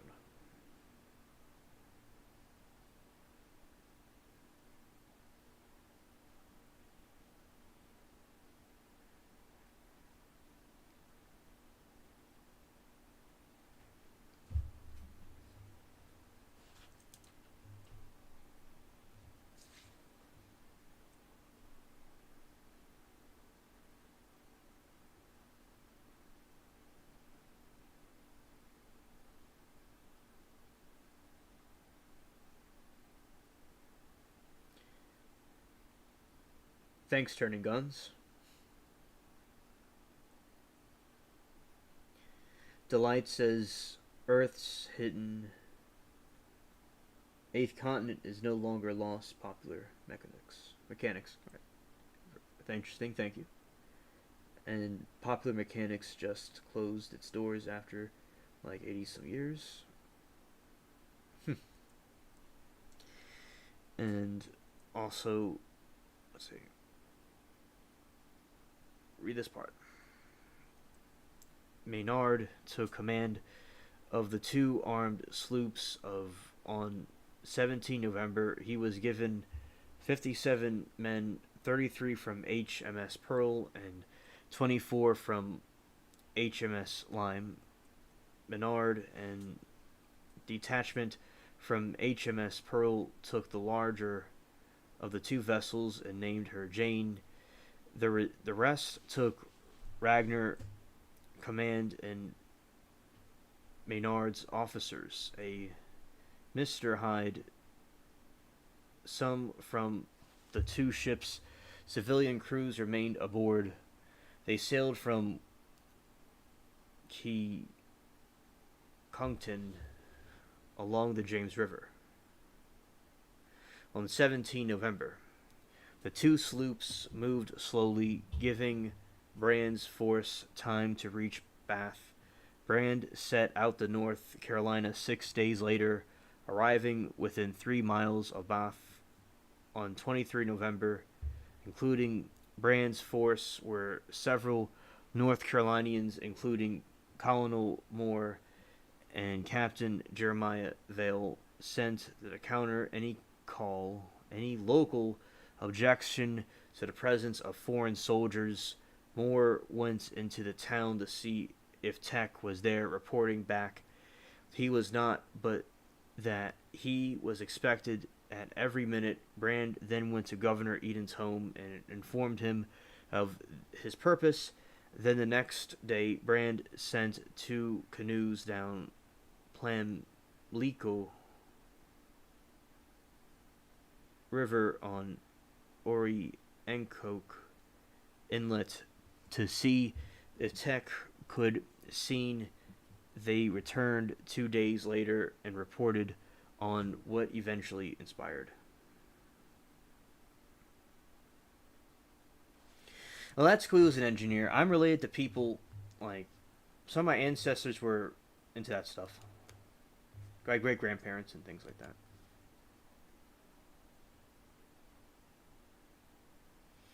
Alright, everybody, it's the last battle.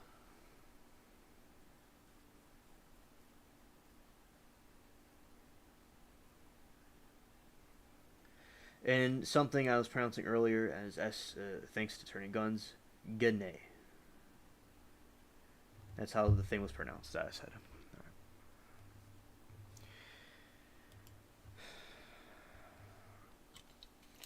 Right. I do some epic multitasking, and it's good to have chat as a sidekick.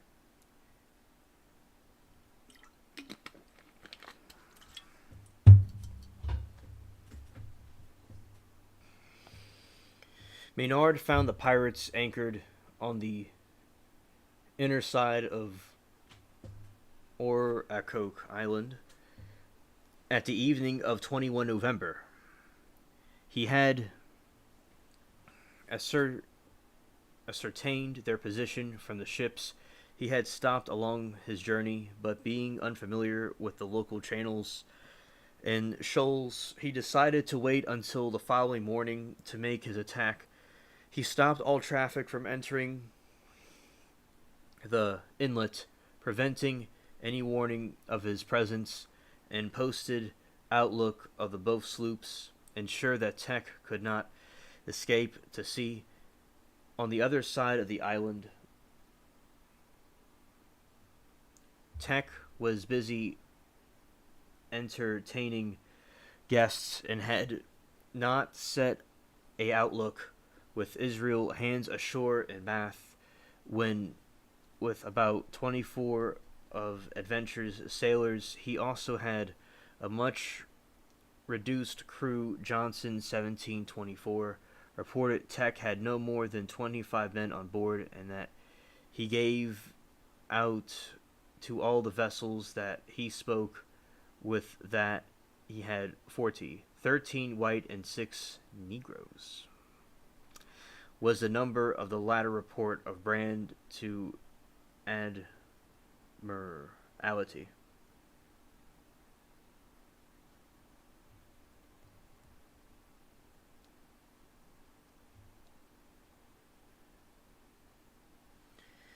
I'm learning a lot from chat. Very interesting conversation. Turning Guns is a good point.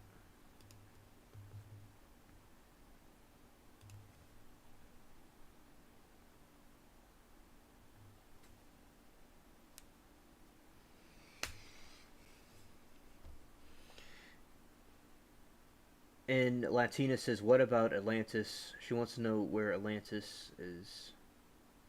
Dang nabbit. Yeah. Yeah, I agree about Atlantis. You know, I'm gonna look at the Atlantis thing right after I get to this, because I'm almost finished this epic story about our friend Blackbeard. And thanks to Light for another wonderful movie suggestion. At daybreak, preceded by a small boat taking soundings, Maynard's 2 sloops entered the channel. The small craft was quickly spotted by Adventure and feared as soon as it was within range of her guns. While the boat made a quick retreat to Jane, Tech cut the Adventure's anchor cable. This crew hoisted the sails, and Adventure maneuvered to the point her starboard guns toward Maynard's sloops, which were slowly closing the gap. Hyde moved Ranger to the port side of Jane, and the Union flag was unfluttered on the ship. Adventure then turned toward beach of Oracoke Island, heading for a narrow channel that happened next. It is uncertain. Johnson claimed that there was an exchange of small arms. Fire following which Adventure ran aground on a sandbar, and Maynard anchored and then lightened his ship to pass over the obstacle. Another version claimed that Jane and Ranger ran aground along. Maynard made no mention of this in his log.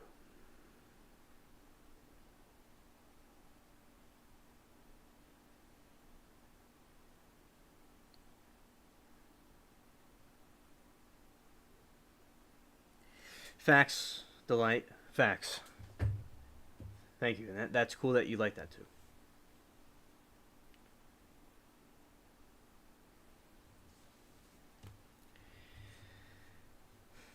Okay.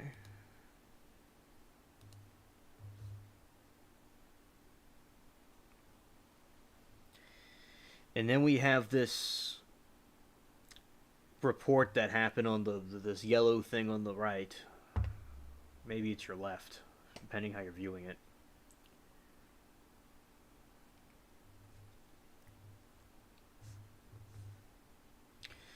Damn you for villains, who are you, and from whence came you? The lieutenant made him answer, you may see our colors, we are no pirates. Blackbeard bid him and send his boat on board, that he might see who he was. But Mr.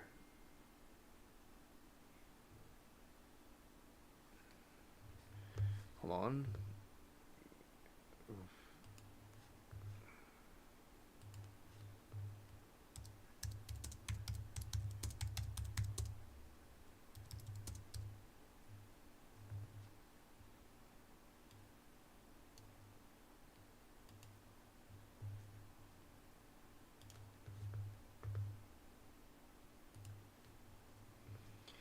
And also Minar replied, both pirates, not pirates, so that he might see who he was. But Mr. Menard replied, thus I cannot spare my boat, but I will come aboard for you as soon as I can with my sloop. Upon this, Blackbeard took a glass of liquor and drank to him with these words, damnation seize my soul if I give you quarters to take any form you, in answer to which Mr. Menard told him that he expected no quarters from him, no should he give any. I'm still here, chat. I'm still here.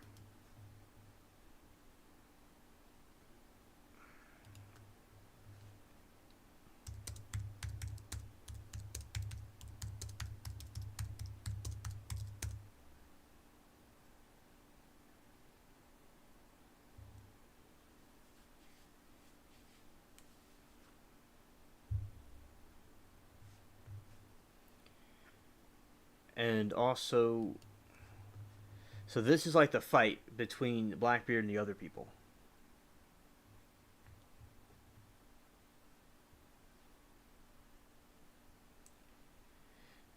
And thus I cannot spare a boat when I come aboard for you soon I can be with my sloop. Upon this, Blackbeard took a glass of liquor and drank to him with these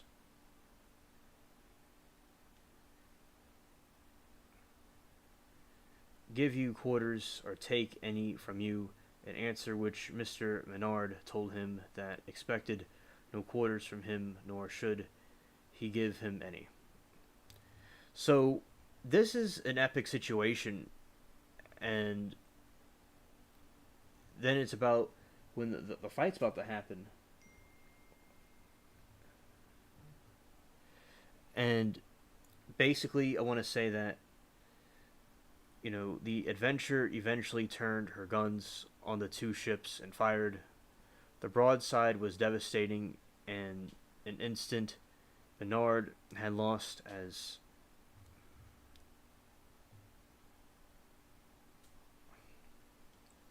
the Avengers eventually turned her guns on the two ships and fired. The broadside was devastating in an instant. Menard had lost much as a third of his forces. Among two on Jane were either wounded or killed, and on 9, Ranger Hyde was much as a third of his forces. About 20 on Jane were either wounded, and 9 on Ranger Hyde was dead, and his second and third officer either dead or seriously injured. His sloop was so badly damaged that he played no further role in the attack. Contemporary accounts of what happened next are confused, but small arms for fire from Jane may have cut Adventure's jib sheet, causing her to lose control and run into the sandbar. In aftermath of Tech's overwhelming attack, Jane and Ranger may also have been grounded, and the battle would have become a race to see who could float their ship first. So this is the battle that was going on. Really taking in that moment.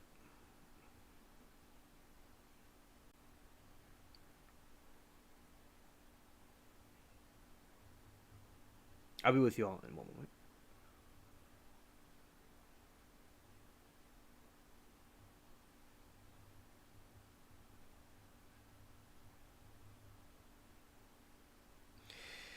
Yeah, and this fight was very epic, and we're about to reveal something, really interesting about Blackbeard's death. And this pirate, he was the inspiration for all the different pirate movies that we have now. And also, it's a very, historical thing.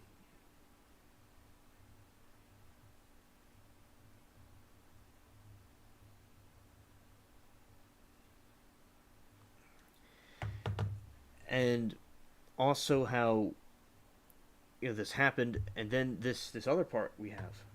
Menard had kept many of his men below deck, and in anticipation of being aboard, told them to prepare for the close fighting. Tech watched as a gap between the vessels closed and ordered his men to be ready. The two vessels contacted one another as the Adventure's grappling hooks hit their target, and several grenades made from powder and shoot filled bottles with ignited by fuses broke across the sloop's deck, and smoke cleared. Tech led his men aboard unit in sight of Menard apparently empty ship, his men firing at the small group of men, Menard at the stern.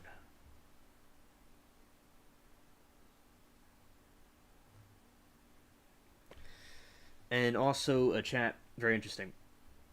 Atlantis, the eye of the Sahara. Alright.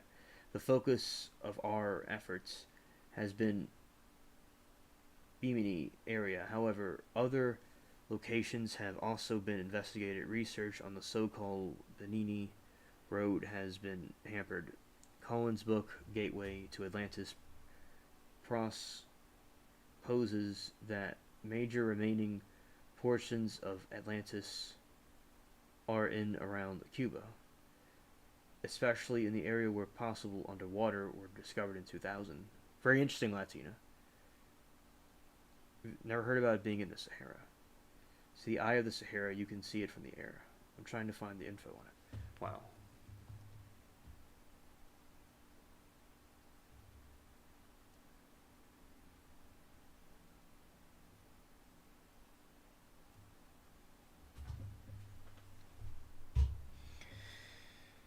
And the rest of Menard's burst from the hold.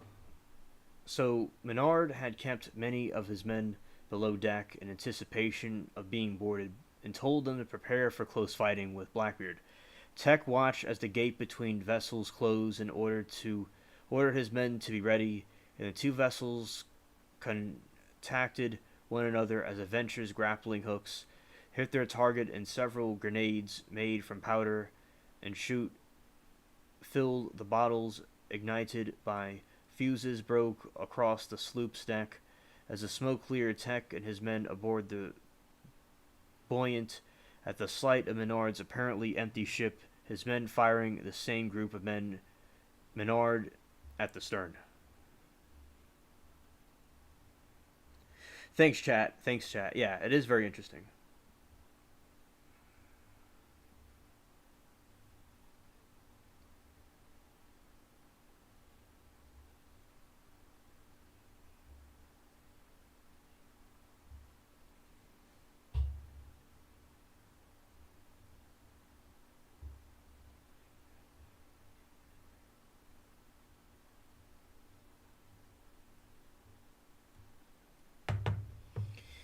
And the rest of Menard's men then burst from the hold,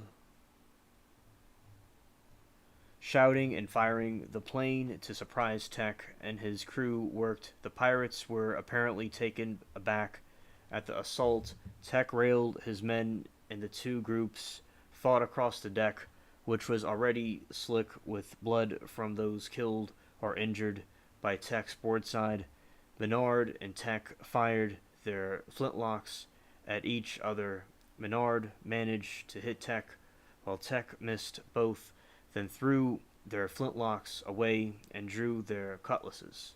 Tech broke Menard's cutlass at hilt. Against the superior training and slight advantage in numbers, the pirates were pushed back toward the bow, allowing Jane's crew to surround Menard, and Tech, who was by the completely isolated Tech, pressed outward and was able to deliver a killing blow. It was slashed across the neck by Menard's men. This redirected Tech's cutlass to strike Menard's knuckles instead of killing him. Badly wounded, Tech was then attacked and killed by several more of Menard's crew. The remaining pirates quickly surrendered. Those left the Adventure were captured by Ragnar's crew, including one who planned to set fire to the powder room to blow up the ship. Varying accounts exist for the battles, list the casualties. Menard reported that 8 of his men and 12 pirates were killed. Brand reported that 10 pirates and 11 of Menard's men were killed.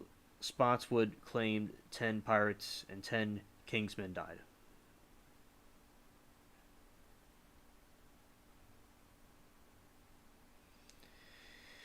This is epic, chat. What an epic way to go. It's like people are gonna die at some point, and he died in an epic way. Really did.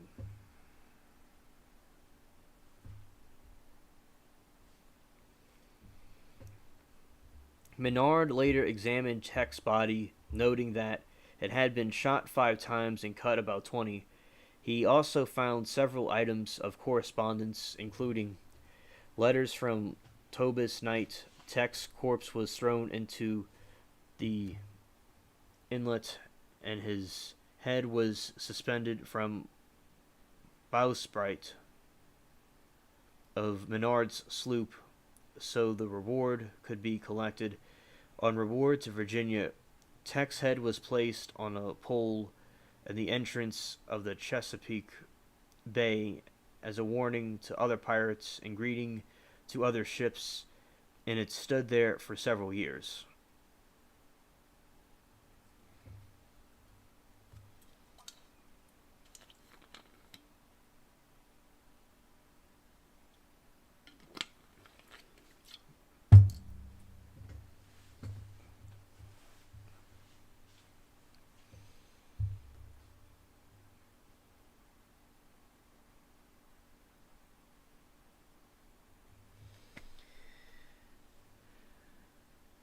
Yeah, turning guns. Yeah, it definitely is a struggle. Yes. Glad to have you back. Lieutenant Menard remained at Oracoke for several more days, making repairs and burying the dead. Tex loot sugar, coca, indigo, and cotton found in pirate sloops and ashore in a tent where the sloops lay was sold in auction along with sugar, cotton found in Tobis Nightspam for £2,000. Governor Spotswood issued a portion of this pay for entire operation. The prize money for capturing Tech was to have been about £400, and in 2023 it would be £67,000. But it was split between the crews of HMS Lime and HMS Pearl, as Captain Brand and his troops had been the ones fighting for their lives. Menard thought this was extremely unfair. He lost much of any support he might have had, though, when it was discovered that he had his crew and helped themselves about 90 pounds of Tech's booty. The two companies did not receive their prize money for another 4 years, and despite his bravery, Menard was not promoted and faded into obscurity. Wow. It's interesting to see how these things, all played out.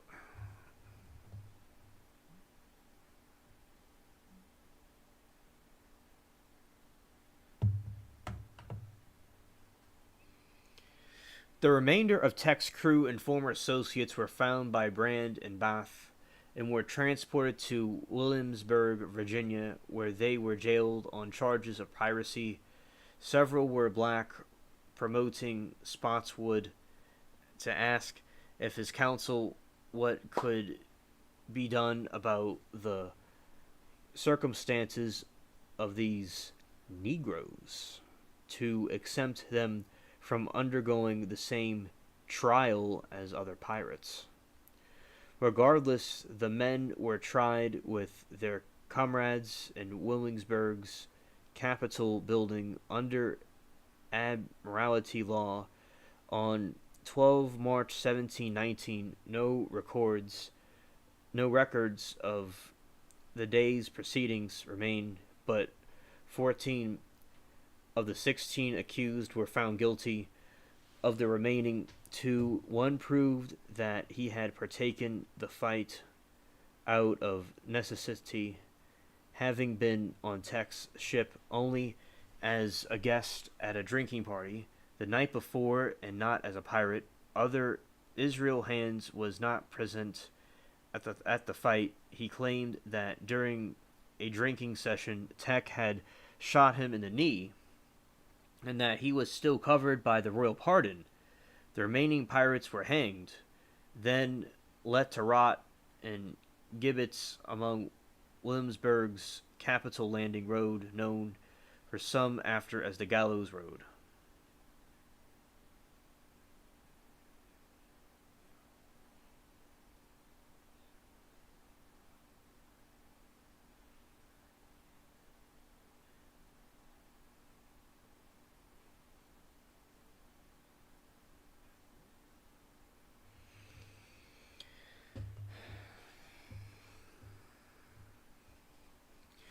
Governor Eden was certainly embarrassed by Spotswood's invasion of North Carolina, and Spotswood disavowed himself of any part of the seizure. He defended his accounts, writing to Lords Treat, a shareholder of the province of Carolina. They had stocks and stuff back in this time, by the way, that he might benefit from the sale of the seized property and remaining of the Earl of the number of Virginians who had died to protect his interests. He argued for secrecy of the operation, suggesting that Eden could not contribute nothing to success of the design, and told Eden that his authority to capture the pirates came from the king. Eden was heavily criticized for involvement with Tech and was accused of being his accomplice. By criticizing Eden, Spotswood intended to bolster the legitimacy of his invasion.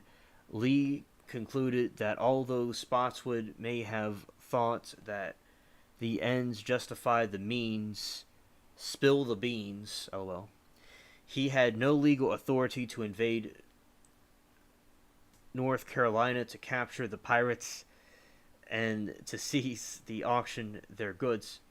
Eden Douglas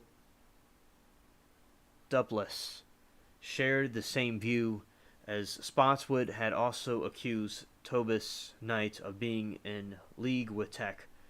On 4 April 1719, Eden had Knight brought in for questioning. Israel Hands had weeks earlier testified that the Knights had been on board the Adventure in August 1718. Shortly after, Tech had brought a French ship in North Carolina as a prize for pirates and testified that which Tech they had visited Knight's home, given him presents. This testimony in the letter found on Tech's body by Menard appeared too compelling, but Knight conducted his defense and competes, despite being very sick and close to death, questioned the reliability of Spotswood's witness. He claimed that Israel Hands and had talked under the duress, and that under North Carolinian law, the other witnesses, an African, was unable to testify. Sugar, he argued, stored at his house legally, and Tech had visited him only on business in his official capacity.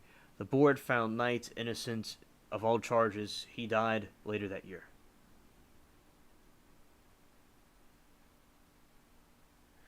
Yeah, it does sound gruesome, Delight. It certainly does.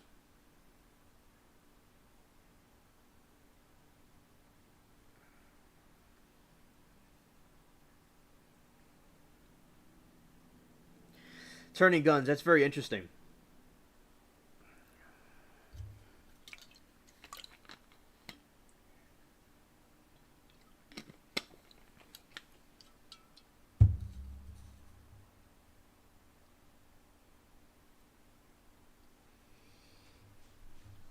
Eden was annoyed that the accusations against Knight arose during a trial in which he played no part. The goods which Brand seized were officially North Carolinian property, and Eden considered him a thief.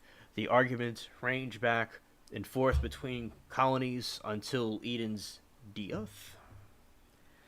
On 17 March 1722, he was named one of Spotswood's opponents. John Holloway, a beneficiary in the same year. Spotswood, who for years had fought his enemies in House of Burgesses and Council, was replaced by Hysdale and once Robert Walpole, and was convinced of that.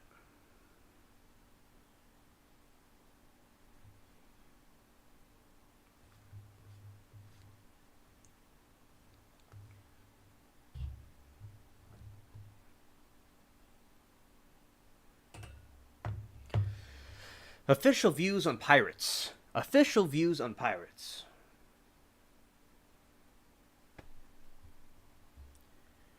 Were sometimes quite different from those held by contemporary authors, who often describe their subjects as despicable, rogue, the rogues of the sea. Privateers who became pirates were generally considered by the English government to be revised naval forces, and were sometimes given active encouragement. As far back as 1581, Francis Drake was knighted by Queen Elizabeth when he returned to England from the round world expedition with plunder worth an estimated of £1,000,000. Royal pardons were regularly issued, usually when England was on the verge of war, and public's opinions opinion of pirates was often favorable, some considering them akin to patrons. Economist Peter Leeson believes that pirates were generally screwed businessmen far removed from modern romanticized view of them as barbarians. After Woodes Rogers' 1718 landing at New Province and his ending of the Pirate Republic. 1718 landing of the New Province and his ending of the Pirate Republic.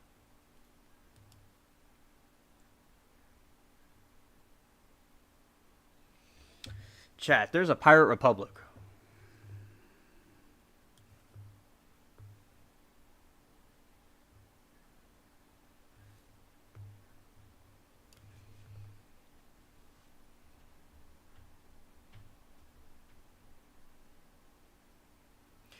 Piracy in the West Indies fell terminally ill.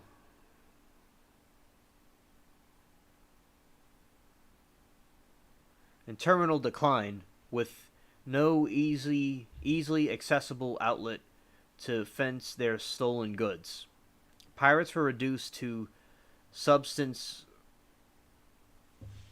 livelihood, and following almost a century of naval warfare between the British, French, and Spanish, during which sailors could find easy employment, lone privateers found themselves outnumbered by the powerful ships employed by the British Empire to defend its merchant fleets. The popularity of the slave trade helped bring an end to the frontier condition of the West Indies. In these circumstances, piracy was no longer able to flourish like it once did.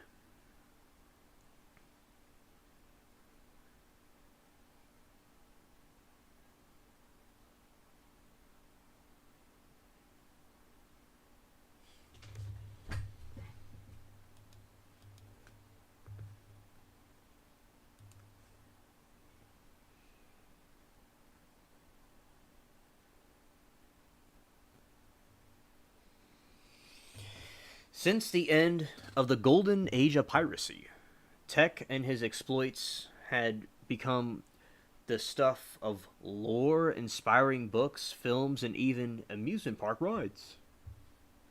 Much of what is known about him can be sourced by Charles Johnson's A General History of the Robberies of the Murders of Most Notorious Pirates. They would talk like they would put a Y where you're supposed to put an I. They also talk about trials. They put a Y there. I don't know why people in the olden days talk with a Y. Interesting.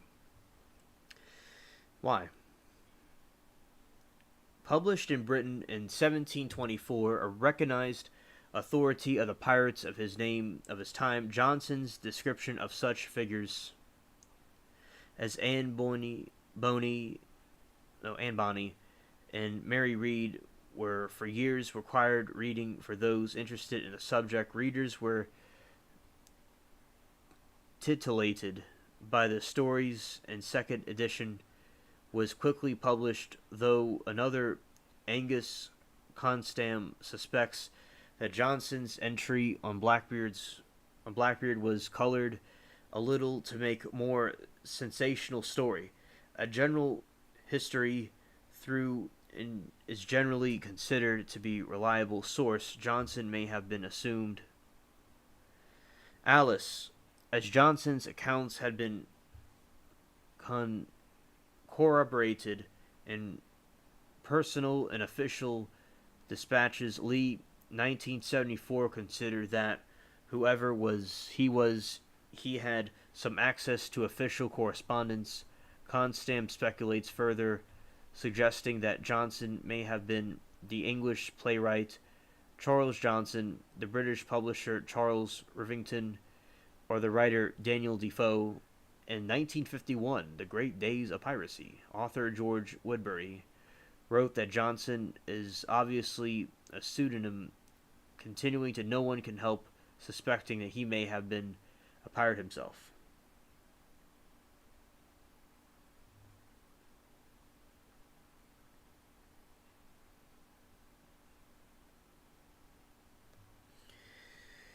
Oh, a delight. That makes sense. Thank you. That's what I thought. This is from Peter Leeson. We normally think about pirates as a sort of bloodlusting that they want to slash somebody to pieces. It's probably more likely that a pirate, just like a normal person, would probably rather not have killed someone, but pirates knew that if that person resisted them, they didn't do something about it, their reputation and thus their brand name would be impaired. So you can imagine a pirate rather reluctantly engaging in this behavior as a way of preserving the reputation.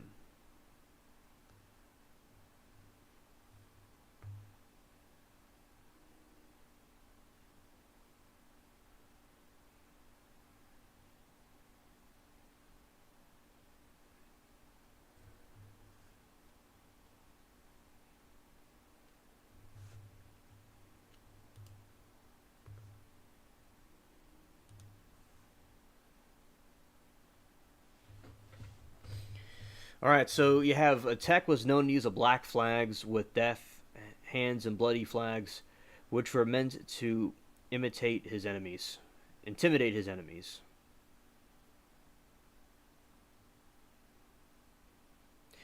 And now they're saying that it was probably never used by him, because I told you earlier it's a mystery.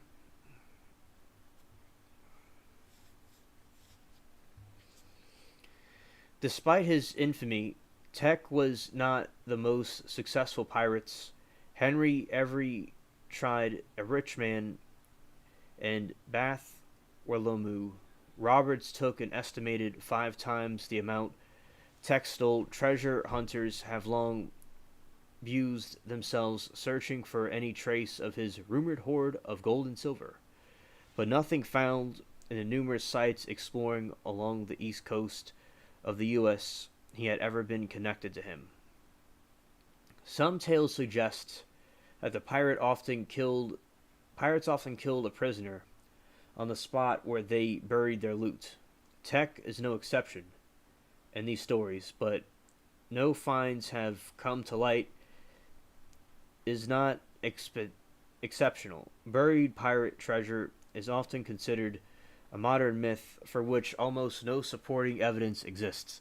The available records include nothing to suggest that the burial of treasure was a common practice except the imaginations of the writers of fiction, according to such as Treasure Island.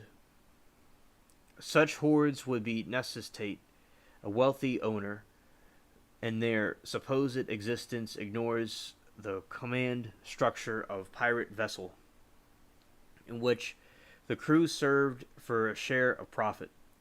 The only pirate ever known to bury treasure was William Kidd. The only treasure so far recovered from Tech's exploits is that taken from the wreckage of what is presumed to be Queen Anne's Revenge, which was found in 1996. As 2009, more of 250,000 artifacts had been recovered. A selection is on public display, North Carolina Maritime Museum.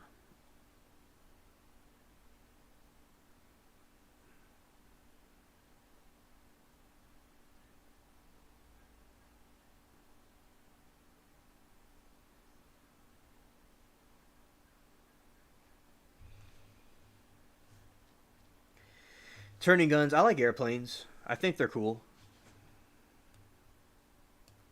Why did all that get highlighted? I know I did it, but whatever.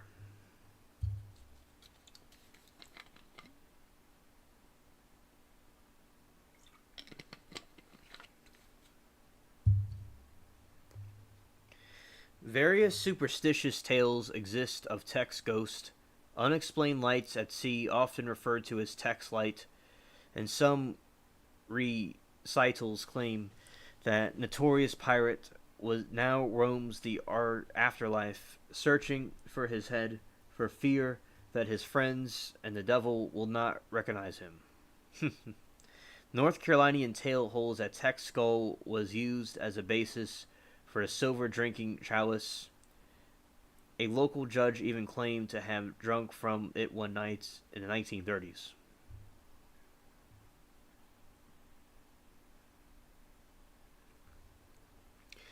The name Blackbeard has been attached to many local attractions such as Charleston's Blackbeard's Cove. His name and persona had also featured heavily in literature. He is main subject to Matilda Doug's fictional 1835 work Blackbeard, A Page from Colonial History of Philadelphia. Film renditions of his life, including Blackbeard the Pirate, starring West Country native Robertson Newton, who exaggerated West Country accent, is credited with popularizing the stereotypical pirate voice. Interesting. Blackbeard's Ghost, 1968. Blackbeard's Terror at Sea, 2005.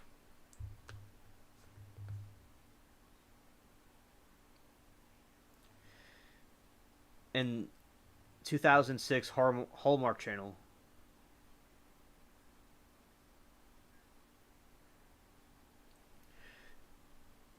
Miniseries The Blackbeard.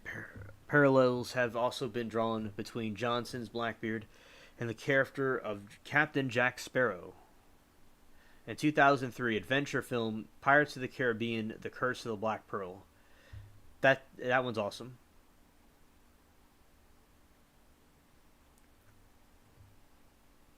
Also, I have the necklace from that movie. Blackbeard is also portrayed as a central character in 3 TV series by John Marlakovich. In Crossbones 2014 by Ray Stevenson, in seasons 3 and 4 of Black Sails and by Talca Waititi, in Our Flag Means Death 2022.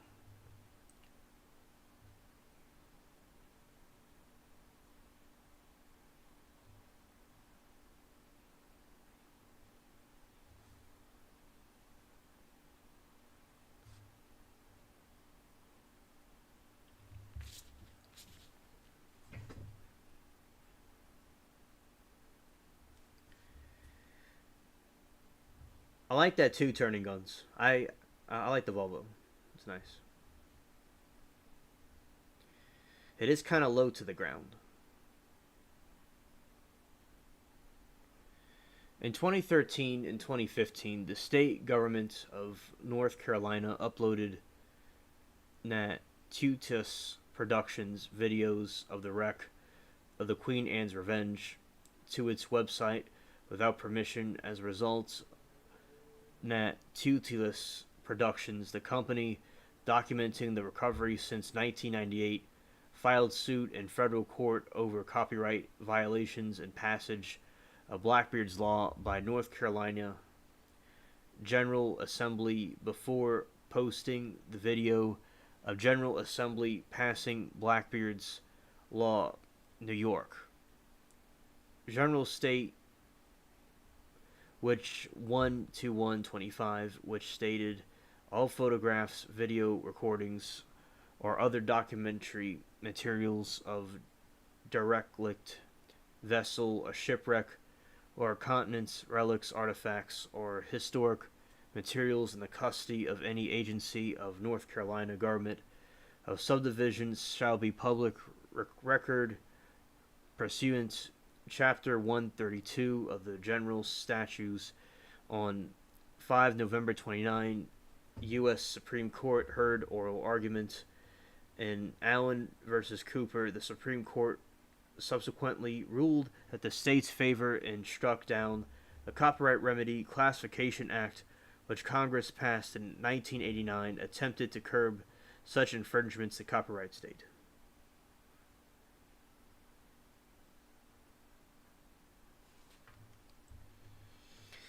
And my opinion about, like, say, like, I think with cars, when you drive it off the lot, it loses its value.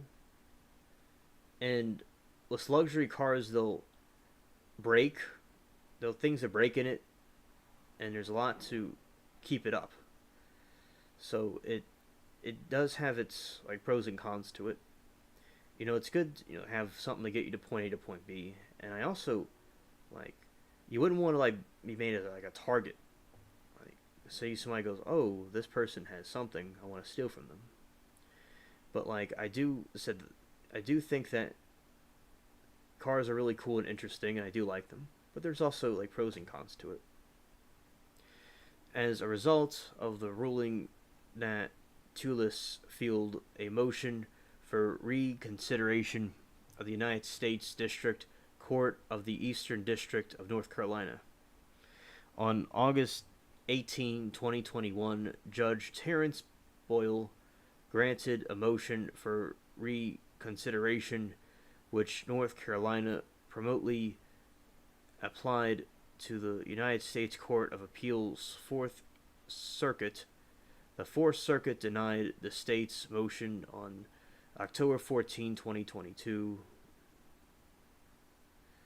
Nat Tullius then filed their second amended complaint on February 8, 2023, alleging Fifth and 14th Amendment violations of Nat Tullius' constitutional rights, addition copyright violations, and claiming that North Carolina's Blackbeard's law represents bill of and tenure 8 years after the passage of Blackbeard's law. In June 30, 2023, North Carolina Governor Roy Cooper signed a bill repealing the law.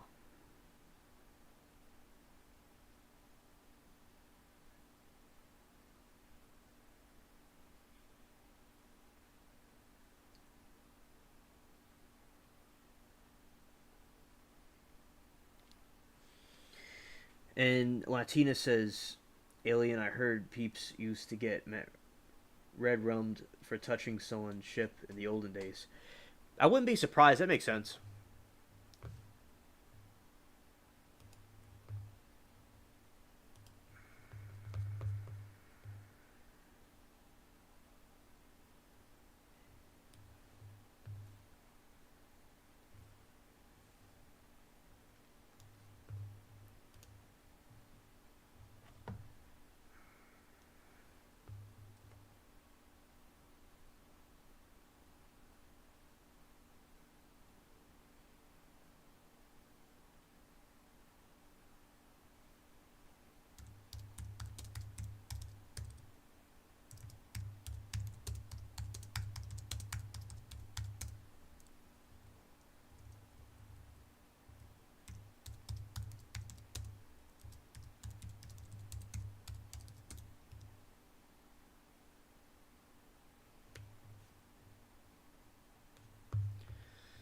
Let's look at Atlantis.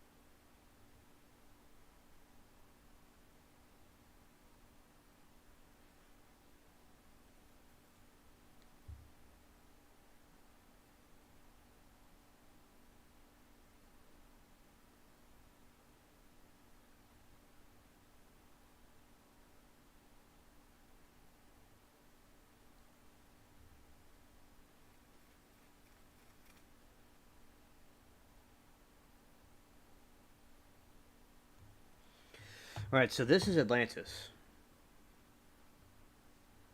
Yeah, Delight. I like the browser in dark mode. I agree.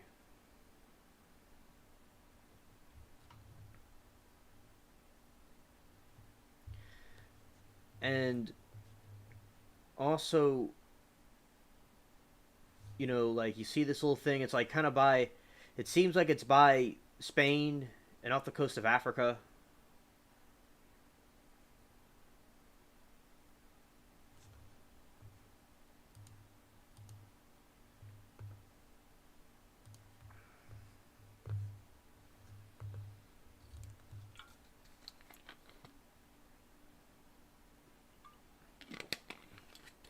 And that is Atlantis right there.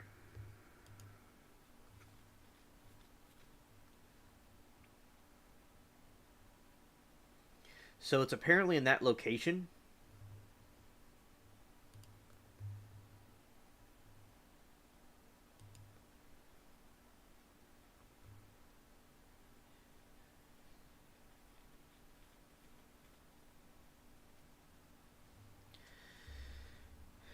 Is a fictional island mentioned in Plato's work.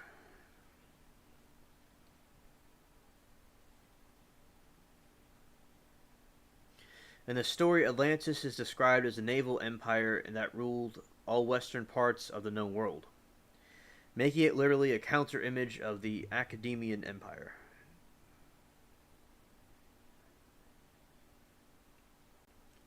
Academian is like the Persian Empire.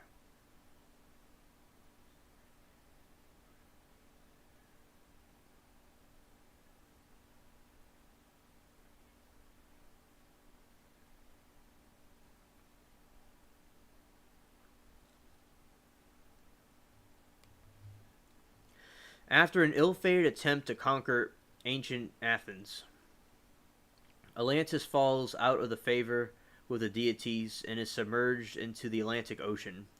Since Plato described Athens as resembling his ideal state in the Republic, Atlantis' story is meant to be a bear witness to superiority of the concept of a state. So that's Atlantis right there. So it's like in the Atlantic Ocean somewhere.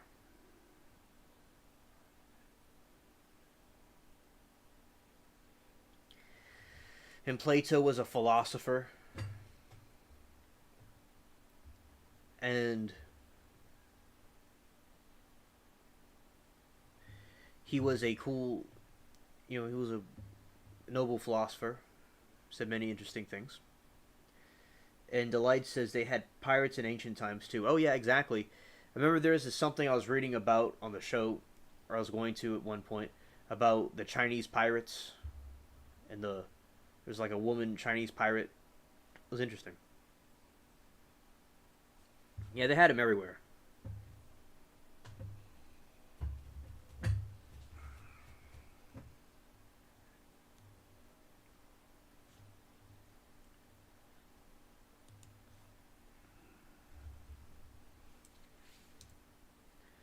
Despite its minor importance in Plato's work, the Atlantis story had a considerable impact on literature. The allegorical aspect of Atlantis was taken up in utopian works.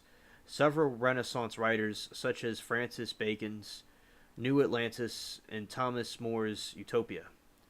On the other hand, 19th century amateur scholars misinterpreted Plato's narrative historical tradition, most famously Ignatius L. Donnelly in his Atlantis at Tu Devilion world.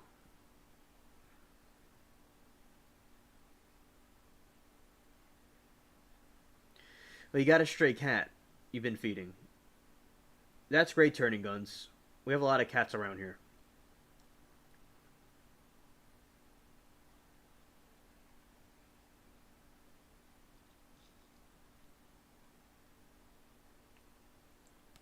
Plato's vague indications of the events more than 9,000 years before his time and allege that the location of Atlantis beyond the Pillars of Hercules gave rise to much pseudo-scientific speculation.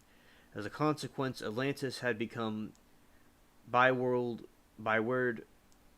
of any of all supposed advanced prehistoric lost civilizations and continues to inspire contemporary fiction and from comic books to films. That's awesome, Turning Guns. I like to hear that. It's nice.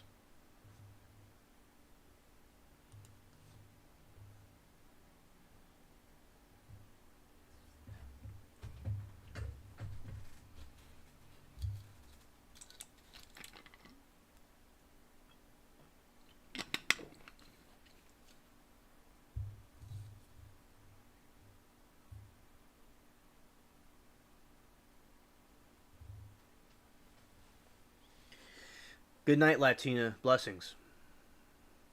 Amen. All right. Thanks for coming.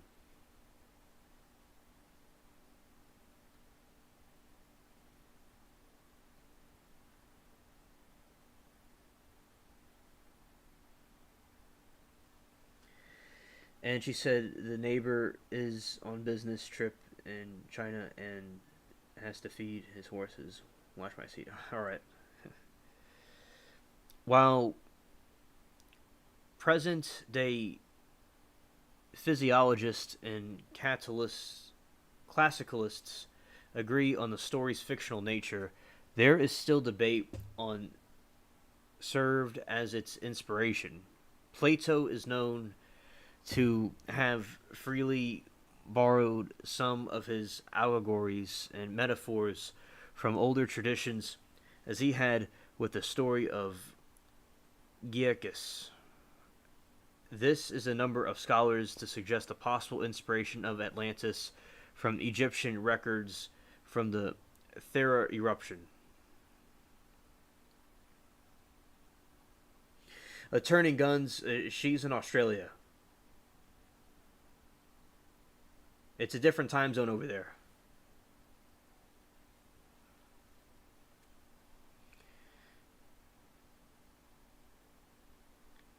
And the sea peoples led to a number of suggestions, possible inspiration in Atlantis from Egyptian records of the Thera eruption. That's what that is.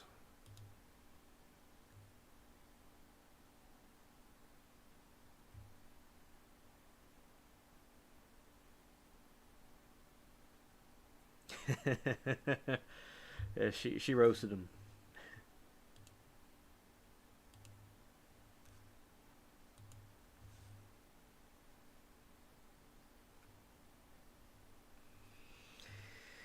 So there is this place. Minion eruption was a catastrophic volcano eruption and devastated Aegean island of Thera Circia of 1600 BCE. It destroyed the Minoan settlement of Akrati, as well as communities as agricultural areas on nearby islands and the coast of Crete.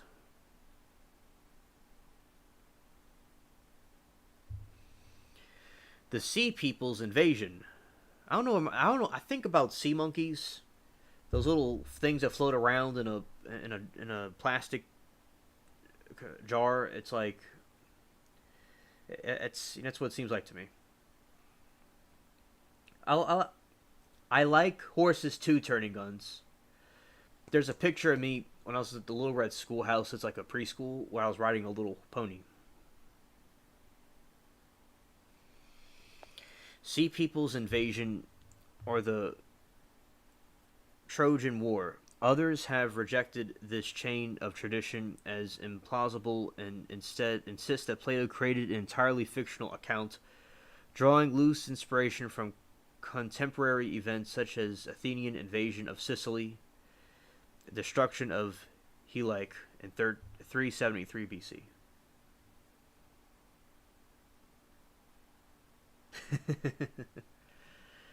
At a little Turning Guns.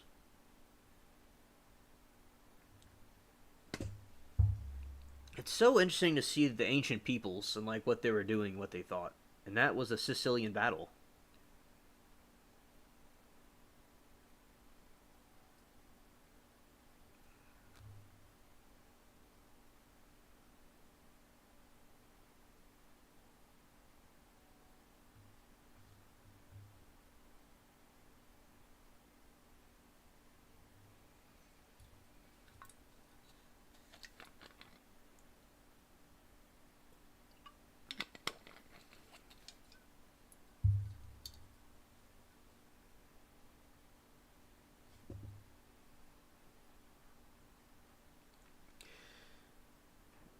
Tim Ayus.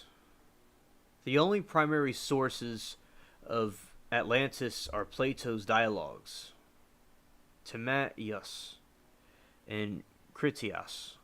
All the mentions of the island are based on them. The dialogues claim that, quote, a Saloon who visited Egypt between 590 and 580 BC. They state that he translated Egyptian records of Atlantis, and Plato introduced Atlantis in Timaeus, written in 360 BC. Okay, Turning Guns, thank you for letting us know.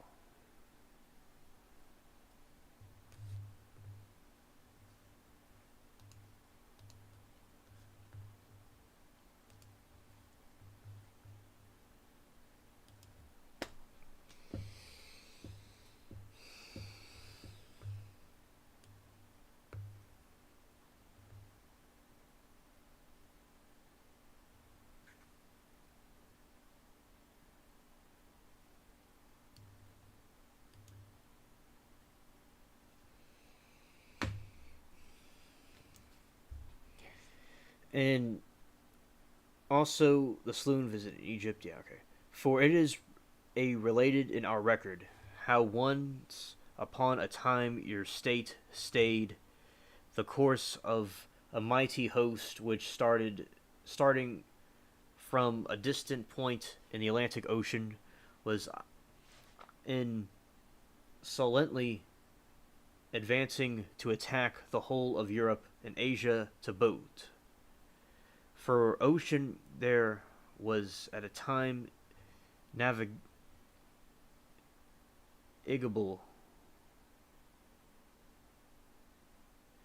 For in front of the mouth, which you Greeks call, as you say, the Pillars of Hercules, there lay an island, which was larger than Libya, Asia together, and it was possible for travelers of that time to cross from other islands, and from islands to a whole of the continent over against them, which encompasses the veritable ocean. For all that we have here laying with the mouth of which we speak is evidently a haven having a narrow entrance, but that yonder is real ocean, and the land surrounding most rightly be called in fullest and truest sense a content. Now this island of Atlantis, there existed a confederation of kings of great marvelous power which held sway over the island, over many other islands, also parts of the continent. Okay, yeah, I see. Thank you. I see you, Marty.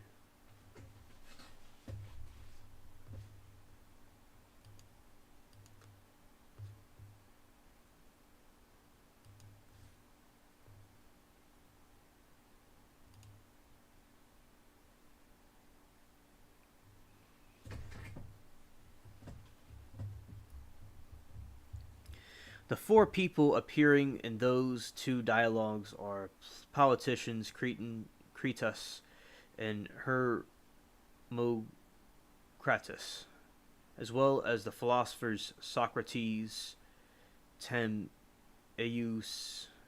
of Locri. Although only Critias speaks of Atlantis in his works, Plato makes executive use of Socratic method. I know about the Socratic method. In order to discuss contrary positions within the context of the supposition. The Timaeus begins with introduction followed by an account of creations and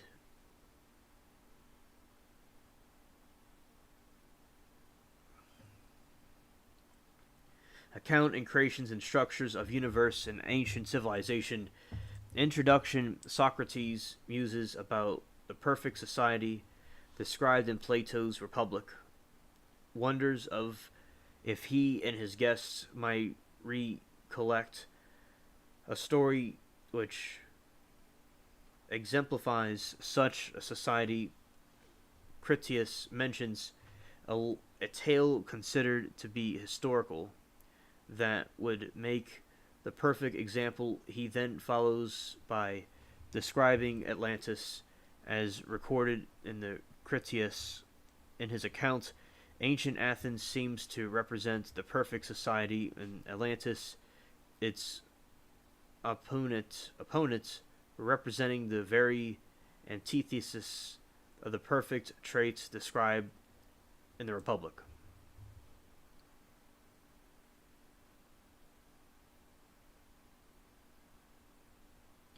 Oh, that's really cool. Thanks for sharing that. That's good that y'all were saved.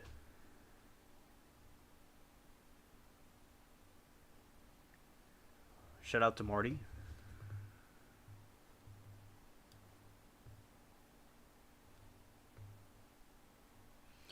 According to Critias, the Hellenic deities of old divided the land so that each deity might have their own lot.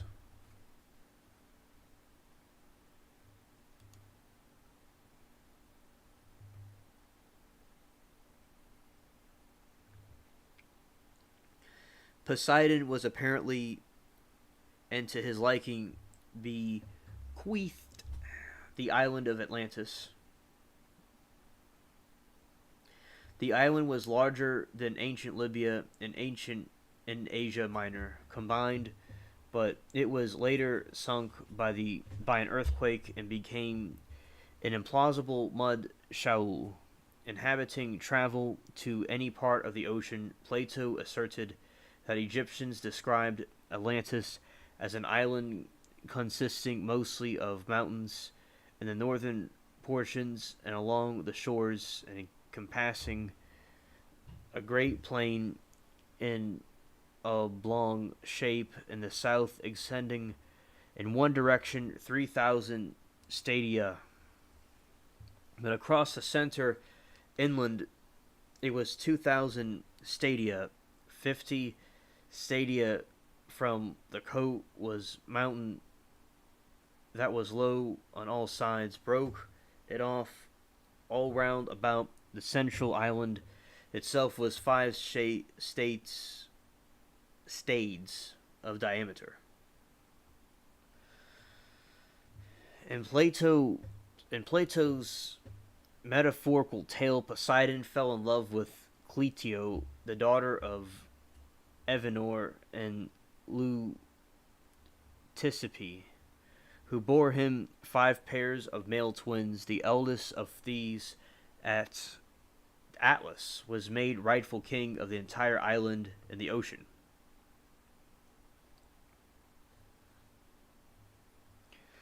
And was given the mountain of his birth, the surrounding area of his fiefdom.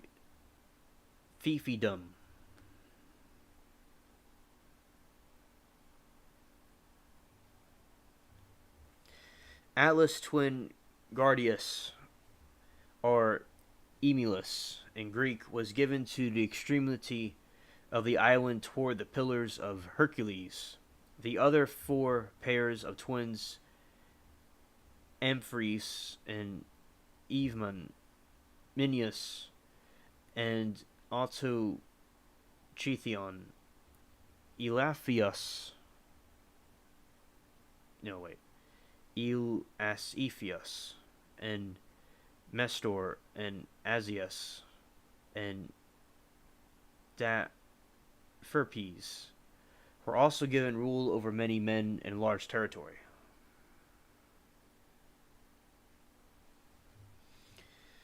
Poseidon craved the mountain where his love dwelt in a palace, and enclosed it with 3 circular mounts of increasing width, varying from one of the 3 stadia, and separated by rings of land proportional in size. The Atlanteans then built bridges northward from the mountain, making a route to the rest of the island. They dug a great canal to the sea alongside the bridges carved tunnels into rings of rock so that a ship could pass into the city around the mountains they craved. Docks on the rock walls of the moats, every passage of the city was guarded by gates and towers, and a wall surrounded each ring of the city, and the walls were constructed of red, white, and black rock quarried from the moats were covered by brass, and each precious metal or cleclium, respectively. So we see from the old mythology of the old world and their thoughts about Atlantis.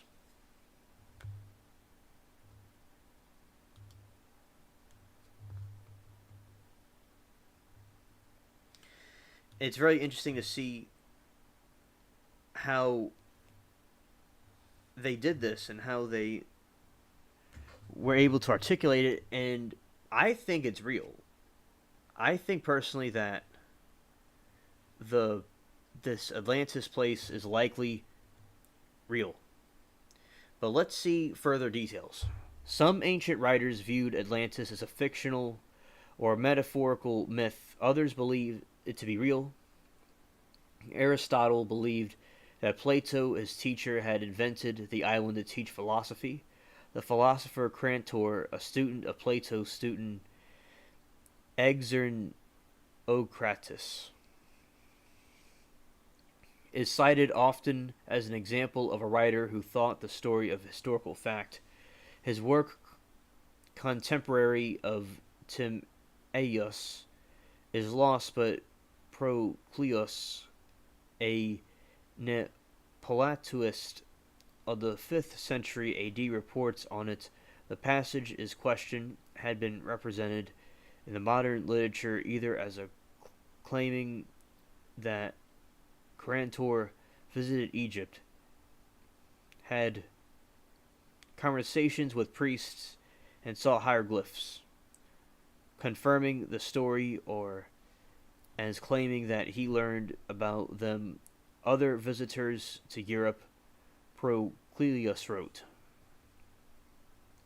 As for the whole of this account, the Atlanteans, some say it is unadorned history, such as the Crantor. The first commentator on Plato, Crantor, also says Plato contemporates used to criticize him jokingly for not being the inventor of the Republic, but copying the institution of Egyptians.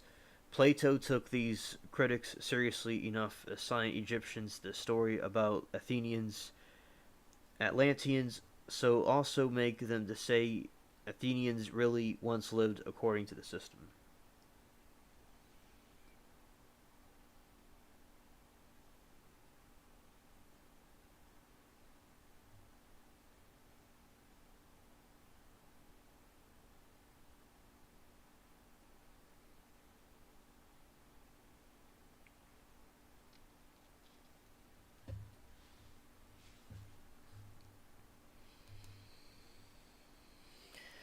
The next sentence is often translated as Crantor adds that this is testified by the prophets of Egyptians who assert that these particulars which narrated by Plato are written on pillars which are still preserved, but in the original the sentence starts not with the name Cantor but with the ambiguous he, whether is referred to Crantor or Plato, is a subject of considerable debate. Proponents of both Atlantis and as a metaphorical myth and Atlantis as history have argued that pronoun references to Crantor. Alan Cameron argues that the pronunciation should be interpreted as referring to Plato, and that when Proclus writes that we must bear a mind concerning Procralius writes that we must bear in mind concerning his whole feat of the Athenians is that neither a mere or myth nor unadorned history, although some take it as history and others as myth. He is treating Crantor's view as mere personal opinion, nothing more. In fact, he first quotes and then dismisses it as representing one of the two unacceptable extremes.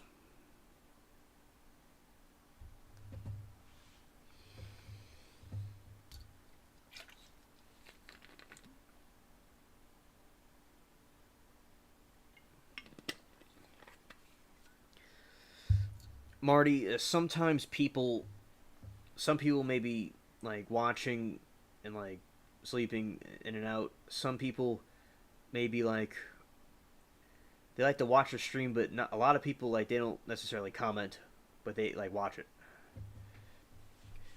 This has already gotten like 36 views already. It's like not everybody like chats. It could be like a variety of different situations. And also another passage from the commentary of Procleus Tamunus gives a description of the geography of Atlantis.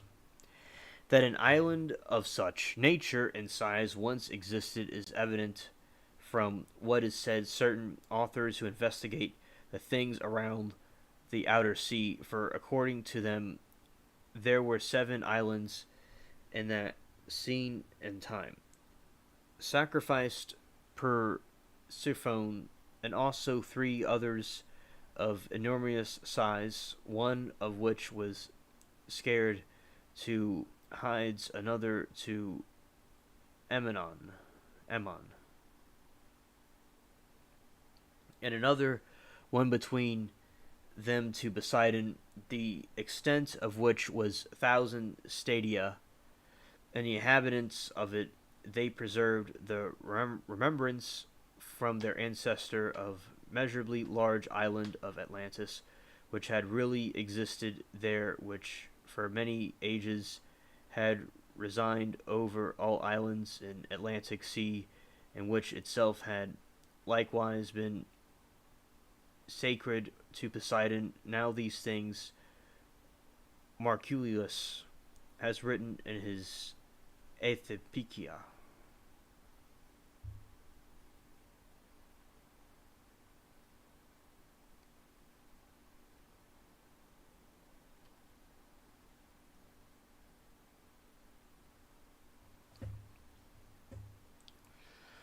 Other ancient historians and philosophers who believed in the existence of Atlantis were Strabo and Poseidius. Some have theorized that before the 6th century BC, pillars of Heracles have been applied to mountains on either side of the Gulf of Laconia, and also may have been a part of the pillar cults of the Aegean. The mountains stood at either side of the southernmost gulf in Greece, the largest of the Peloponnese, and it opens onto the Mediterranean Sea. This would have placed Atlantis and Mediterranean leaning credence to many details in Plato's discussion. The 4th century historian Ammianus Marculinus, relying on the lost work of Timagenes, the historian writing in the 1st century BC, writes that the Druids of the Gaul said the part of the inhabitants of Gaul had migrated there from a distant island, have understood Ammianus' testimony as claimed the time the Atlantis sinking into the sea. The Gaul people are like people from Scotland, Ireland, and England. But England people are from Germany technically, and they came later, but it's that the Gauls are like the Scottish, Irish, and Welsh. Its inhabitants fled Western Europe, but Ammianus In fact, says that the Dres de Durids recall that the part of the population is indigenous, but others also migrated in from islands and lands beyond the Rhine, an indecision that immigrants came to the Gaul from the north of the Netherlands of Germany, not from the theorized location of the Atlantic Ocean in southwest, instead of the Celts who dwelt along the ocean who were reported venture twin gods, Dioscuri, who appeared to them coming from the ocean.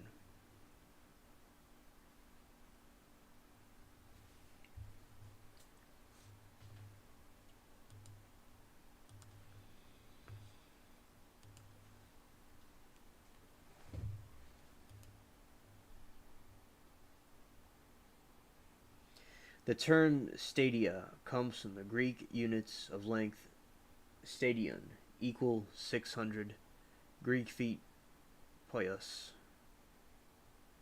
which was the typical length of a sports stadium at that time. Thanks, Marty, I didn't know that. And the island of Atlantis, which was greater than Africa, Asia, and Plato, says that Timaeus in one day at night was overwhelmed beneath the sea consequence of extraordinary earthquake and inundation, and suddenly disappeared, becoming a sea not indeed navigable, but full of gulfs and eddies. The stadi consist of 625 Roman feet, 185 meters, or 606 feet, 125 paces, and was equal to 1/8 of a mile. That's really cool, thanks for the information, Marty. The theologian Joseph Barber Lightfoot noted the passage of Clement may possibly referring to some known but hardly accessible land lying without pillars of Hercules.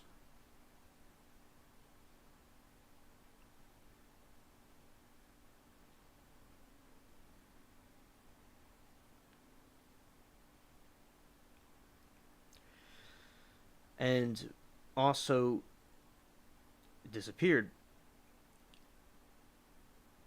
Basically, how but more probability, but more probably he contemplated some unknown land in far west beyond the ocean, like the fabled Atlantis or Plato.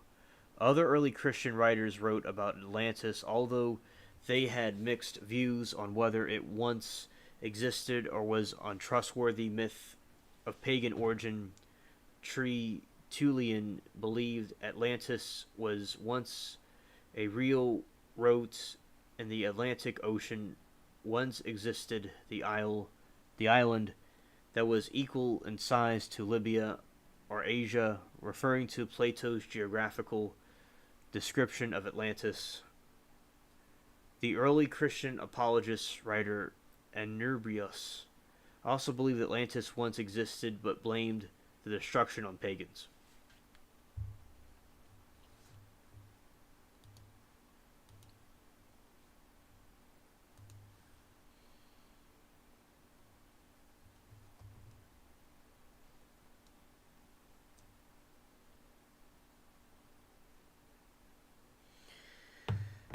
Yeah, so he says one stadia is about 200 yards. 2 football fields. Yeah, that's big.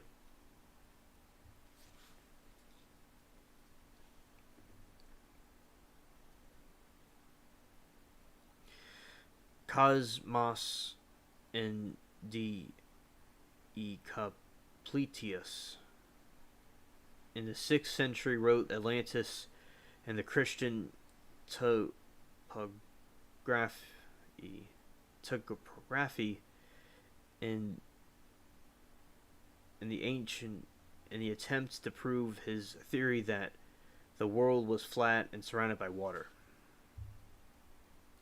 In the manner of the philosophy of Timaeus, also described his earth as surrounded by ocean, and the ocean is surrounded by more remote earth, for he supposes that there is to westward and an island Atlantis lying on the ocean in the direction of Graderia, of ancient enormous magnitude, and relates that the 10 kings had procured Mernesians, and the nations of the island came on the earth far away, conquered, and mercenaries from nations in this island came from earth far away, conquered Europe and Asia, and were afterwards conquered by Athenians, while the island itself was submerged by God under the sea. Both Plato and Aristotle praise philosopher Proclus has written commentary on him. He himself expressed views similar to that, with some modifications transferring the scenes of events from east to west. Moreover, the mentions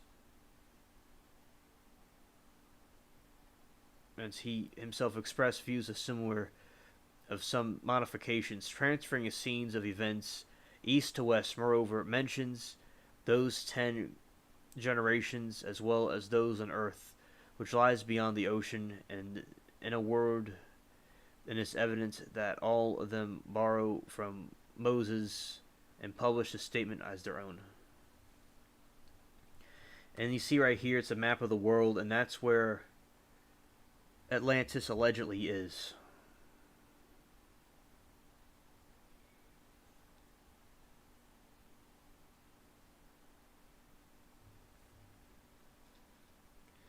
Aside from Plato's original account, modern interpretations regarded Atlantis as an amalgamation of diverse speculative movements that began in the 16th century, when scholars began identifying Atlantis with the New World. Francis Lopez de Gomara was the first state that Plato was referring to America, as did Francis Bacon and Alexander von Humboldt.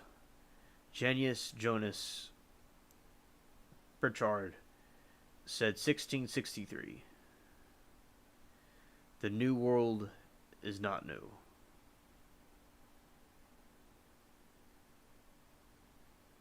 Aubrey Novo non novu. And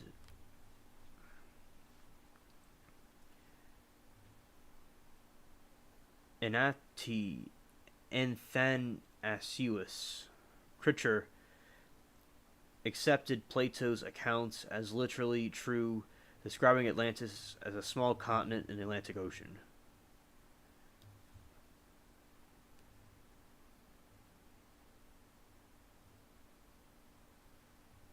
So basically, you have this situation where it seems like there is something there, and I would really be interested if there is some archaeological research in that area to see if we could find anything there.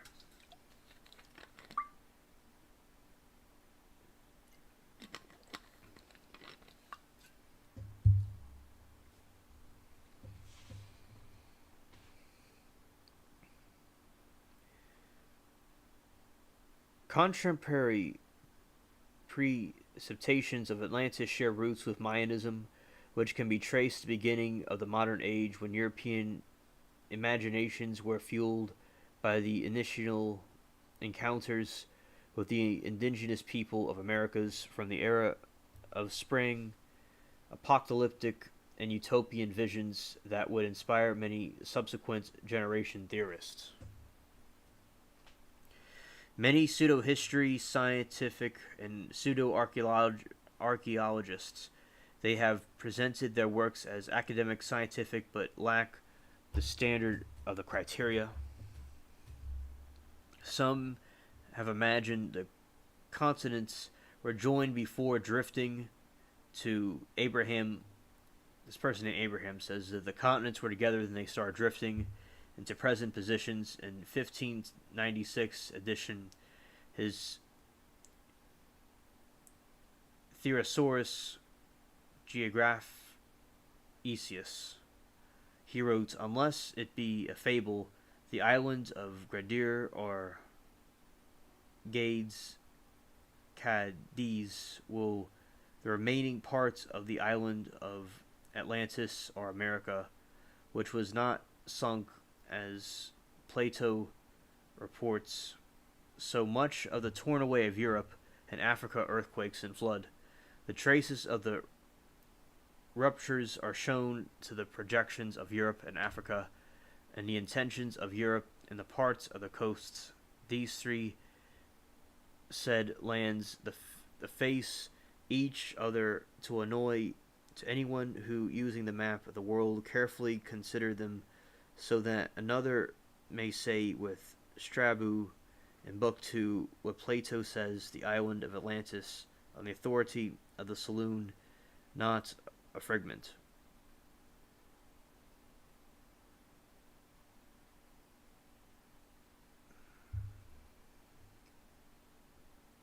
The term utopia was coined by Sir Thomas More in his 16th century work of fiction, Utopia.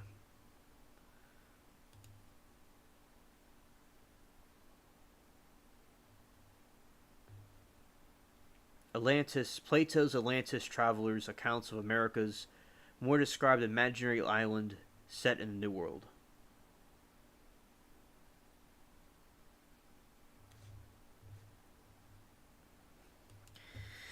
Yeah, Marty, I agree. Yeah, that's what exactly what I was thinking. That it's here, but we just we don't have access to it.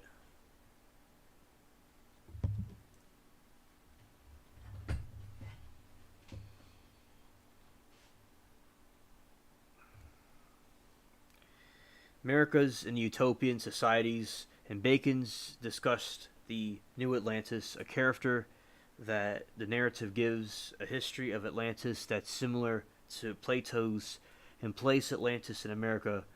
People had believing that the Mayan and Aztec ruins could possibly be remains of Atlantis.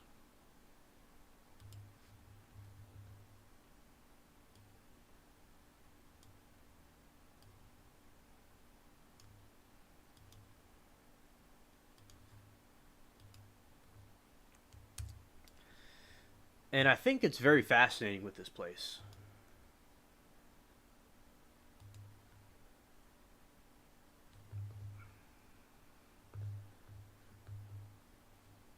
That, you know, it has to be a place that was like lost that we don't have access to.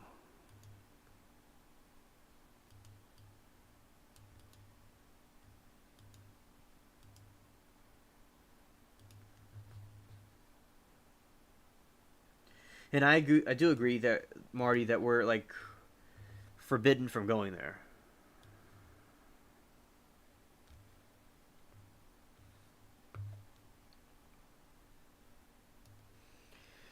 And the French scholar Brazier de Bourg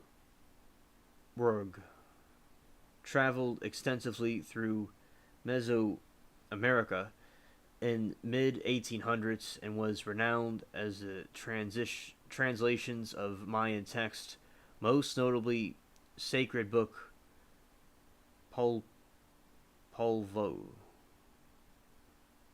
was comprehensive history of the region. Soon after these publications, however, Brazier lost his academic credibility due to his claim of the Maya people had descended from the Toltecs.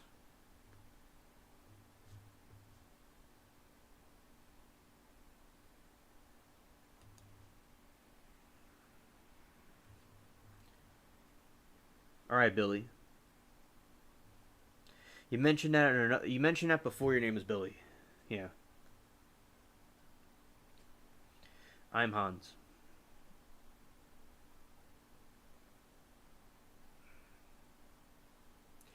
people he believed were the surviving population of the racially superior civilization of Atlantis. His work combined with the skillful romantic illustrations of Jean Frederick Waldeck, which visually alluded to Egypt and other aspects of the old world, created authority a fantasy that excited much interest in the connections between worlds.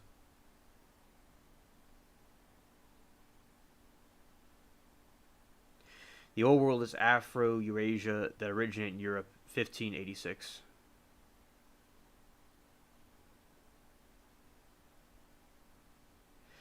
Like they now call that place the old world, and we are, Billy. We're in the new world.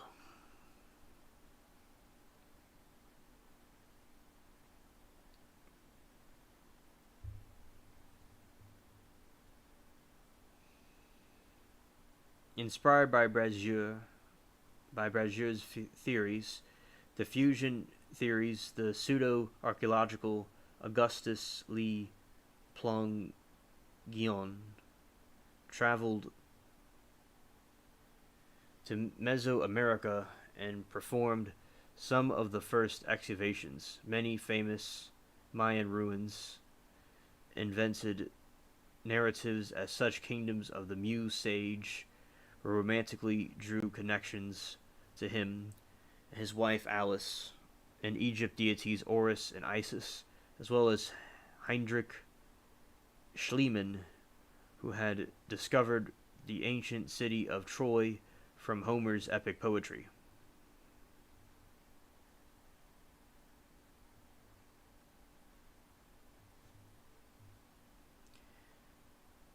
Described as merely mythical. So this place was actually found that they thought was mythical. So they're saying in the same way Atlantis is seen as something mythical, but it's probably really real.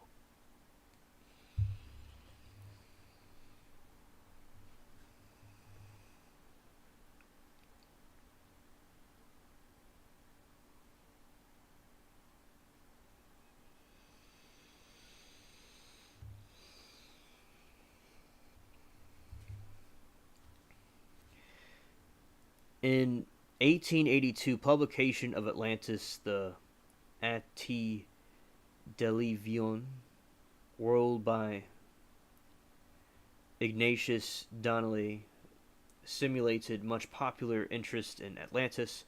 He was greatly inspired by works of Mayanism, and like them attempted establish that all known ancient civilizations were descended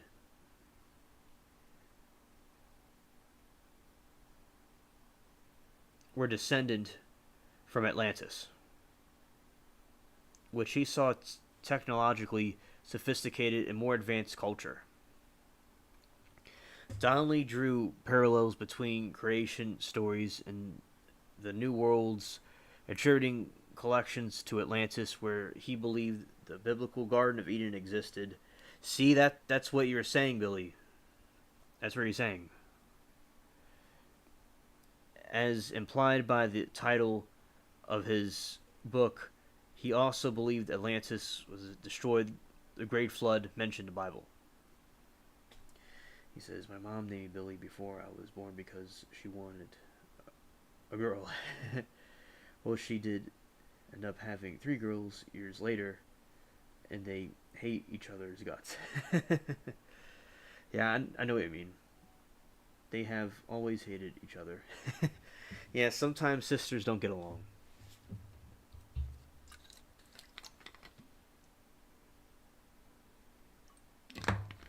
My grandma named me Hansel.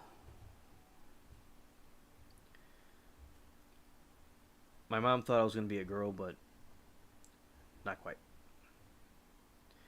And I like my name because my family on my mom's side, also, it's a very German family, so they gave me a whole German name.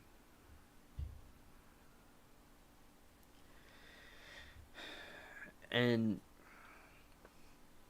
Donnelly is credited as the father of the 19th century Atlantis revival, and reason the myth endures today. He initially promoted an alternate method of inquiry to history and science, and the idea that myths contained hidden information that opens them to igneous interpretation by people who believe they have new or special insight.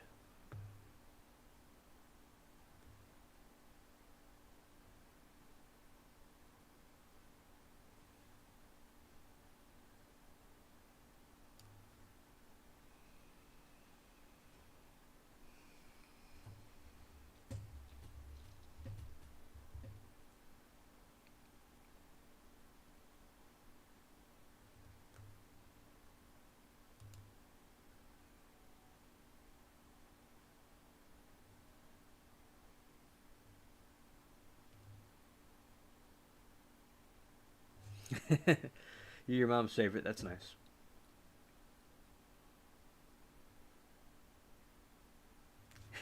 Yeah, right on.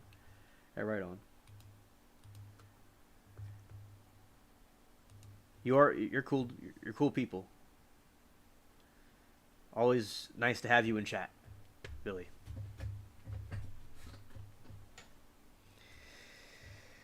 The Helenia Pretervona, founder of the Theosophists, took up Donnelly's interpretations when she wrote The Secret Doctrine, which she claimed was originally dictated in Atlantis. She maintained the Atlanteans were culturally heroes. Contrary to Plato, described them as mainly as a military threat. She believed the form of racial evolution.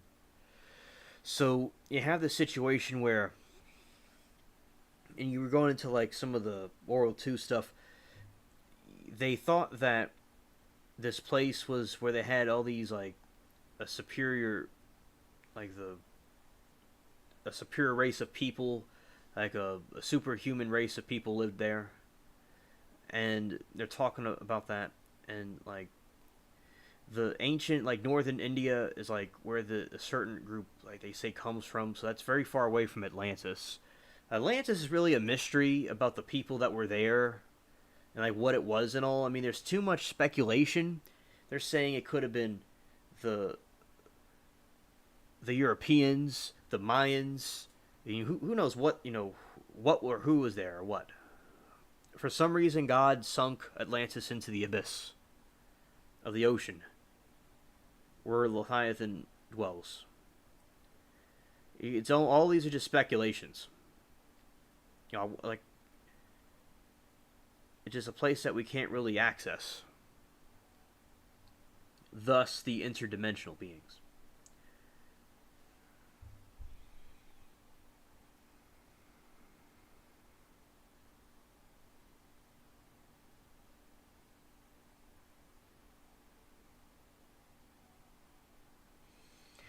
And also, like, something like interesting here, it's like the Mediterranean people, they did a great job at like constructing like Europe. Like we're talking about the ancient Greeks and the Romans, and they did an excellent job at constructing civilization at that time. And there's a time where, like, I'm related to the Mediterraneans and to the Northern Europeans. I'm related to all of them. The Central, I'm related to like all of Europe. And there's a time where some of the Northern Europeans weren't as advanced. So I think that there's some misconception here because Rome, and all that architecture is what we still use today. Atlantis in the Bible.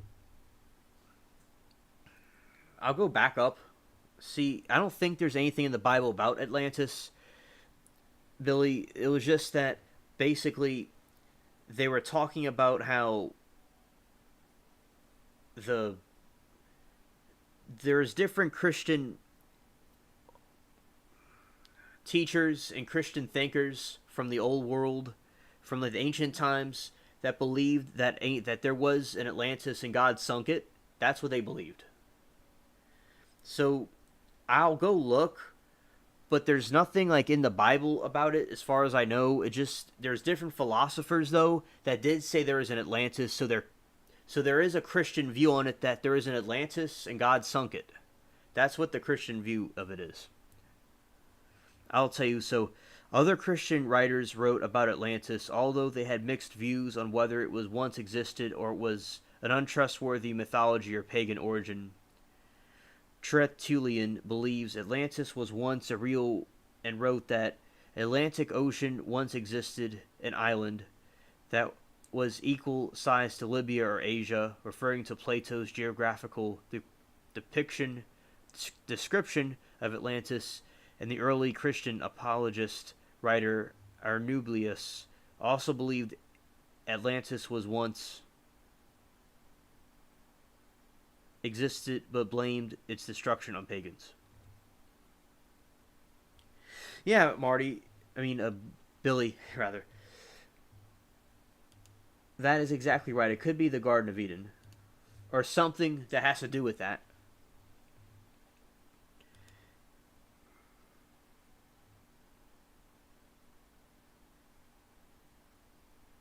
Yeah, because you have these different Christian apologists, like the early church fathers.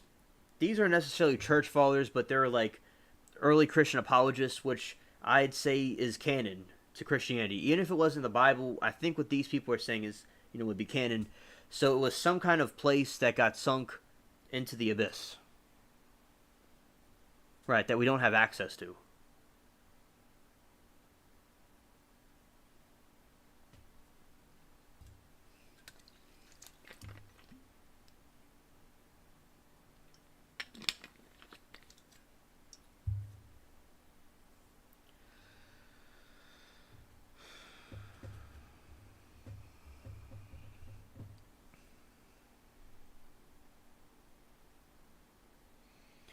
And Hellenistic Jewish philosopher Philo wrote that the destruction of Atlantis in his On Eternity world and no longer alleging the cites Aristotle's successor.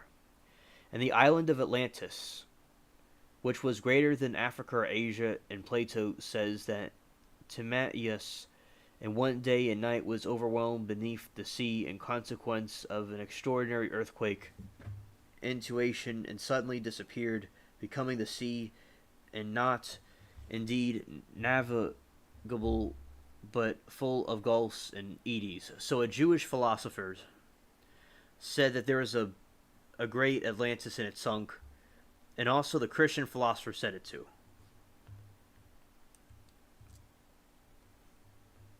It's right here.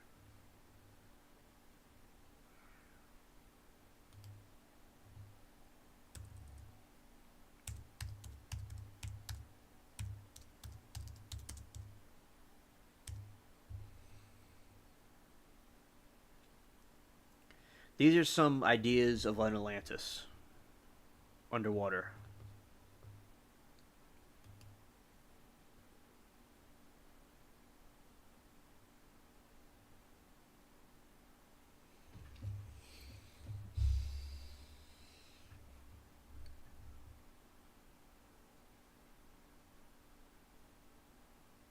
Thanks, Billy.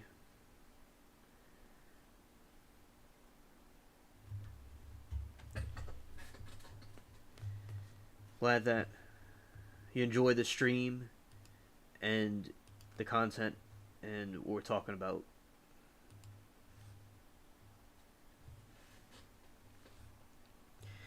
This is the alleged Atlantis location. One of the locations. Yeah, it's a big place.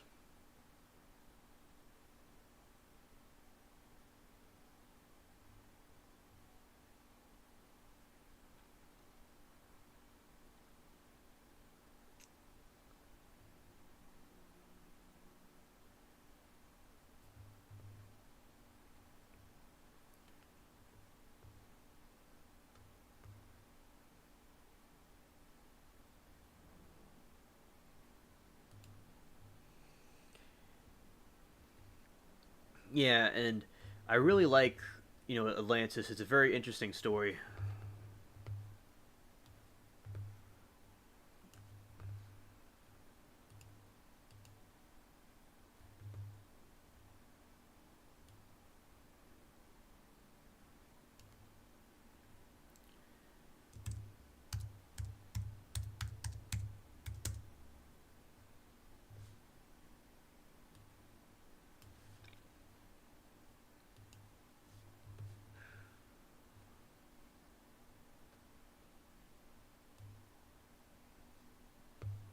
Alright. I am also going to talk about more about this Atlantis and the different things tomorrow. Also, we'll get into that as well. And I'm getting to the point where I'm going to end the show. And I'm glad for everybody that is watching and that came through or watching the rerun. And also, we'll be wrapping it up, we'll be closing it out. For the final words.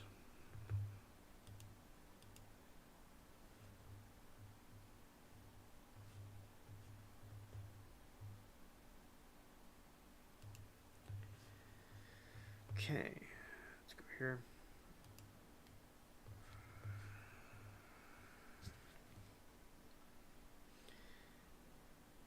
The pirate thing in the background, and it's nice. We have a chat in the corner over there.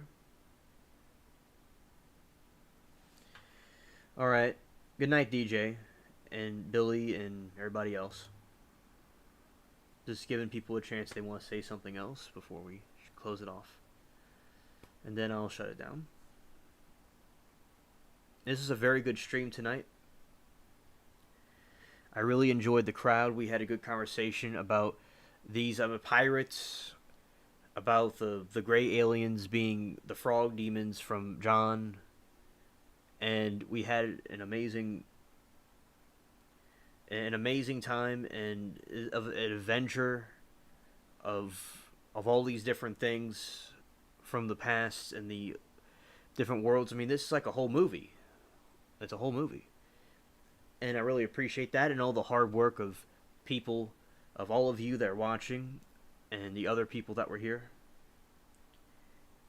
And also everything that we've done. And hello, Amanda. And thank you. Good night to you too.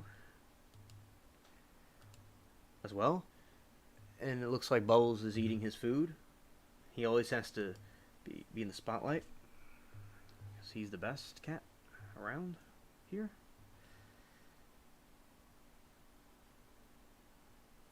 And yes, so here we go. See you all tomorrow. And good night.